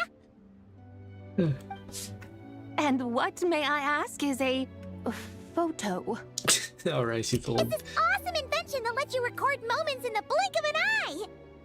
Except, you've gotta try not to actually blink. Oh?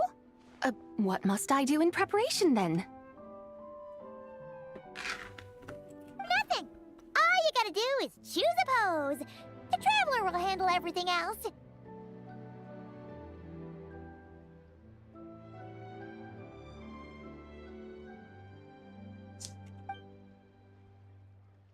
Come on, let's give it a try. Look, we got a great picture. Paimon's gonna call it "The White Horse Adeptus Meets the White Horse Adeptus in Liyue Harbor." Huh. They've even discovered a way to preserve moments in time. Now I truly am curious to witness what else these mortals might accomplish.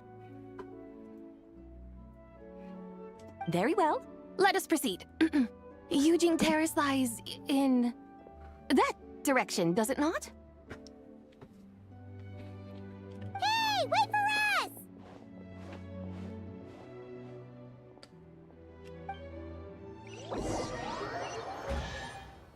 Oh, we get a chest? No way. Never mind, I guess. Truly a marvelous view if ever there was one. It seems the charm of this Liyue harbor is only heightened by the sun's dying light.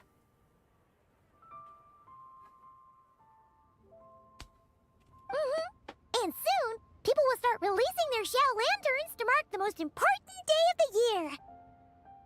Practically everyone will be with their friends and family, eating a big meal, chatting, and even setting off fireworks. Trust Paimon, it'll look even more amazing then. What do you say? Want to stay to see that? No need. Let us bring this weary day to a close. Weary day? You mean, you didn't enjoy your tour?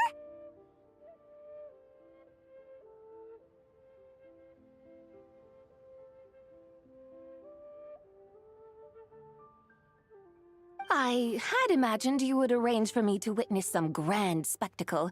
Perhaps the descent of divine beings, the manifestation of the sacred before mortal eyes, or the appearance of a selfless hero come to aid the helpless and downtrodden.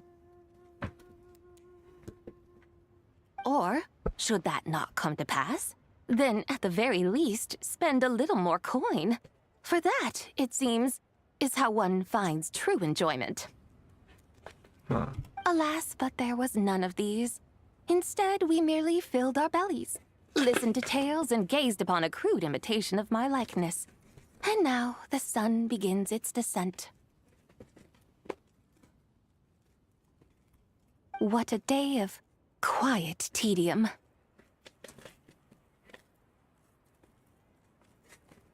Well, we're so sorry. If we'd known that was what you wanted, we'd have done it all differently. It's all that Jiang Li's fault for not making the customer's requirements clear. Blame Zhangli, I guess. Well, it's too late now. Do you still believe I would part with that soul fragment, now so intertwined with my very being?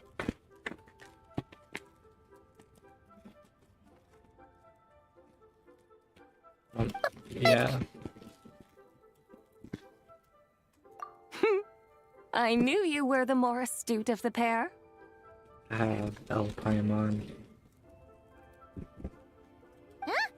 You were just trying to scare Paimon? Common Paimon L.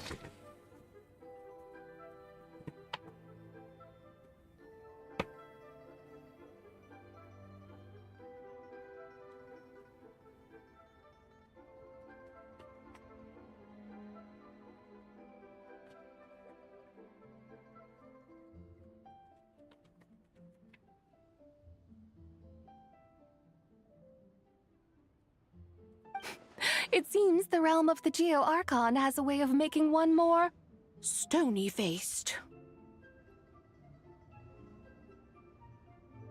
So, you were just pulling Paimon's leg?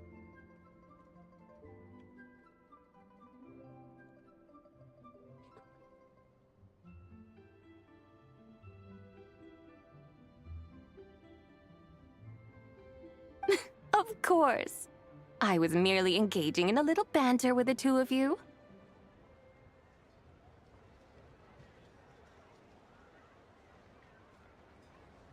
Long ago, I shared tales with various mortals who chanced upon my mountain abode.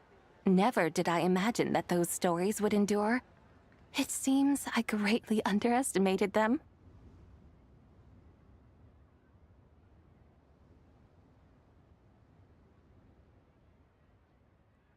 Perhaps, as your Geolord said, a few pieces of ancient Langan's magnificent jade have truly become part of the very foundation of this land.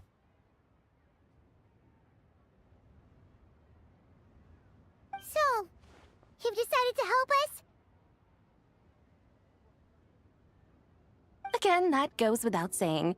I made up my mind some time ago now.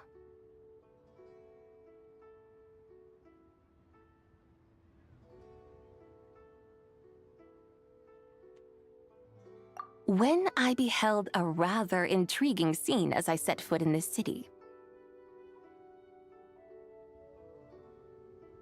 I saw porters passing through the alleys, setting down heavy wooden crates from their weary shoulders. Peddlers pushing carts as the kites and lanterns upon them rustled gently in the breeze. I saw cooks cooking, actors acting, scholars reading, soldiers marching, children playing, elders resting, officials officiating, and the common folk absorbed in this or that, reveling in the simple joys of life. Some, it seems, have already found that which stirs their hearts, while others continue to fret, troubled by uncertain futures.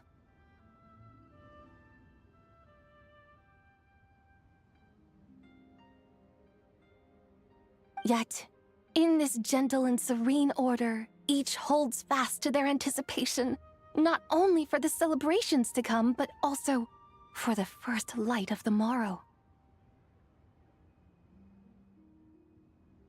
Scenes I once yearned to behold now unfold before me, no longer in Langan, but in Liyue Harbor, thousands of years on. How wondrous is this mortal realm?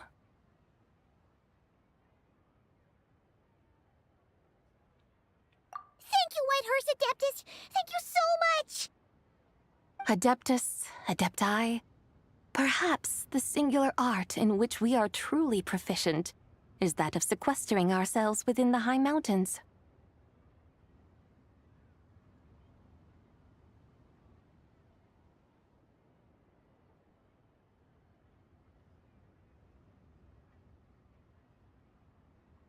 But once we leave our mountain refuge, we find ourselves drawn back to mortal ways all the same. So, it is I who should offer my thanks to the two of you. Traveler, Paimon, you have made this day more delightful than any I've known in a long, long time. Come now, and take what it is you need.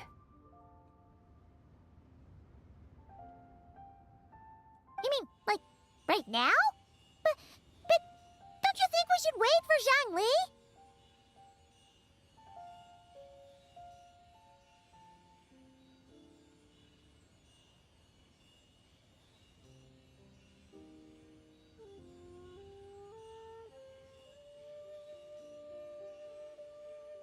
That won't be necessary.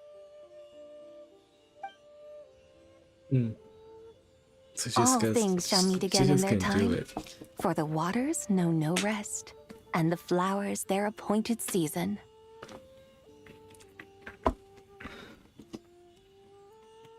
One need not fear that life is but a journey of goodbyes.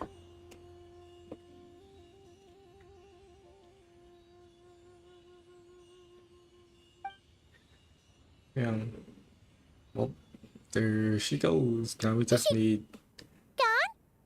Now we just need one more.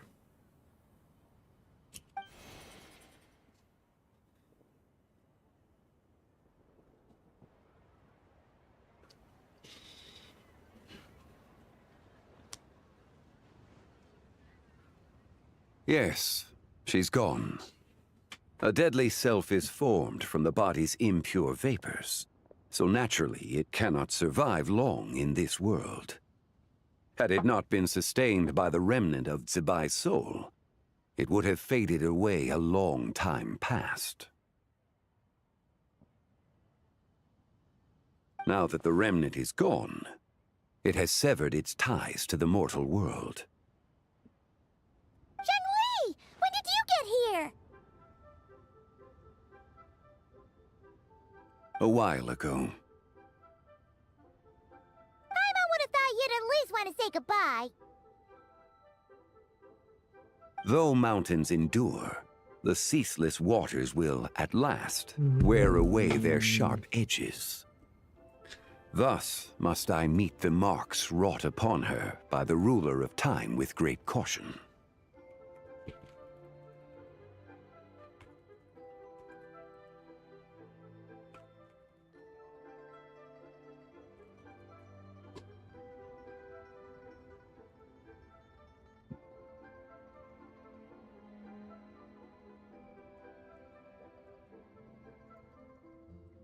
You should tell about saying goodbye.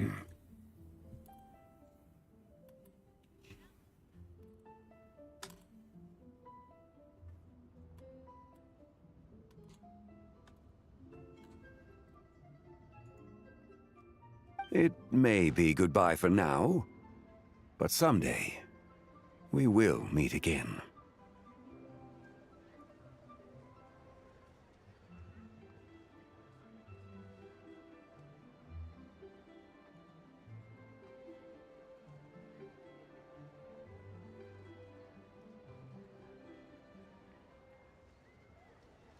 Really? And when might that be?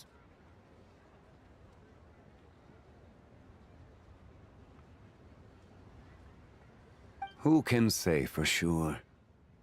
Years and years from now, perhaps.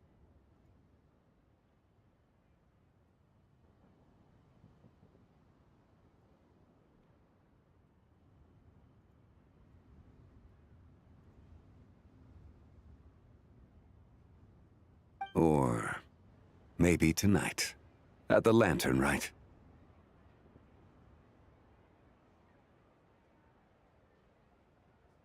Are you saying that if the White Horse Adeptus were to be resurrected, she'd still have the memories of the three deadly selves? That she'd still remember us? We will find out soon enough.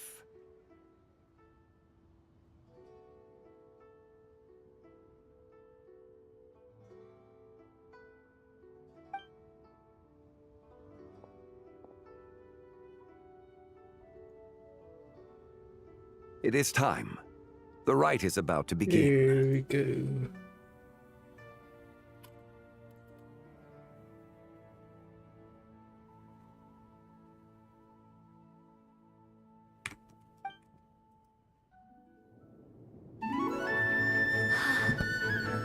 The rite is about to begin. Is the moon really gonna disappear? Got your lanterns ready, everyone? All set. Might be about time to put eyes to the sky. Wouldn't you say, Tianchuan? Look!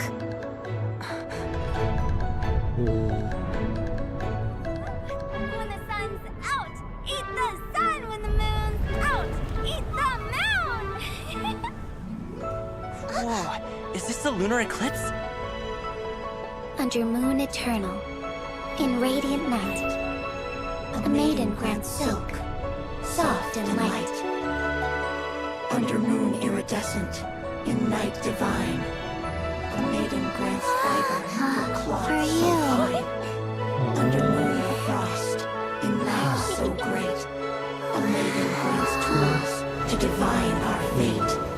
The fields are plowed, the seeds are sown, and from the earth, life is grown.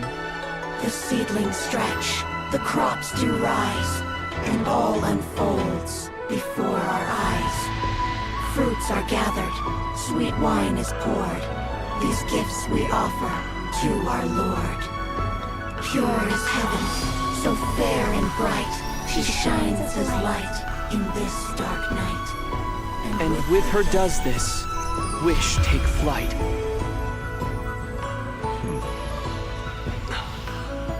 Devoted soul, scattered and unbound. Let this lantern guide you home. By its light be found.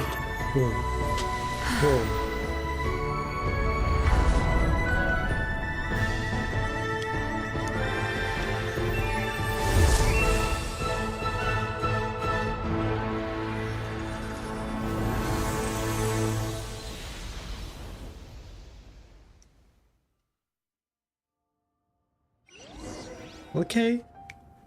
Did we do it? Do we finally get to meet the real White Horse Adeptus? Okay, flowers. Whoa, there she is.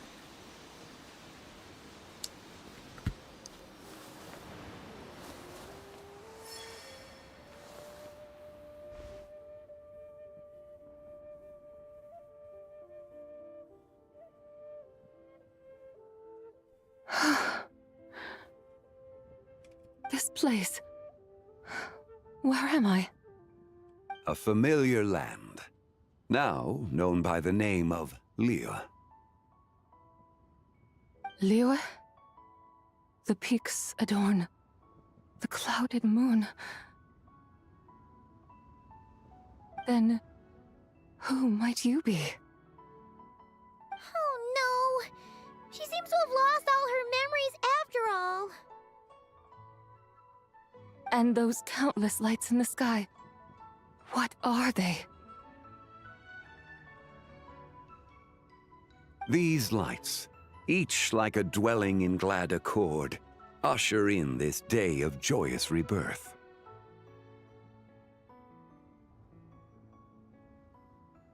And whose rebirth might that be? That of my old friend, Zibai. Zibai? Yeah, that's you! Don't you remember anything at all?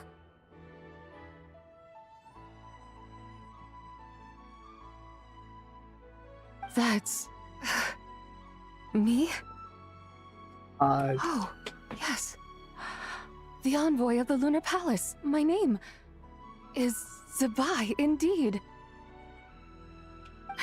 Then you must be... the Lord of Geo, Heaven's Star. Heaven's Star? Many years have passed since we last saw one another. Zibai, my friend, welcome home. Home? But why does this place, this Liyue, feel at once so strange and yet so familiar?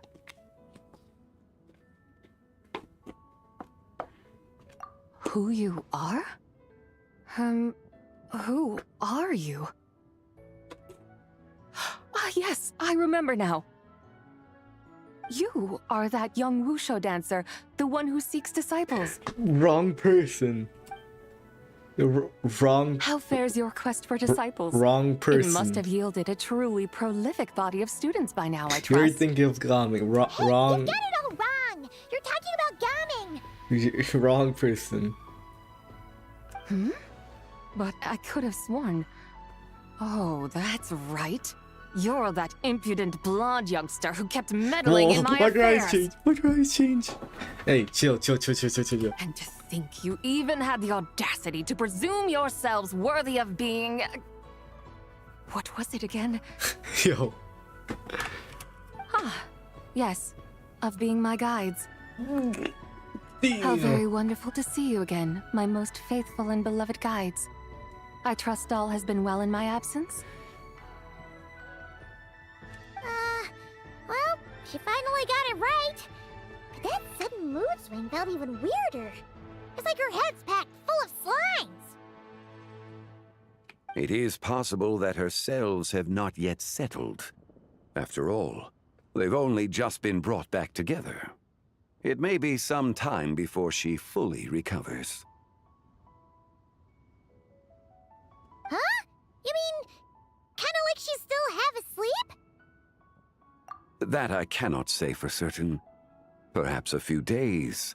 Perhaps a few years. Damn. A few years? Mortal years are but a poor measure when divine beings tread the realm of dreams. Well, if you say so. Anyway, at least she's whole again, right? That already seems like a pretty good outcome to Paimon. Yes, there is little cause for worry. We need only wait and let time take its course. Say, what are those little creatures over there up to? Celebrating Lantern Rite, of course! And those lights up in the sky? Those are all Shao lanterns. This year, each and every one of them carries a little wish inside.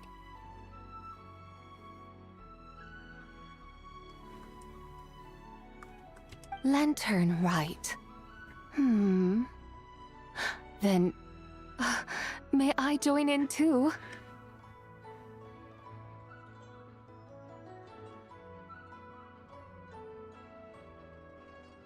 Of course! Why else do you think we've been running around like headless chickens these past few days?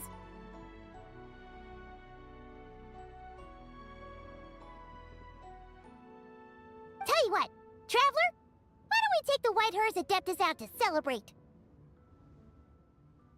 Who knows? Maybe seeing some familiar faces might help her find her feet?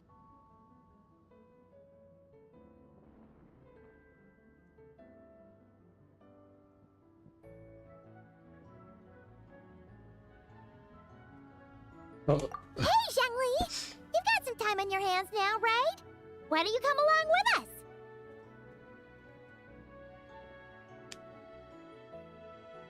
By no means a bad idea, Paimon. Oh, and Sabai, before Paimon forgets, when we meet the others later, remember to wish them a happy lantern rite. Happy, lantern rite? Happy lantern rite! What the? Holy voice jump scare. Yes. Happy lantern rite indeed. Well then, let's go!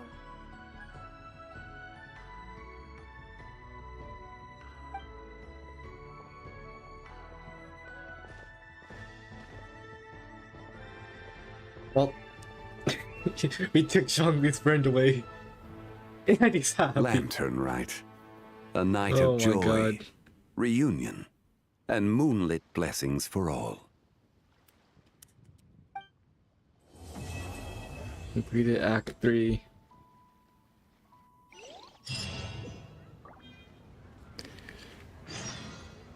Wait until the morning of the day. Oh my gosh. How much longer?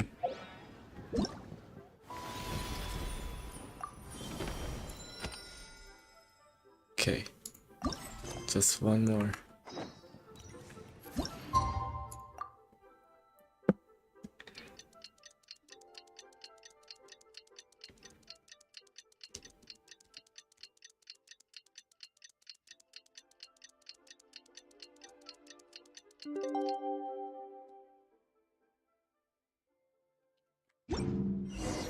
Paimon wonders how the White Horse Adeptus is getting along.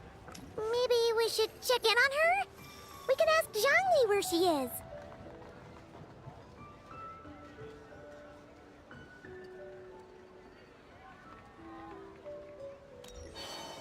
What is there? No, gotta look with Zhangli.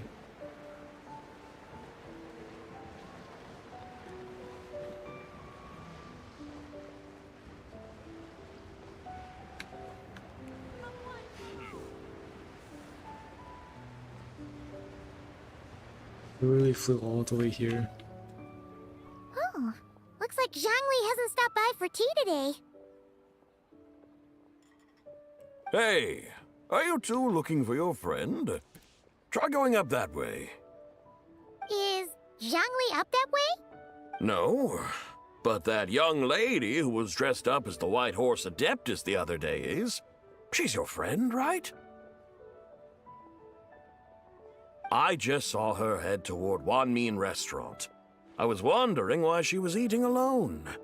But then you two showed up hot on her heels. Oh, what luck! We were just on our way to find her. But what's she doing at Wan Min restaurant? I have no idea. I said hello, but she completely ignored me.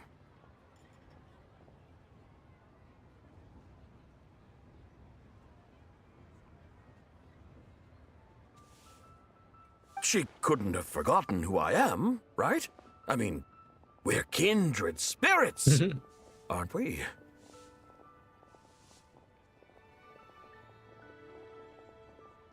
Maybe she's still half asleep, but her brain might be a little fuzzy.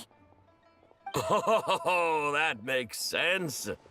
I was wondering why her eyes were so red. Ooh, bad sign. Her eyes were red? Oh, that doesn't sound good.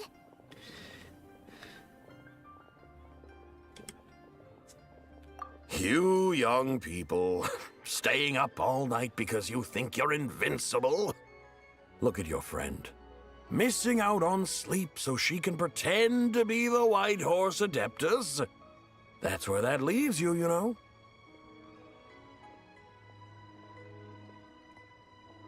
A word to your friend from someone who's older and wiser. She really needs some rest. Oh, Paimon won't be so certain about the older and wiser part. Yeah, what was that?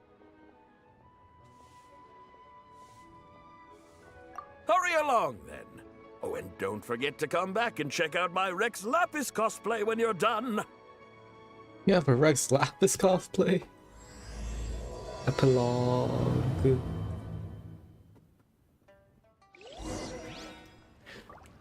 Go to 1 minute. Oh, don't be get out, please. You're finding your relative. Where's Damn. the proprietor? Come out and see me at once! Yo, Zibai, chill. Wait, what? Shenhe? What the f- Xiangling and Chef Mao aren't here right now. What can I help you with? Let me guess. She wants more black person. And who might black you be? stew. My name is Shenhe. I work here at Wanmin Restaurant. You have a job? You're employed? Shenhe. Shenhe. Are you that crane adeptus who loves planting mint? It's been a few days. Have you improved your gardening skills? Did you manage to cover the slopes with mint? Mint? I don't know anything about mint. But I am familiar with Qingshen and glaze lilies. Ha! Already casting mint from your mind. How can a practitioner of self-cultivation be so fickle, chasing after every new plant that catches their eye? I'm not sure I get what you mean. Are you delirious from hunger? Would you like something to eat? Oh, here we come. Shenhe! White Horse Zabai! So this is where everyone is!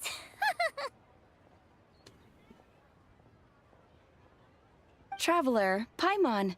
It's been a long time. Happy Lantern Rite. Is this customer a friend of yours? Don't mind her, Shenhe. She's just a little cranky because, she didn't sleep well last night and she's only just woken up. Look how red her eyes are. I see. In that case, Miss Zabai, I have a tonic here infused with Qingshen. It's cool and soothing when applied to Yo, the they have eyes. eye drops Would you like to in try a that. few drops? Stop right there! Who are you two noisy children? Hey, have you forgotten about us already? Guides. Yes, I seem to recall something about some guides. Ah, yes, now I remember. What luck! I was just looking for someone to show me the way to Elong Wharf. Huh, is she starting to come around? Someone requested my help in purchasing some tea leaves. I was informed they have discounted prices during the festival and that I shall get a good deal there. Tea leaves? This sounds like Zhang Li's doing. He sure knows how to get people running errands for him.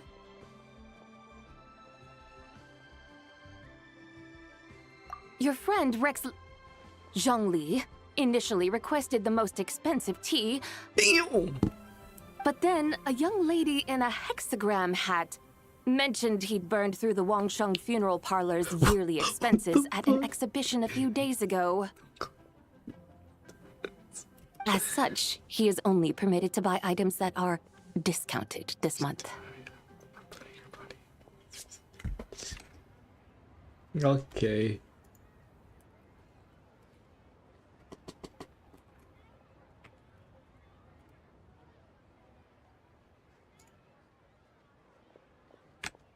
Oh, that's his boss, Hu Tao. It's about time she realized the problem and put a stop to his spending sprees.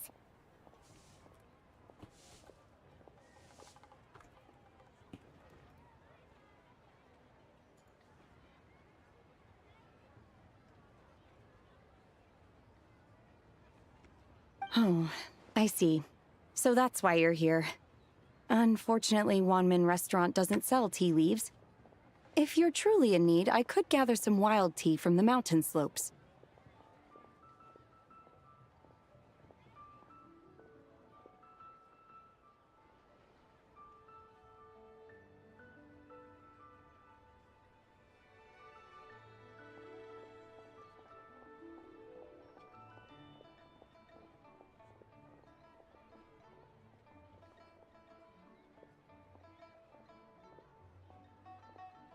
You don't sell tea leaves? But I remember your boss, Miss Lu, saying that she owns tea fields.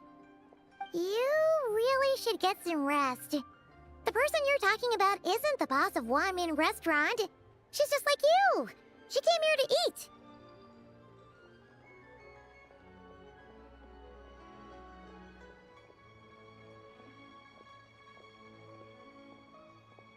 Is that so? Life really is full of surprises. What surprises? Your brain really is as gooey as a pack of slimes. I can't believe Zhang entrusted you with going all the way to Yilong Wharf and buying tea. That would be excellent, my dutiful guides. Yes, Miss Crane. I apologize profusely for my improper behavior just now. Please forgive me. I completely understand. Master often says that the human body is like a mechanism in need of regular maintenance. When a person cannot rest at night, they are sure to become irritable and on edge. Miss Crane, you appear reasoned and compassionate on the surface, yet I sense dark forces churning within your spiritual core. Those red ropes you wear are what bind them, am I correct? Oh. You can sense that? Indeed. I also sense that with your strength, you might try undoing one or two of those bonds when training. Untie Shen has ropes?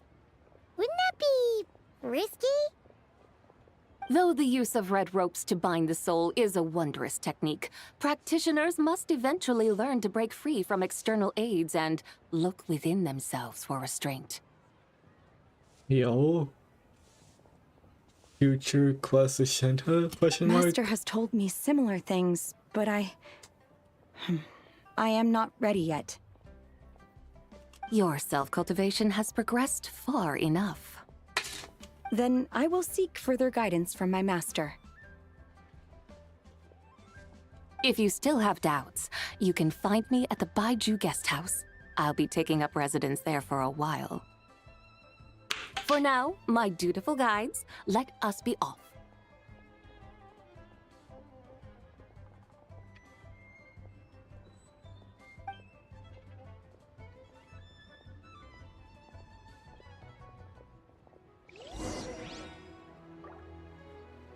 Wow. Leo's really got a lot going for it. Should I save this money or invest it? Go to Yilong Wharf.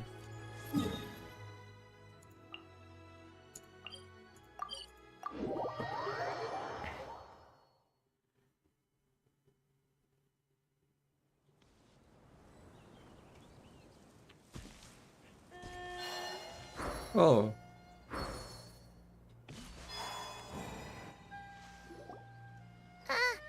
Aren't we going to Yilong Wharf? How do we end up on this mountain? Is that small town over there not Yilong Wharf? I sense a familiar scent wafting through the air. You're right! Except for the smell part. Paimon doesn't smell anything. That is because this scent is the essence of jade, which can nourish the spirit. I have no idea what you're talking about, woman. Oh, yeah! Shenyu Vale does have a lot of jade, but Paimon didn't think jade smelled like, anything. Naturally, this has reminded me of something. And what's that? A few simple tricks for mastering one's power.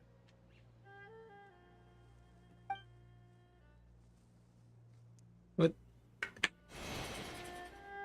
Oh, what the hell is that? What is that thing? Wait a minute. I'm sure you've been to Yilong Wharf many times before, but I wonder if you've done so while cruising through the air. You've been such dutiful, dedicated guides, so allow me to offer this fresh experience as recompense.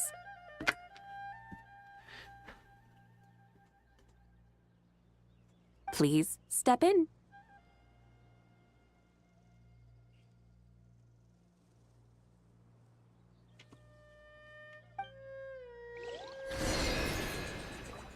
We're going on a trip. Oh, never mind. Hold on.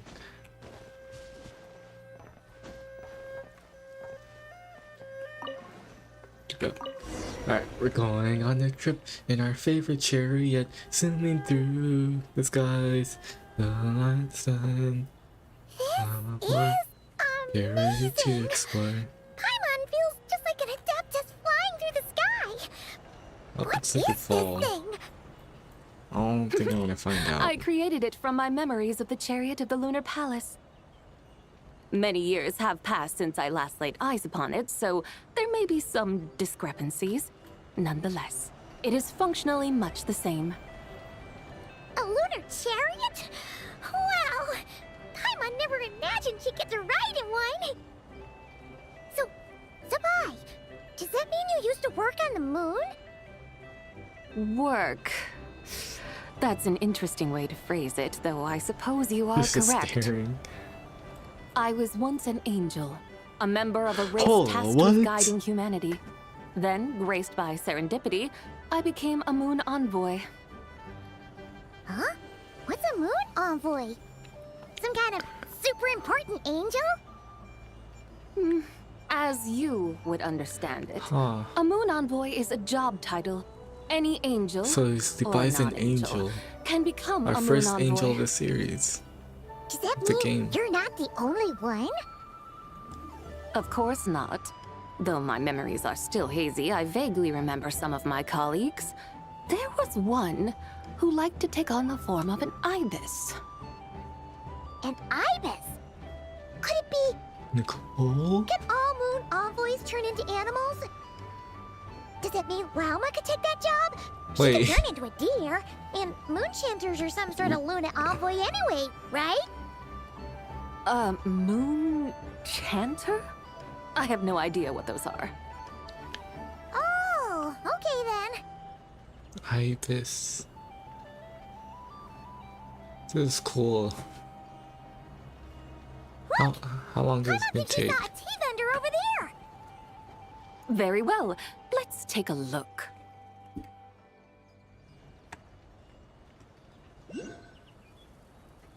Oh, what the hell?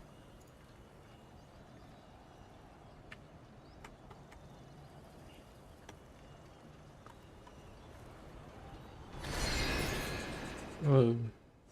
Oh, we just got kicked out. Okay. Well, down we go.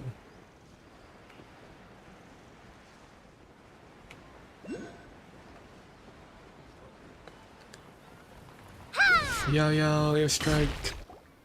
Welcome. Please have a look around. We only sell teas of the finest quality sourced directly from Chaoying Village. Right now we're offering a special discount for Lantern Rite. Look over there. Discounted tea.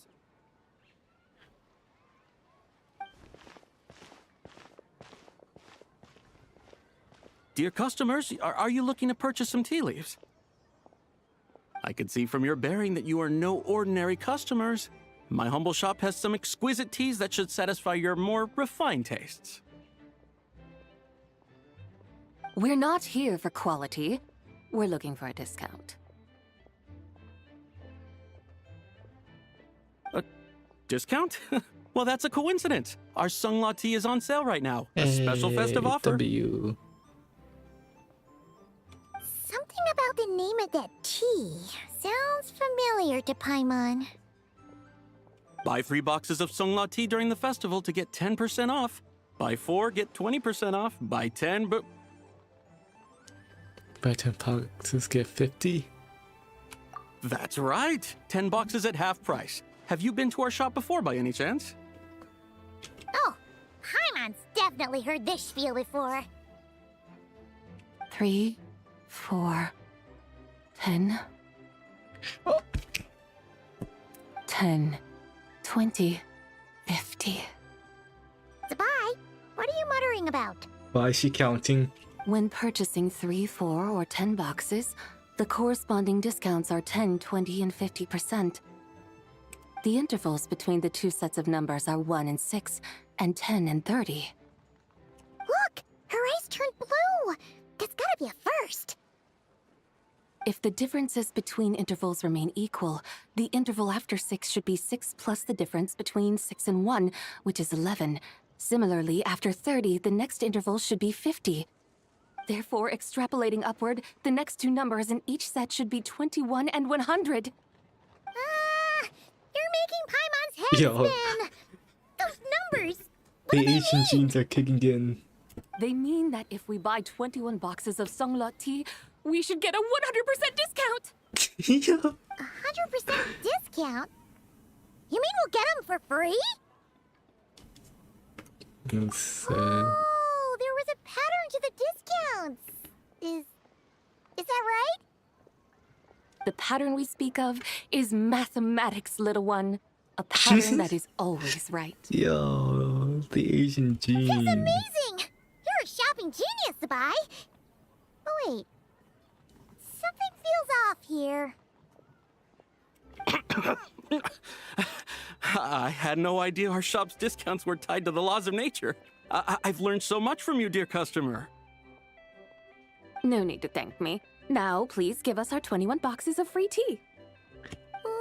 Wait, 21 boxes. That's a lot of What's tea. the to matter? eat. Paimon just realized what it is that's not right. It took you long enough. We got the short end of the stick! Think about it.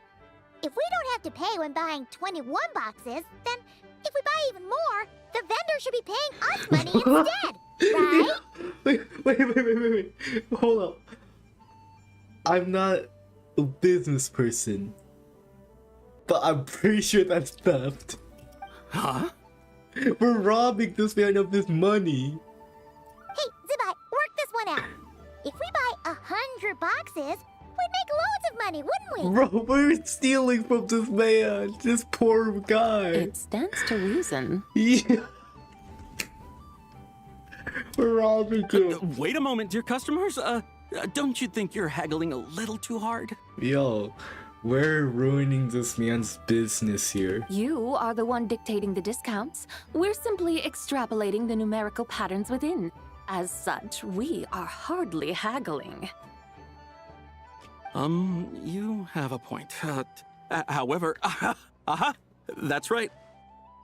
I'm so sorry. I just remembered. My supplier didn't come today, so we don't have any tea after all. What are those boxes then? Such a shame. Terribly sorry about this. Awful luck.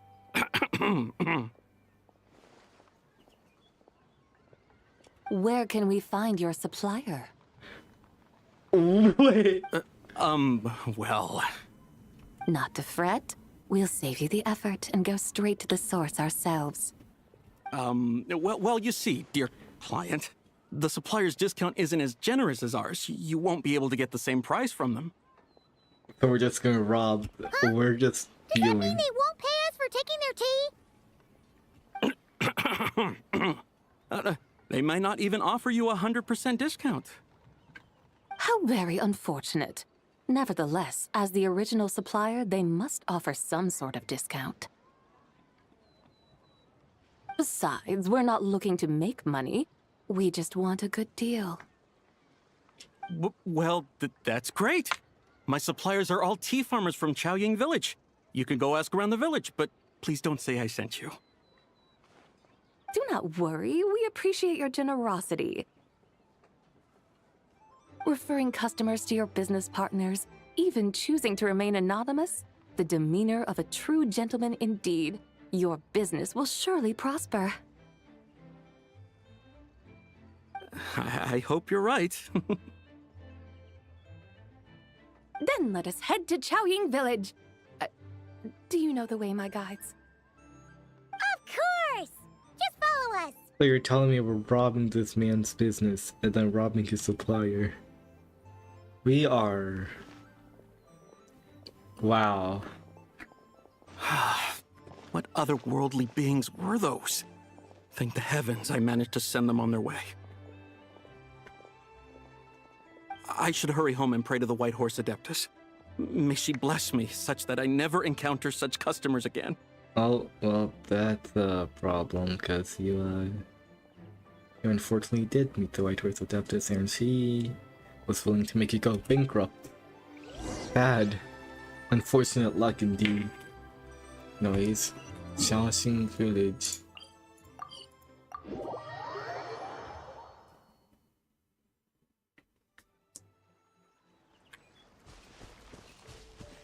Go all the way up there.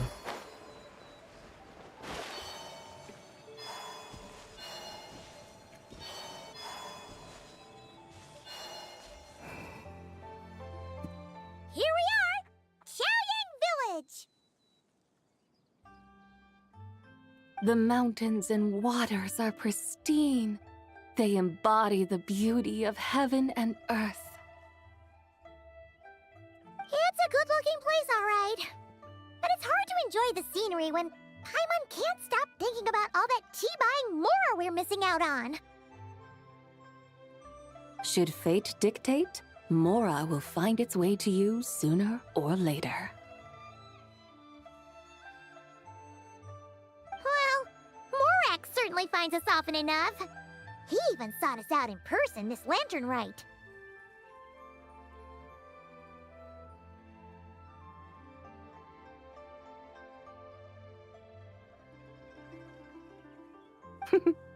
For now, let's look around and see if any tea farmers are selling their crop. We'll be able to see more clearly from up high. Let's take to the sky and enjoy the beautiful scenery while we're at it.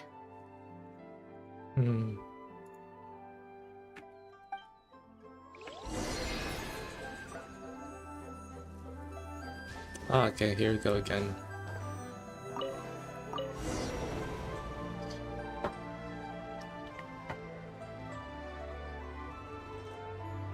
Wow!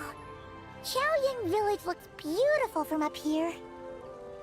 Indeed, the houses here are quite different from those in Liyue Harbor. They follow the natural contours of the mountains, forming unique, elegant structures. Yeah, it's super beautiful. The white walls and dark tiles frame the emerald waves of the terraced fields, while the curved eaves and tall gateways juxtapose each other with grace. It's almost too beautiful to be true.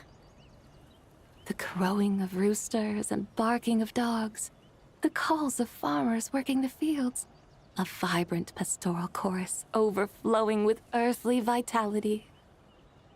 Yeah, it's incredibly beautiful, huh? Have you studied the linguistic arts by some chance? Huh? Your vocabulary for beauty seems rather constrained. Paimon knows how to say pretty as well. I see. Now then, let's take a look around and see if we can find any farmers selling tea.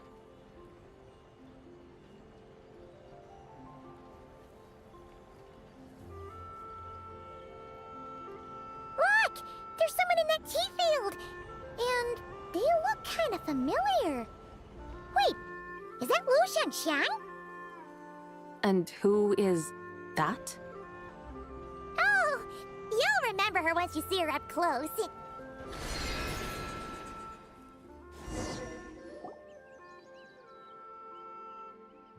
Hey there, Lu Shanxiang! It really is you!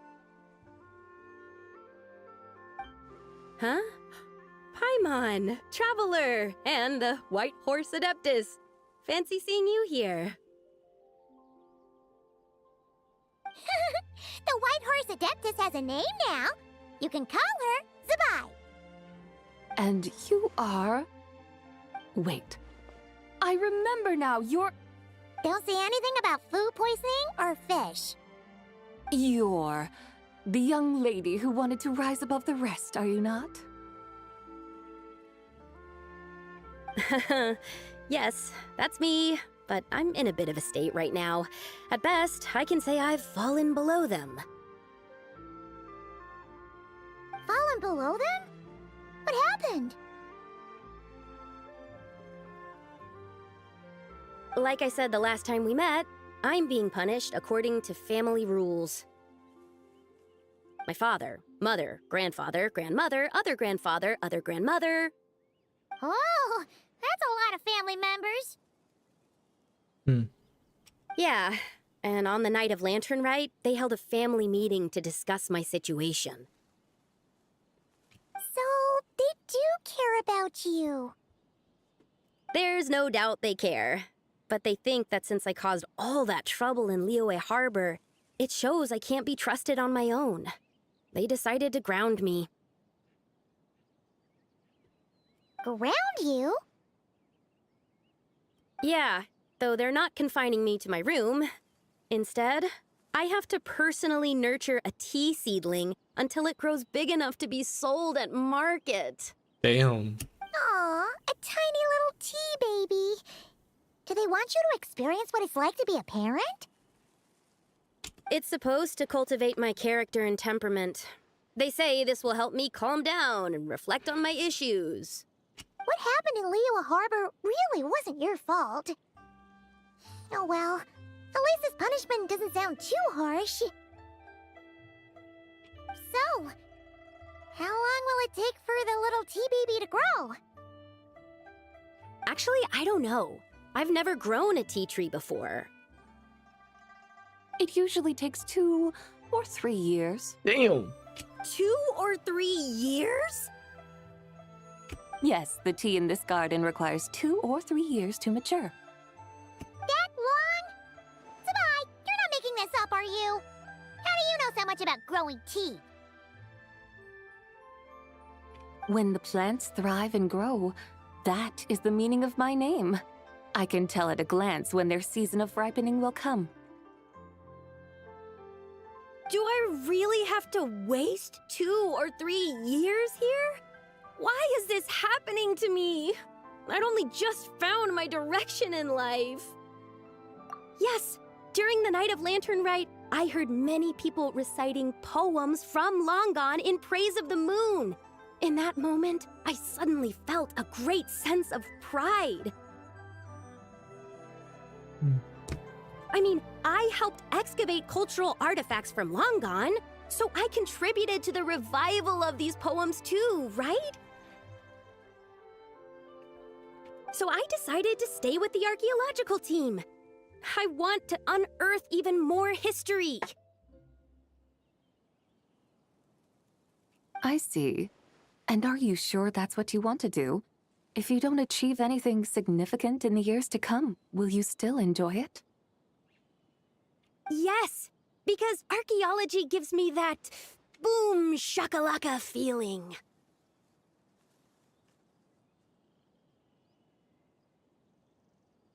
Wait, did Xiangling teach you that? Right. That's right. I was asking her for advice. She said that if something gives you that boom shakalaka feeling, then it has to be worth pursuing. I immediately thought about how, when I'm excavating in the ruins, I always feel like there's a ghost standing beside me, and not in a spooky way. It feels like my great-great-great-great-great-grandmother patting me on the shoulder and saying, "Keep going. You're about to rediscover some grand ancestral knowledge."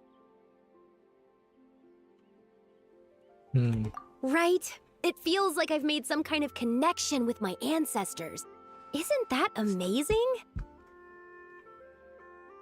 Since you've made up your mind, you should give it your all. And I'd love to, but I'm still grounded. Run away, summon up a little boom shakalaka, and leave the tea garden behind. Flee this village. Yo. I don't think... That might be going a bit far. You don't want to lead others astray, Sabai. Yeah! Tell them about your great-great-great-great-great-grandmother. She must be the most super-duper ancestor to have ever more risen above the rest, right? I'd be better off telling them about the White Horse Adeptus. After all, she's the supreme riser above the rest who saved my great-great-great-great-great-grandmother. Then it's settled. Tell your family that your decision has my blessing. Thank you, Tsubai, but I don't think cosplay is going to work on them. They won't listen. They don't need to listen. You need only follow the rules they've set out for you. What do you mean? As I'm sure you know, some ancient texts refer to the White Horse Adeptus as the Daughter of Time. My family history contains such records, but what of it? If the White Horse Adeptus were to manipulate time to make your tea seedling grow overnight, then you'd be free, correct? Is that how it works?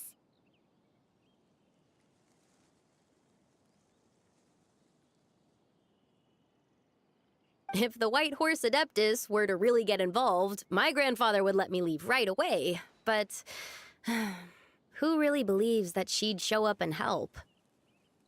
It's not as if you have any other options. Why not try calling out for help? It won't cost you any more. Guess I might as well. I've got no better ideas anyway. White Horse Adeptus, if you can hear me, please save me from my predicament.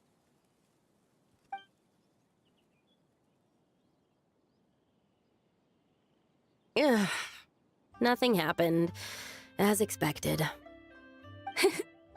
Perhaps the White Horse Adeptus has already heard your prayer. Why not come back here tomorrow and take a look? By then, the seedling you planted may well have grown into a thriving tea tree.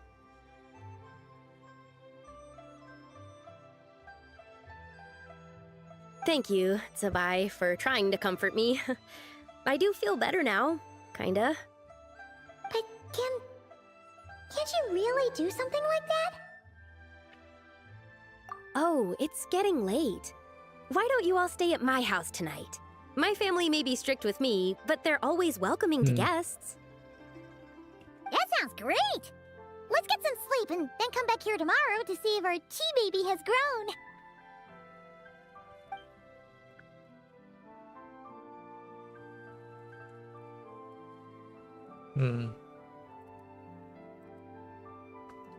Oh, the tea tree! Whoa! The beauty pie. Tea baby is all grown up! Indeed, it has grown into a mature tea tree that can stand tall in the face of wind and rain.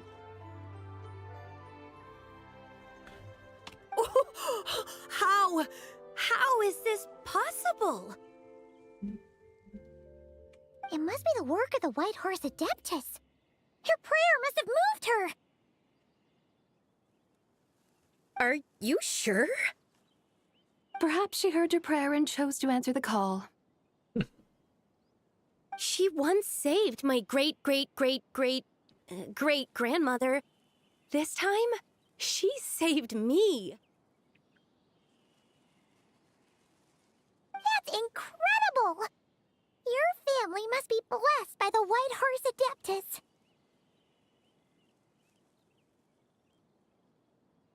I guess so. I need to tell everyone the news right away. You sit on ground, you They'd know, better. right? Since this is the will of the White Horse Adeptus, I don't see how they could object.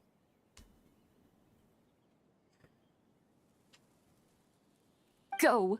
And if you run into any more trouble, call out to the White Horse Adeptus just like yesterday. Tsubai is admin abusing. Thank you so much. Paimon really thought you were going to use Adeptal energy to make the tea baby grow, Tsubai. When an Adeptus exerts effort, consuming their energy, is that not using Adeptal energy? Yeah. Alright. What are we doing night. We're here to help Lu Xiangxiang fulfill her wish, of course. Can you really make the tea baby grow? It won't be easy, but there are ways.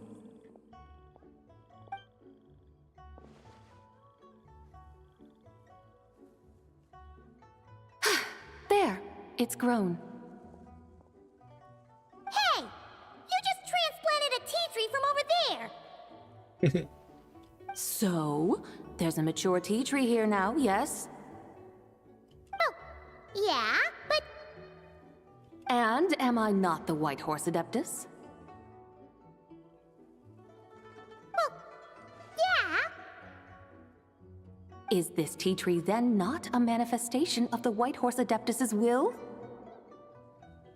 You're... not wrong. But again, there's something not quite right about this. Maybe this'll become another mystical Adepti tale recorded in their family history. That would be marvelous. Paimon thinks so too. Hey, Traveler! Sabai seems to be doing much better now, don't you think? Oh! Paimon bets that's why Zhongli chose to send her on this errand. That's a great idea! We've already shown her Liyue Harbor, Yulong Wharf, and Xiaoying Village. How about we head to Qingce Village next? Damn. Qingce. That name sounds familiar.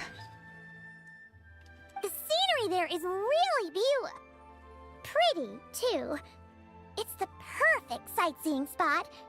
How about we show you around? I must say, I have been mightily impressed by the mountains and waters of Liyue. Please lead the way, my dutiful guides. Alright, let's go!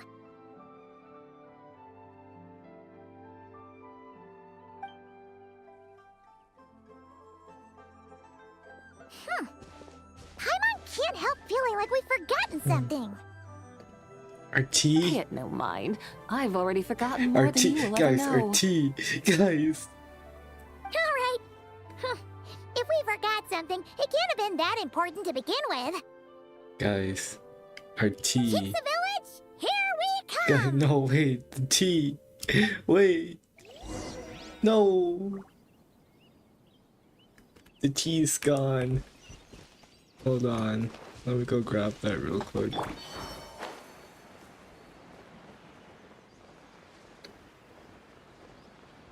Oh, there's a chest here too, a W.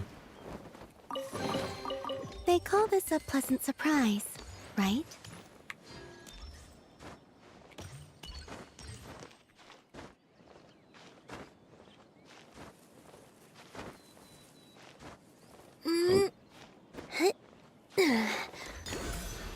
There we go.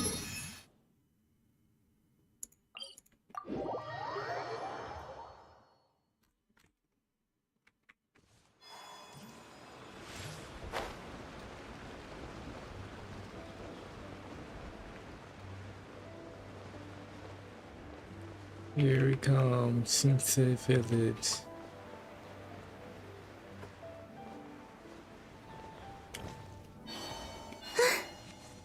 Okay, lower. Oh, there we go. We're already here. We should plant cucumbers. We should plant canolas! What the hell is y'all on We should about? plant cucumbers. They're easy to sell. We should plant canolas! The flowers are pretty! What are you arguing about, little ones? We're deciding what to plant in our field once Lantern Rite is over. Yeah. Dad gave us a small plot of land to grow our own crops. He said we can keep all the more we get from selling them. We should plant cucumbers, right? Dad plants cucumbers every year. We should plant canolas! We can press the seeds for oil! It smells good and sells for a good price. Damn. Ah, an agricultural debate. This should be easy to sort out. Granny, are you a farmer? Could you tell us what to do? Granny? Granny? What did you just call me, you rapscallion? Yo. Oh no! Her eyes are gonna turn red again! It's just... my granny smells really nice, and you smell nice too, so... Sorry! How about we call you Auntie instead? Auntie? Just call her Big Sis, bye. Alright! Big Sis Zubai, can you help us decide whether we should grow cucumbers or canolas in our field? You little rascals! Using priceless land like this just for cucumbers and canolas? What a waste of heaven's gifts! Huh? What should we plant instead? With the coming of spring, when all things awaken, the field should be sown with the 5 grains. What are those? The 5 grains are life's staples, the heart of the people's table. I notice the people here mostly eat rice, so that is where you should begin. Based on the local climate and soil, seedlings planted in mid to late spring should produce mature grain within 2 or 3 months. Damn. When autumn comes, you can plant a second crop, with time still to harvest it before the first frost.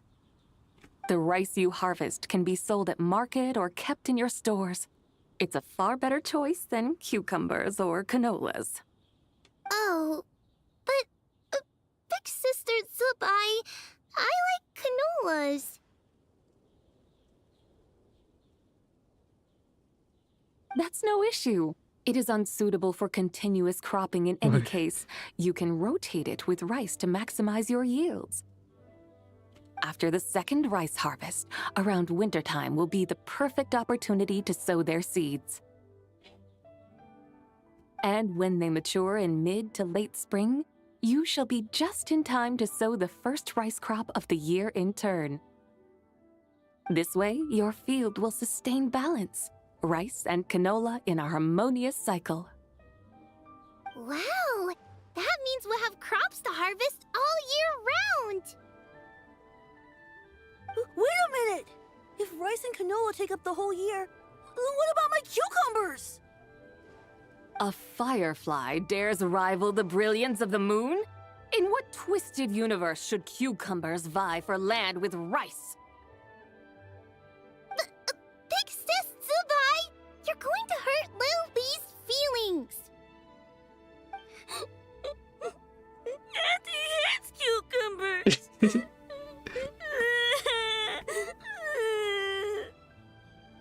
Damn, kid just got ratioed. Stop crying this instant! I meant that cucumbers are simple enough to grow. There's no need to devote a whole field to them. Just find an empty corner of your yard, scatter some cucumber seeds in the earth, and before you know it, you'll have a thriving patch of vines. Cucumbers delight in sunlight and moisture, but they suffer in cold weather. If you wish to plant them this early in the year, you should make sure they're protected from frost. Wow. Is it really that simple? Let's hurry home and get started right away! Are you really in that much of a rush? Well, thanks, Big Sis Zubai, who's fierce but really good at farming. We gotta go! Thanks, Big Sis Zubai! See you around! Paimon never imagined you'd know so much about farming. What's so strange about that? The people of Longon called me the god of soil and grain. Are the fields not made of soil? Is rice not one of the 5 grains? Huh. That's true. So, if the god of soil and grain is a farming god, that means the White Horse Adeptus must be a farming adeptus, right? Well, I have a bad feeling about this dialogue. Of course the god of farming is down to earth. Mind your tongue, impertinent child. Just called it. How dare you diminish the lofty bearing of an adeptus? Hey! You're the one who said the god of soil and grain is all about farming. Enough! It's time for us to take to the skies once more. Join me now. Witness the majesty of mountain, water, and field, and broaden your horizons. Okay. Sure.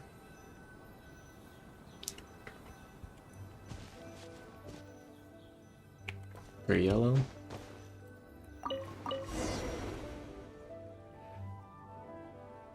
Wow! The terraces look so pretty from up here. The mountains tower like pagodas, the hills coiling at their feet like shells. Layers built upon layers, rising and falling in harmony. A truly unique and mesmerizing sight. Thinking about it, you have a special connection to this place, you know. A special connection? Yeah! There's a local legend about a white horse leaping from a pure spring to follow Rex Lapis into battle. Don't you remember? You must have been living in seclusion around here. That does sound somewhat familiar. Oh, and if we keep going up this way, we'll reach a super duper spooky spot. You might have a connection to that place too. There's an ancient array that seals away the remains of a fallen god. A god's remains? Yeah! The people of Liyue turned that story into an opera called The Sanctification of Tao Do. Does that ring any bells? Tao Do. Huh. The 7 and 8 gates array. That's right, that's right! You do remember! Puna, the god of the underworld, who could pacify the forces of life and death. Huh? So, Tao Do had another name? What the hell? Let's go take a look.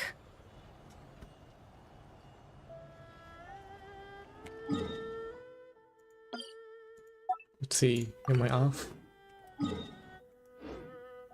Okay, I'm close enough.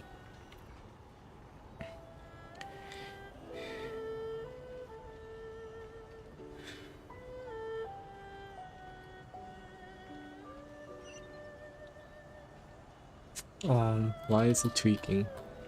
Okay. Whoa!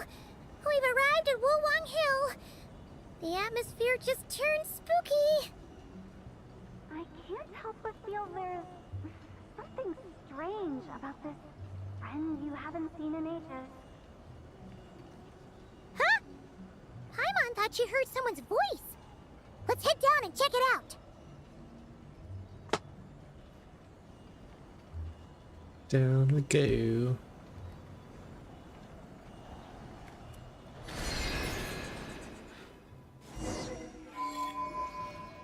I can't help but feel there's something strange about this friend you haven't seen in ages. Strange? Whatever do you mean? Her strangeness defies description. This Miss Zabai is a full-blown enigma, don't you think? I'm afraid I have no idea what you're talking about. Aren't you worried about sending her all the way to Yilong Wharf on her own to buy tea? What if she gets lost? Where there are people, there are paths. Now I'm the one with no clue what you're saying. She can ask for directions. And then what? She will meet strangers in unfamiliar lands, build friendships, part ways. Hers will be a long journey indeed. The further the journey, the more footprints one leaves behind. The deeper those footprints, the harder it is for time to erase them. Ah, so you want her to make new friends? I see. But from what you say, it sounds as though she's not from Liyue. I believe she was not, but Perhaps she will be. You're sounding stranger by the second. Huh. Oh, over there. Oh, look who's here. Hotel! Zhongli! What are you doing here? Traveler, Paimon, fancy meeting in a place like this. Oh my, and Miss Zabai too. Sounds like fate to me.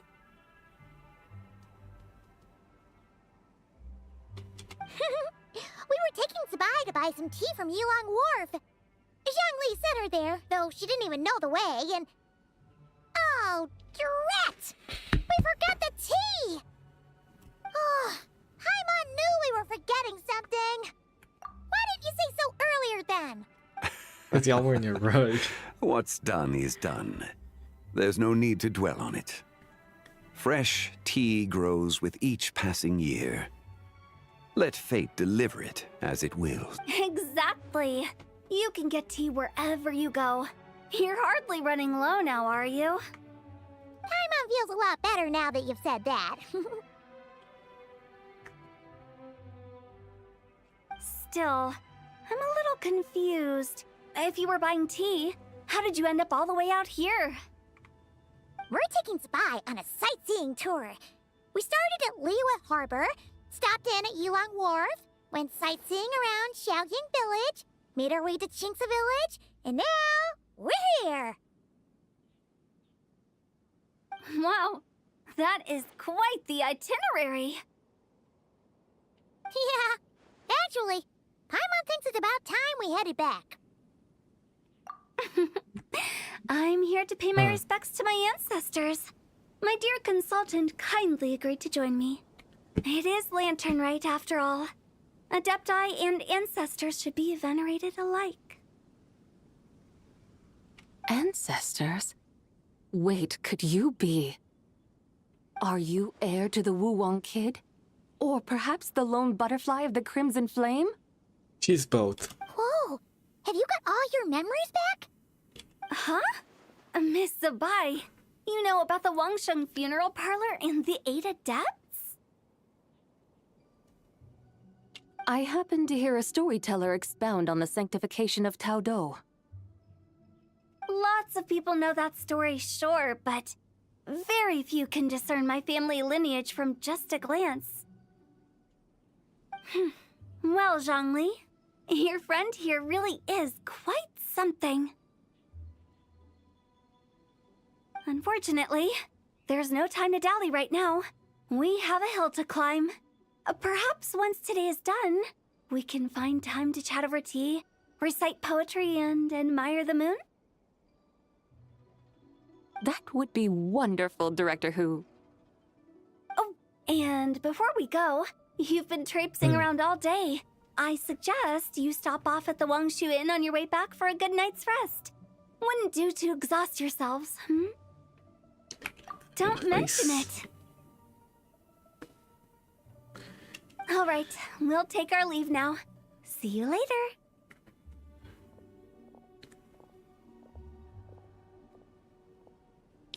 Hotel's so thoughtful. Why don't we follow her advice and stay at the Wangshu Inn tonight? Zabai, you can see the whole of Dihua Marsh from up there. The view's amazing. Plus, you can sample Smiley Yin-Xiao's cooking. Wangshu, an intriguing name. It couldn't hurt to check it out. Awesome! Let's go! Off we go. Wangshu Inn. Okay.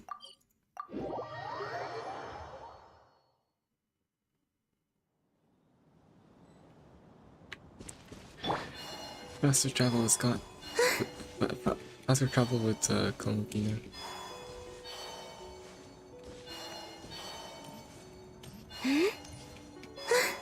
What's this? Honey. Just 200 more, bro. Is that towering structure Wangshu Inn? Sure is. We can take the lift up from over there. Always walking the path long trodden. Does retracing others' footsteps not tire you? Come on, get in. We'll fly to the top.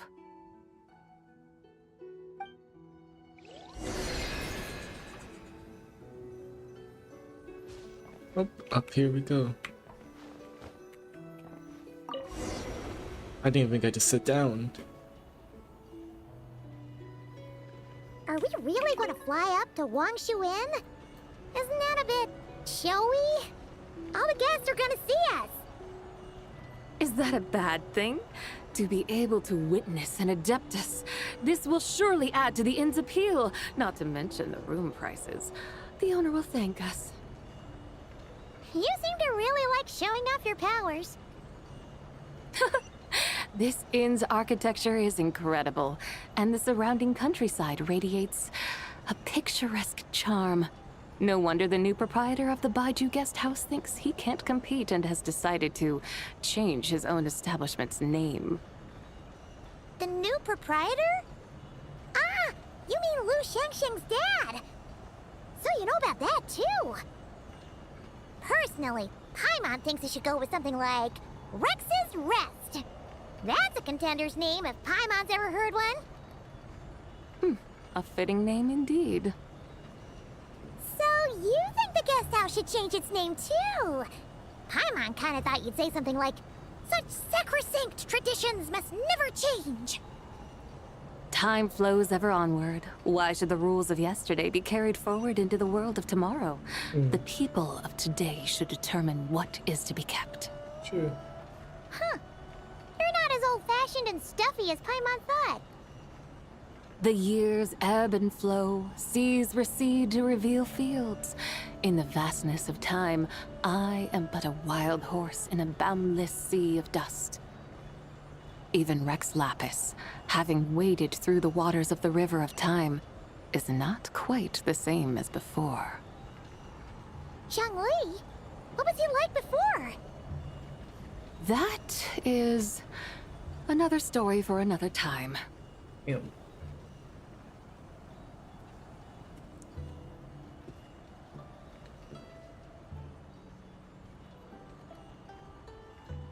We have arrived. Oh my gosh. We're just gonna fuck midair. Whew. This is the first time Paimon's ever flown up to Wangshu Inn on a chariot. Everything's so different when you're up high.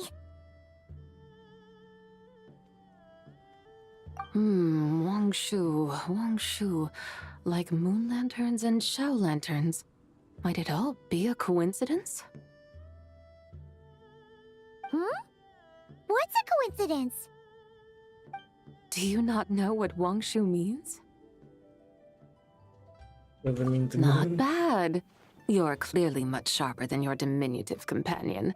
Wangshu can refer to the moon, but its original meaning is actually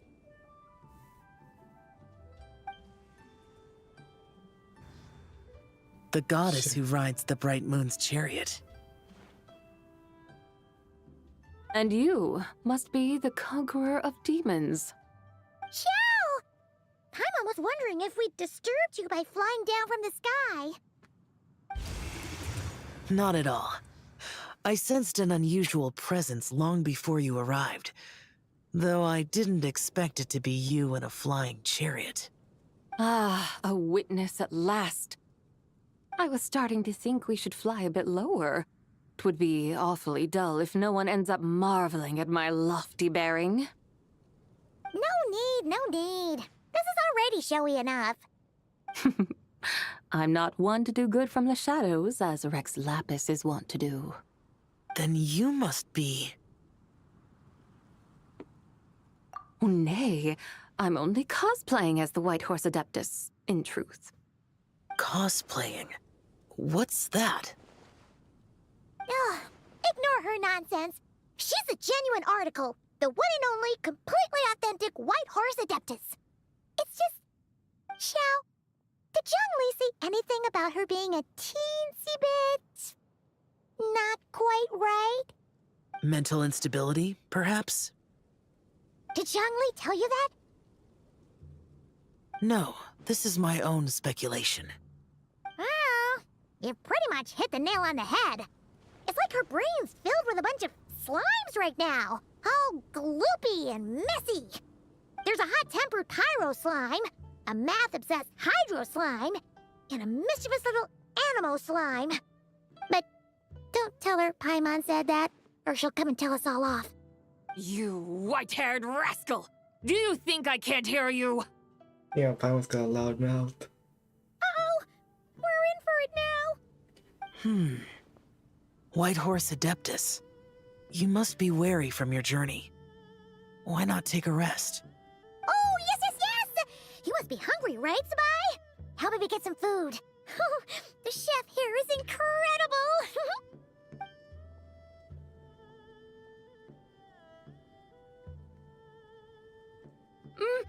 It's so hot! So spicy! Are you okay? Do you want Paimon to get you some water? Spice. Don't worry about me.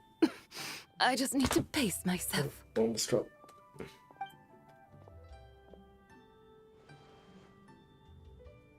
So, regarding your friend and her condition, does even the Lord of Geo have no solution? Zhongli said we should wait and she'll get better on her own. But who knows how long that's gonna take.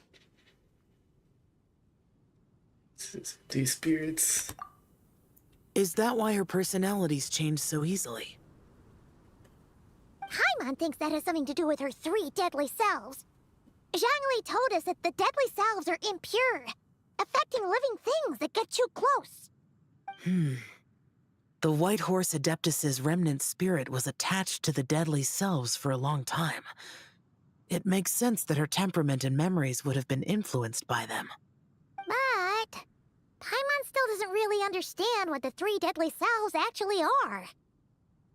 Paimon, as you do not practice self-cultivation, I cannot help you fully understand. But you can think of them simply as emotions and desires. The act of severing the 3 deadly selves is a means of exercising wicked desires and cultivating one's true self. I believe other nations have similar practices. In Sumeru, it is known as shattering Atmagraha. Oh, so it's about emotions, desires, and attachments, that sort of thing. It includes those.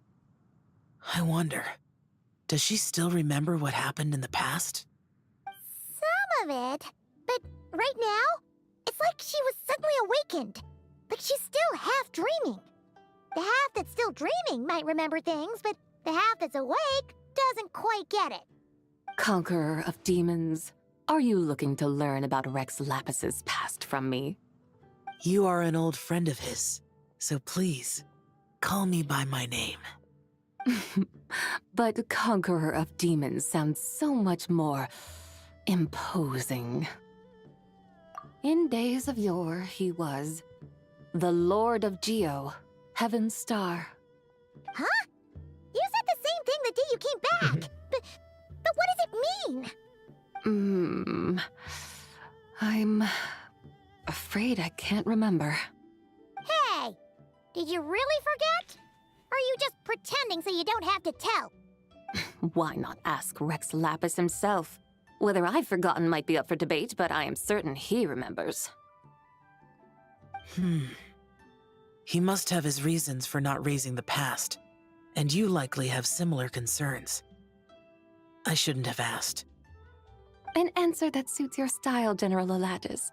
Now that we're on the subject, though, I suddenly remembered something. Which is? In the distant past, there was a feast, which I attended.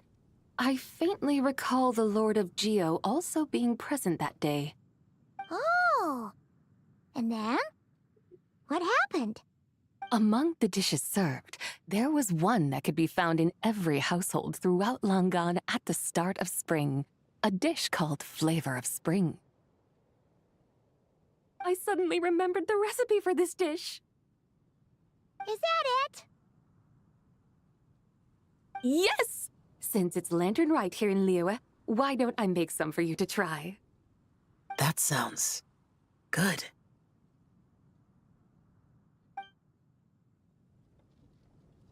Wow! It might not have been the story Paimon was hoping for, but this looks delicious! Egg rolls! The spring Egg breeze rolls! Spring stirs. rolls! Now oh my is god. the perfect time to I savor want this some, dish. I want some, I want some, I want My some. dutiful guides have gone to great trouble to show me around Liyue. And even the conqueror of demons has graced us with his presence. I feel deeply honored. This flavor of spring is my way of expressing my gratitude. There's no need for such grand words. I have a gift for you too. What's this? Hey! It's that broken jade token from the antiques exhibition! I believe this belongs to you. Indeed. This was once an Adeptal treasure of mine. I'm amazed it ended up in your hands. Alas, it serves little purpose now in its fractured state. Please, keep it as a memento. Oh, that's a shame. Can't we fix it? This is the way of the world. Once jade is broken, it can never be made whole. Then, what about forging a new one? That is a good point. That it has ended up in your hands must be a message from fate. I could try to craft it into a little trinket for you. One that might prove useful on your journey. Ooh, what sort of trinket? It's just a passing thought, one that will require the right opportunity. I'll think about it more when the time comes. Now that we've had our fill, we should get some rest. Tomorrow we return to Liyue Harbor, where I'll have need of your guidance once more.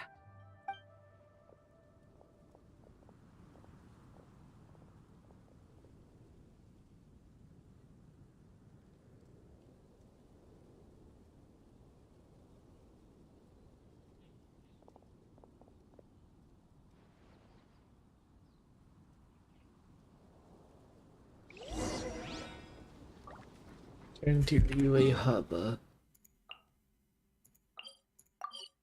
Oh. Where's the closest to?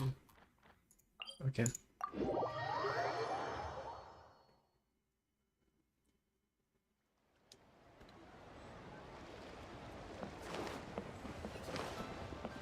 Chi-Chi, Yo-Yo, what the hell?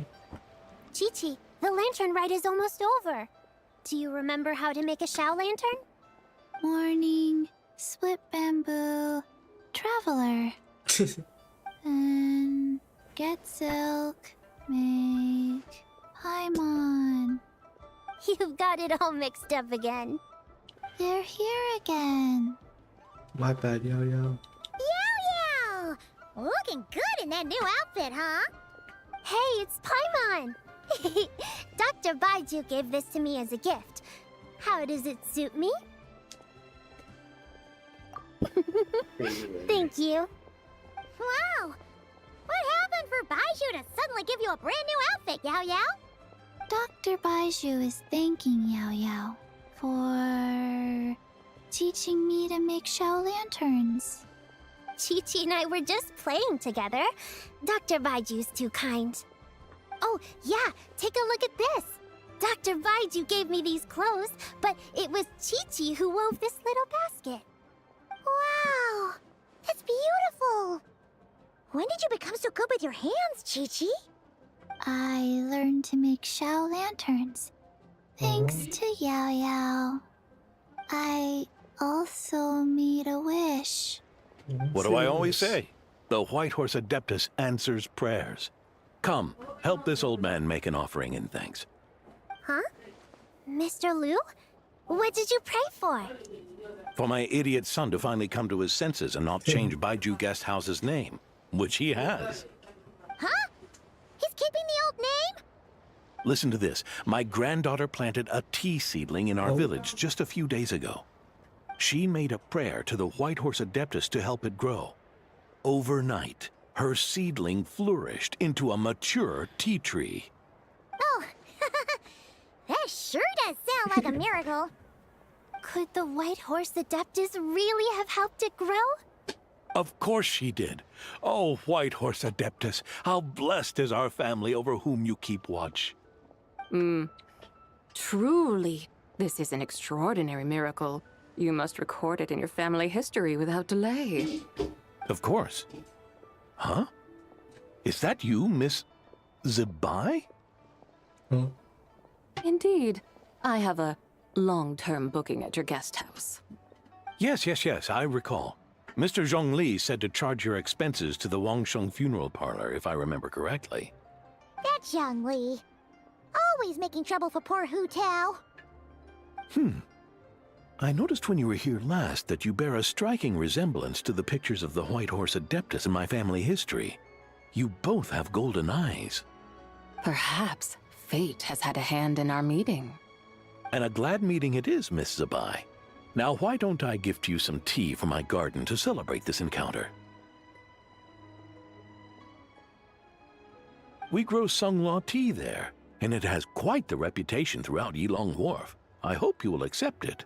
Yes, here we need. Sunglaw, buy 10 boxes, get half off teas. Back on the menu. Buy 10 boxes, get half off? Don't be silly. This is a gift. It's free. Woohoo! Nice! Thank you so much, Boss Lu. There's no need to thank me. You're a visitor from out of town, which makes you an honored guest. Make yourself at home. Lantern Rite may have ended, but the streets are still bustling with activity. Make sure to take everything in, meet some new friends, and enjoy your time here. And that goes for you kids as well. Happy Lantern Rite. Got it, Mr. Liu. Happy... Lantern Rite. Yeah! Happy Lantern Rite, everyone! Happy Lantern Rite indeed. Done with this. These sprinkles.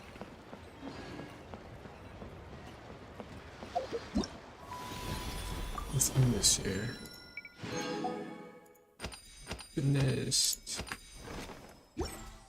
Well, I've got everything now.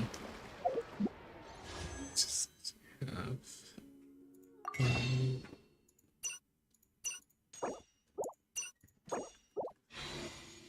Third pity.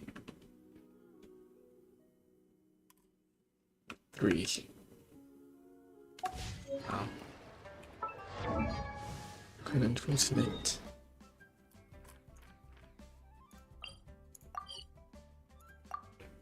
Now I can only do this one.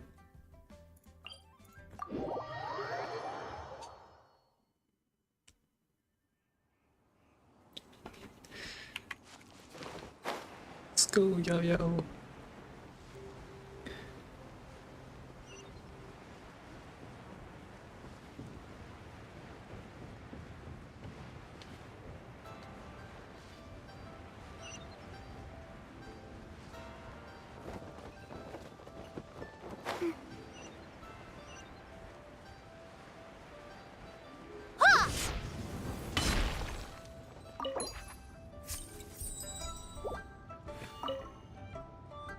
Hey, psst! Over here! Over here! Oh, I knew you wouldn't miss Lantern, right? I was wondering when I'd bump into you. No. I can't be working at every Lantern right now, can I? I really am here on vacation this time. Yup. Miss Pingshi said she'd find a professional photographer to take a good portrait photo. Hey, wait a sec. Don't tell me...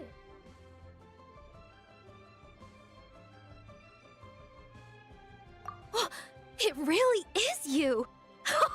That's perfect then! Come on, take my photo. Let's see who's better behind the lens. So, ready to start? Alrighty! Can't take a picture without posing for the camera, though. Any suggestions, Traveler?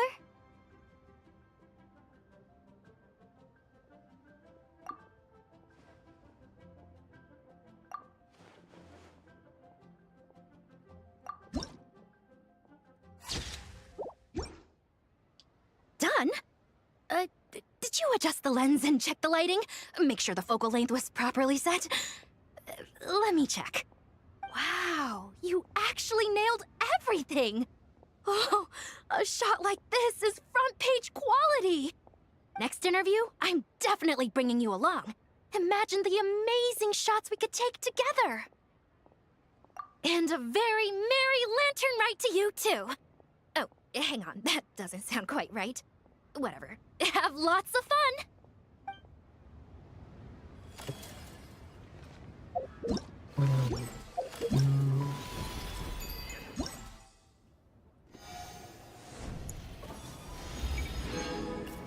You're done.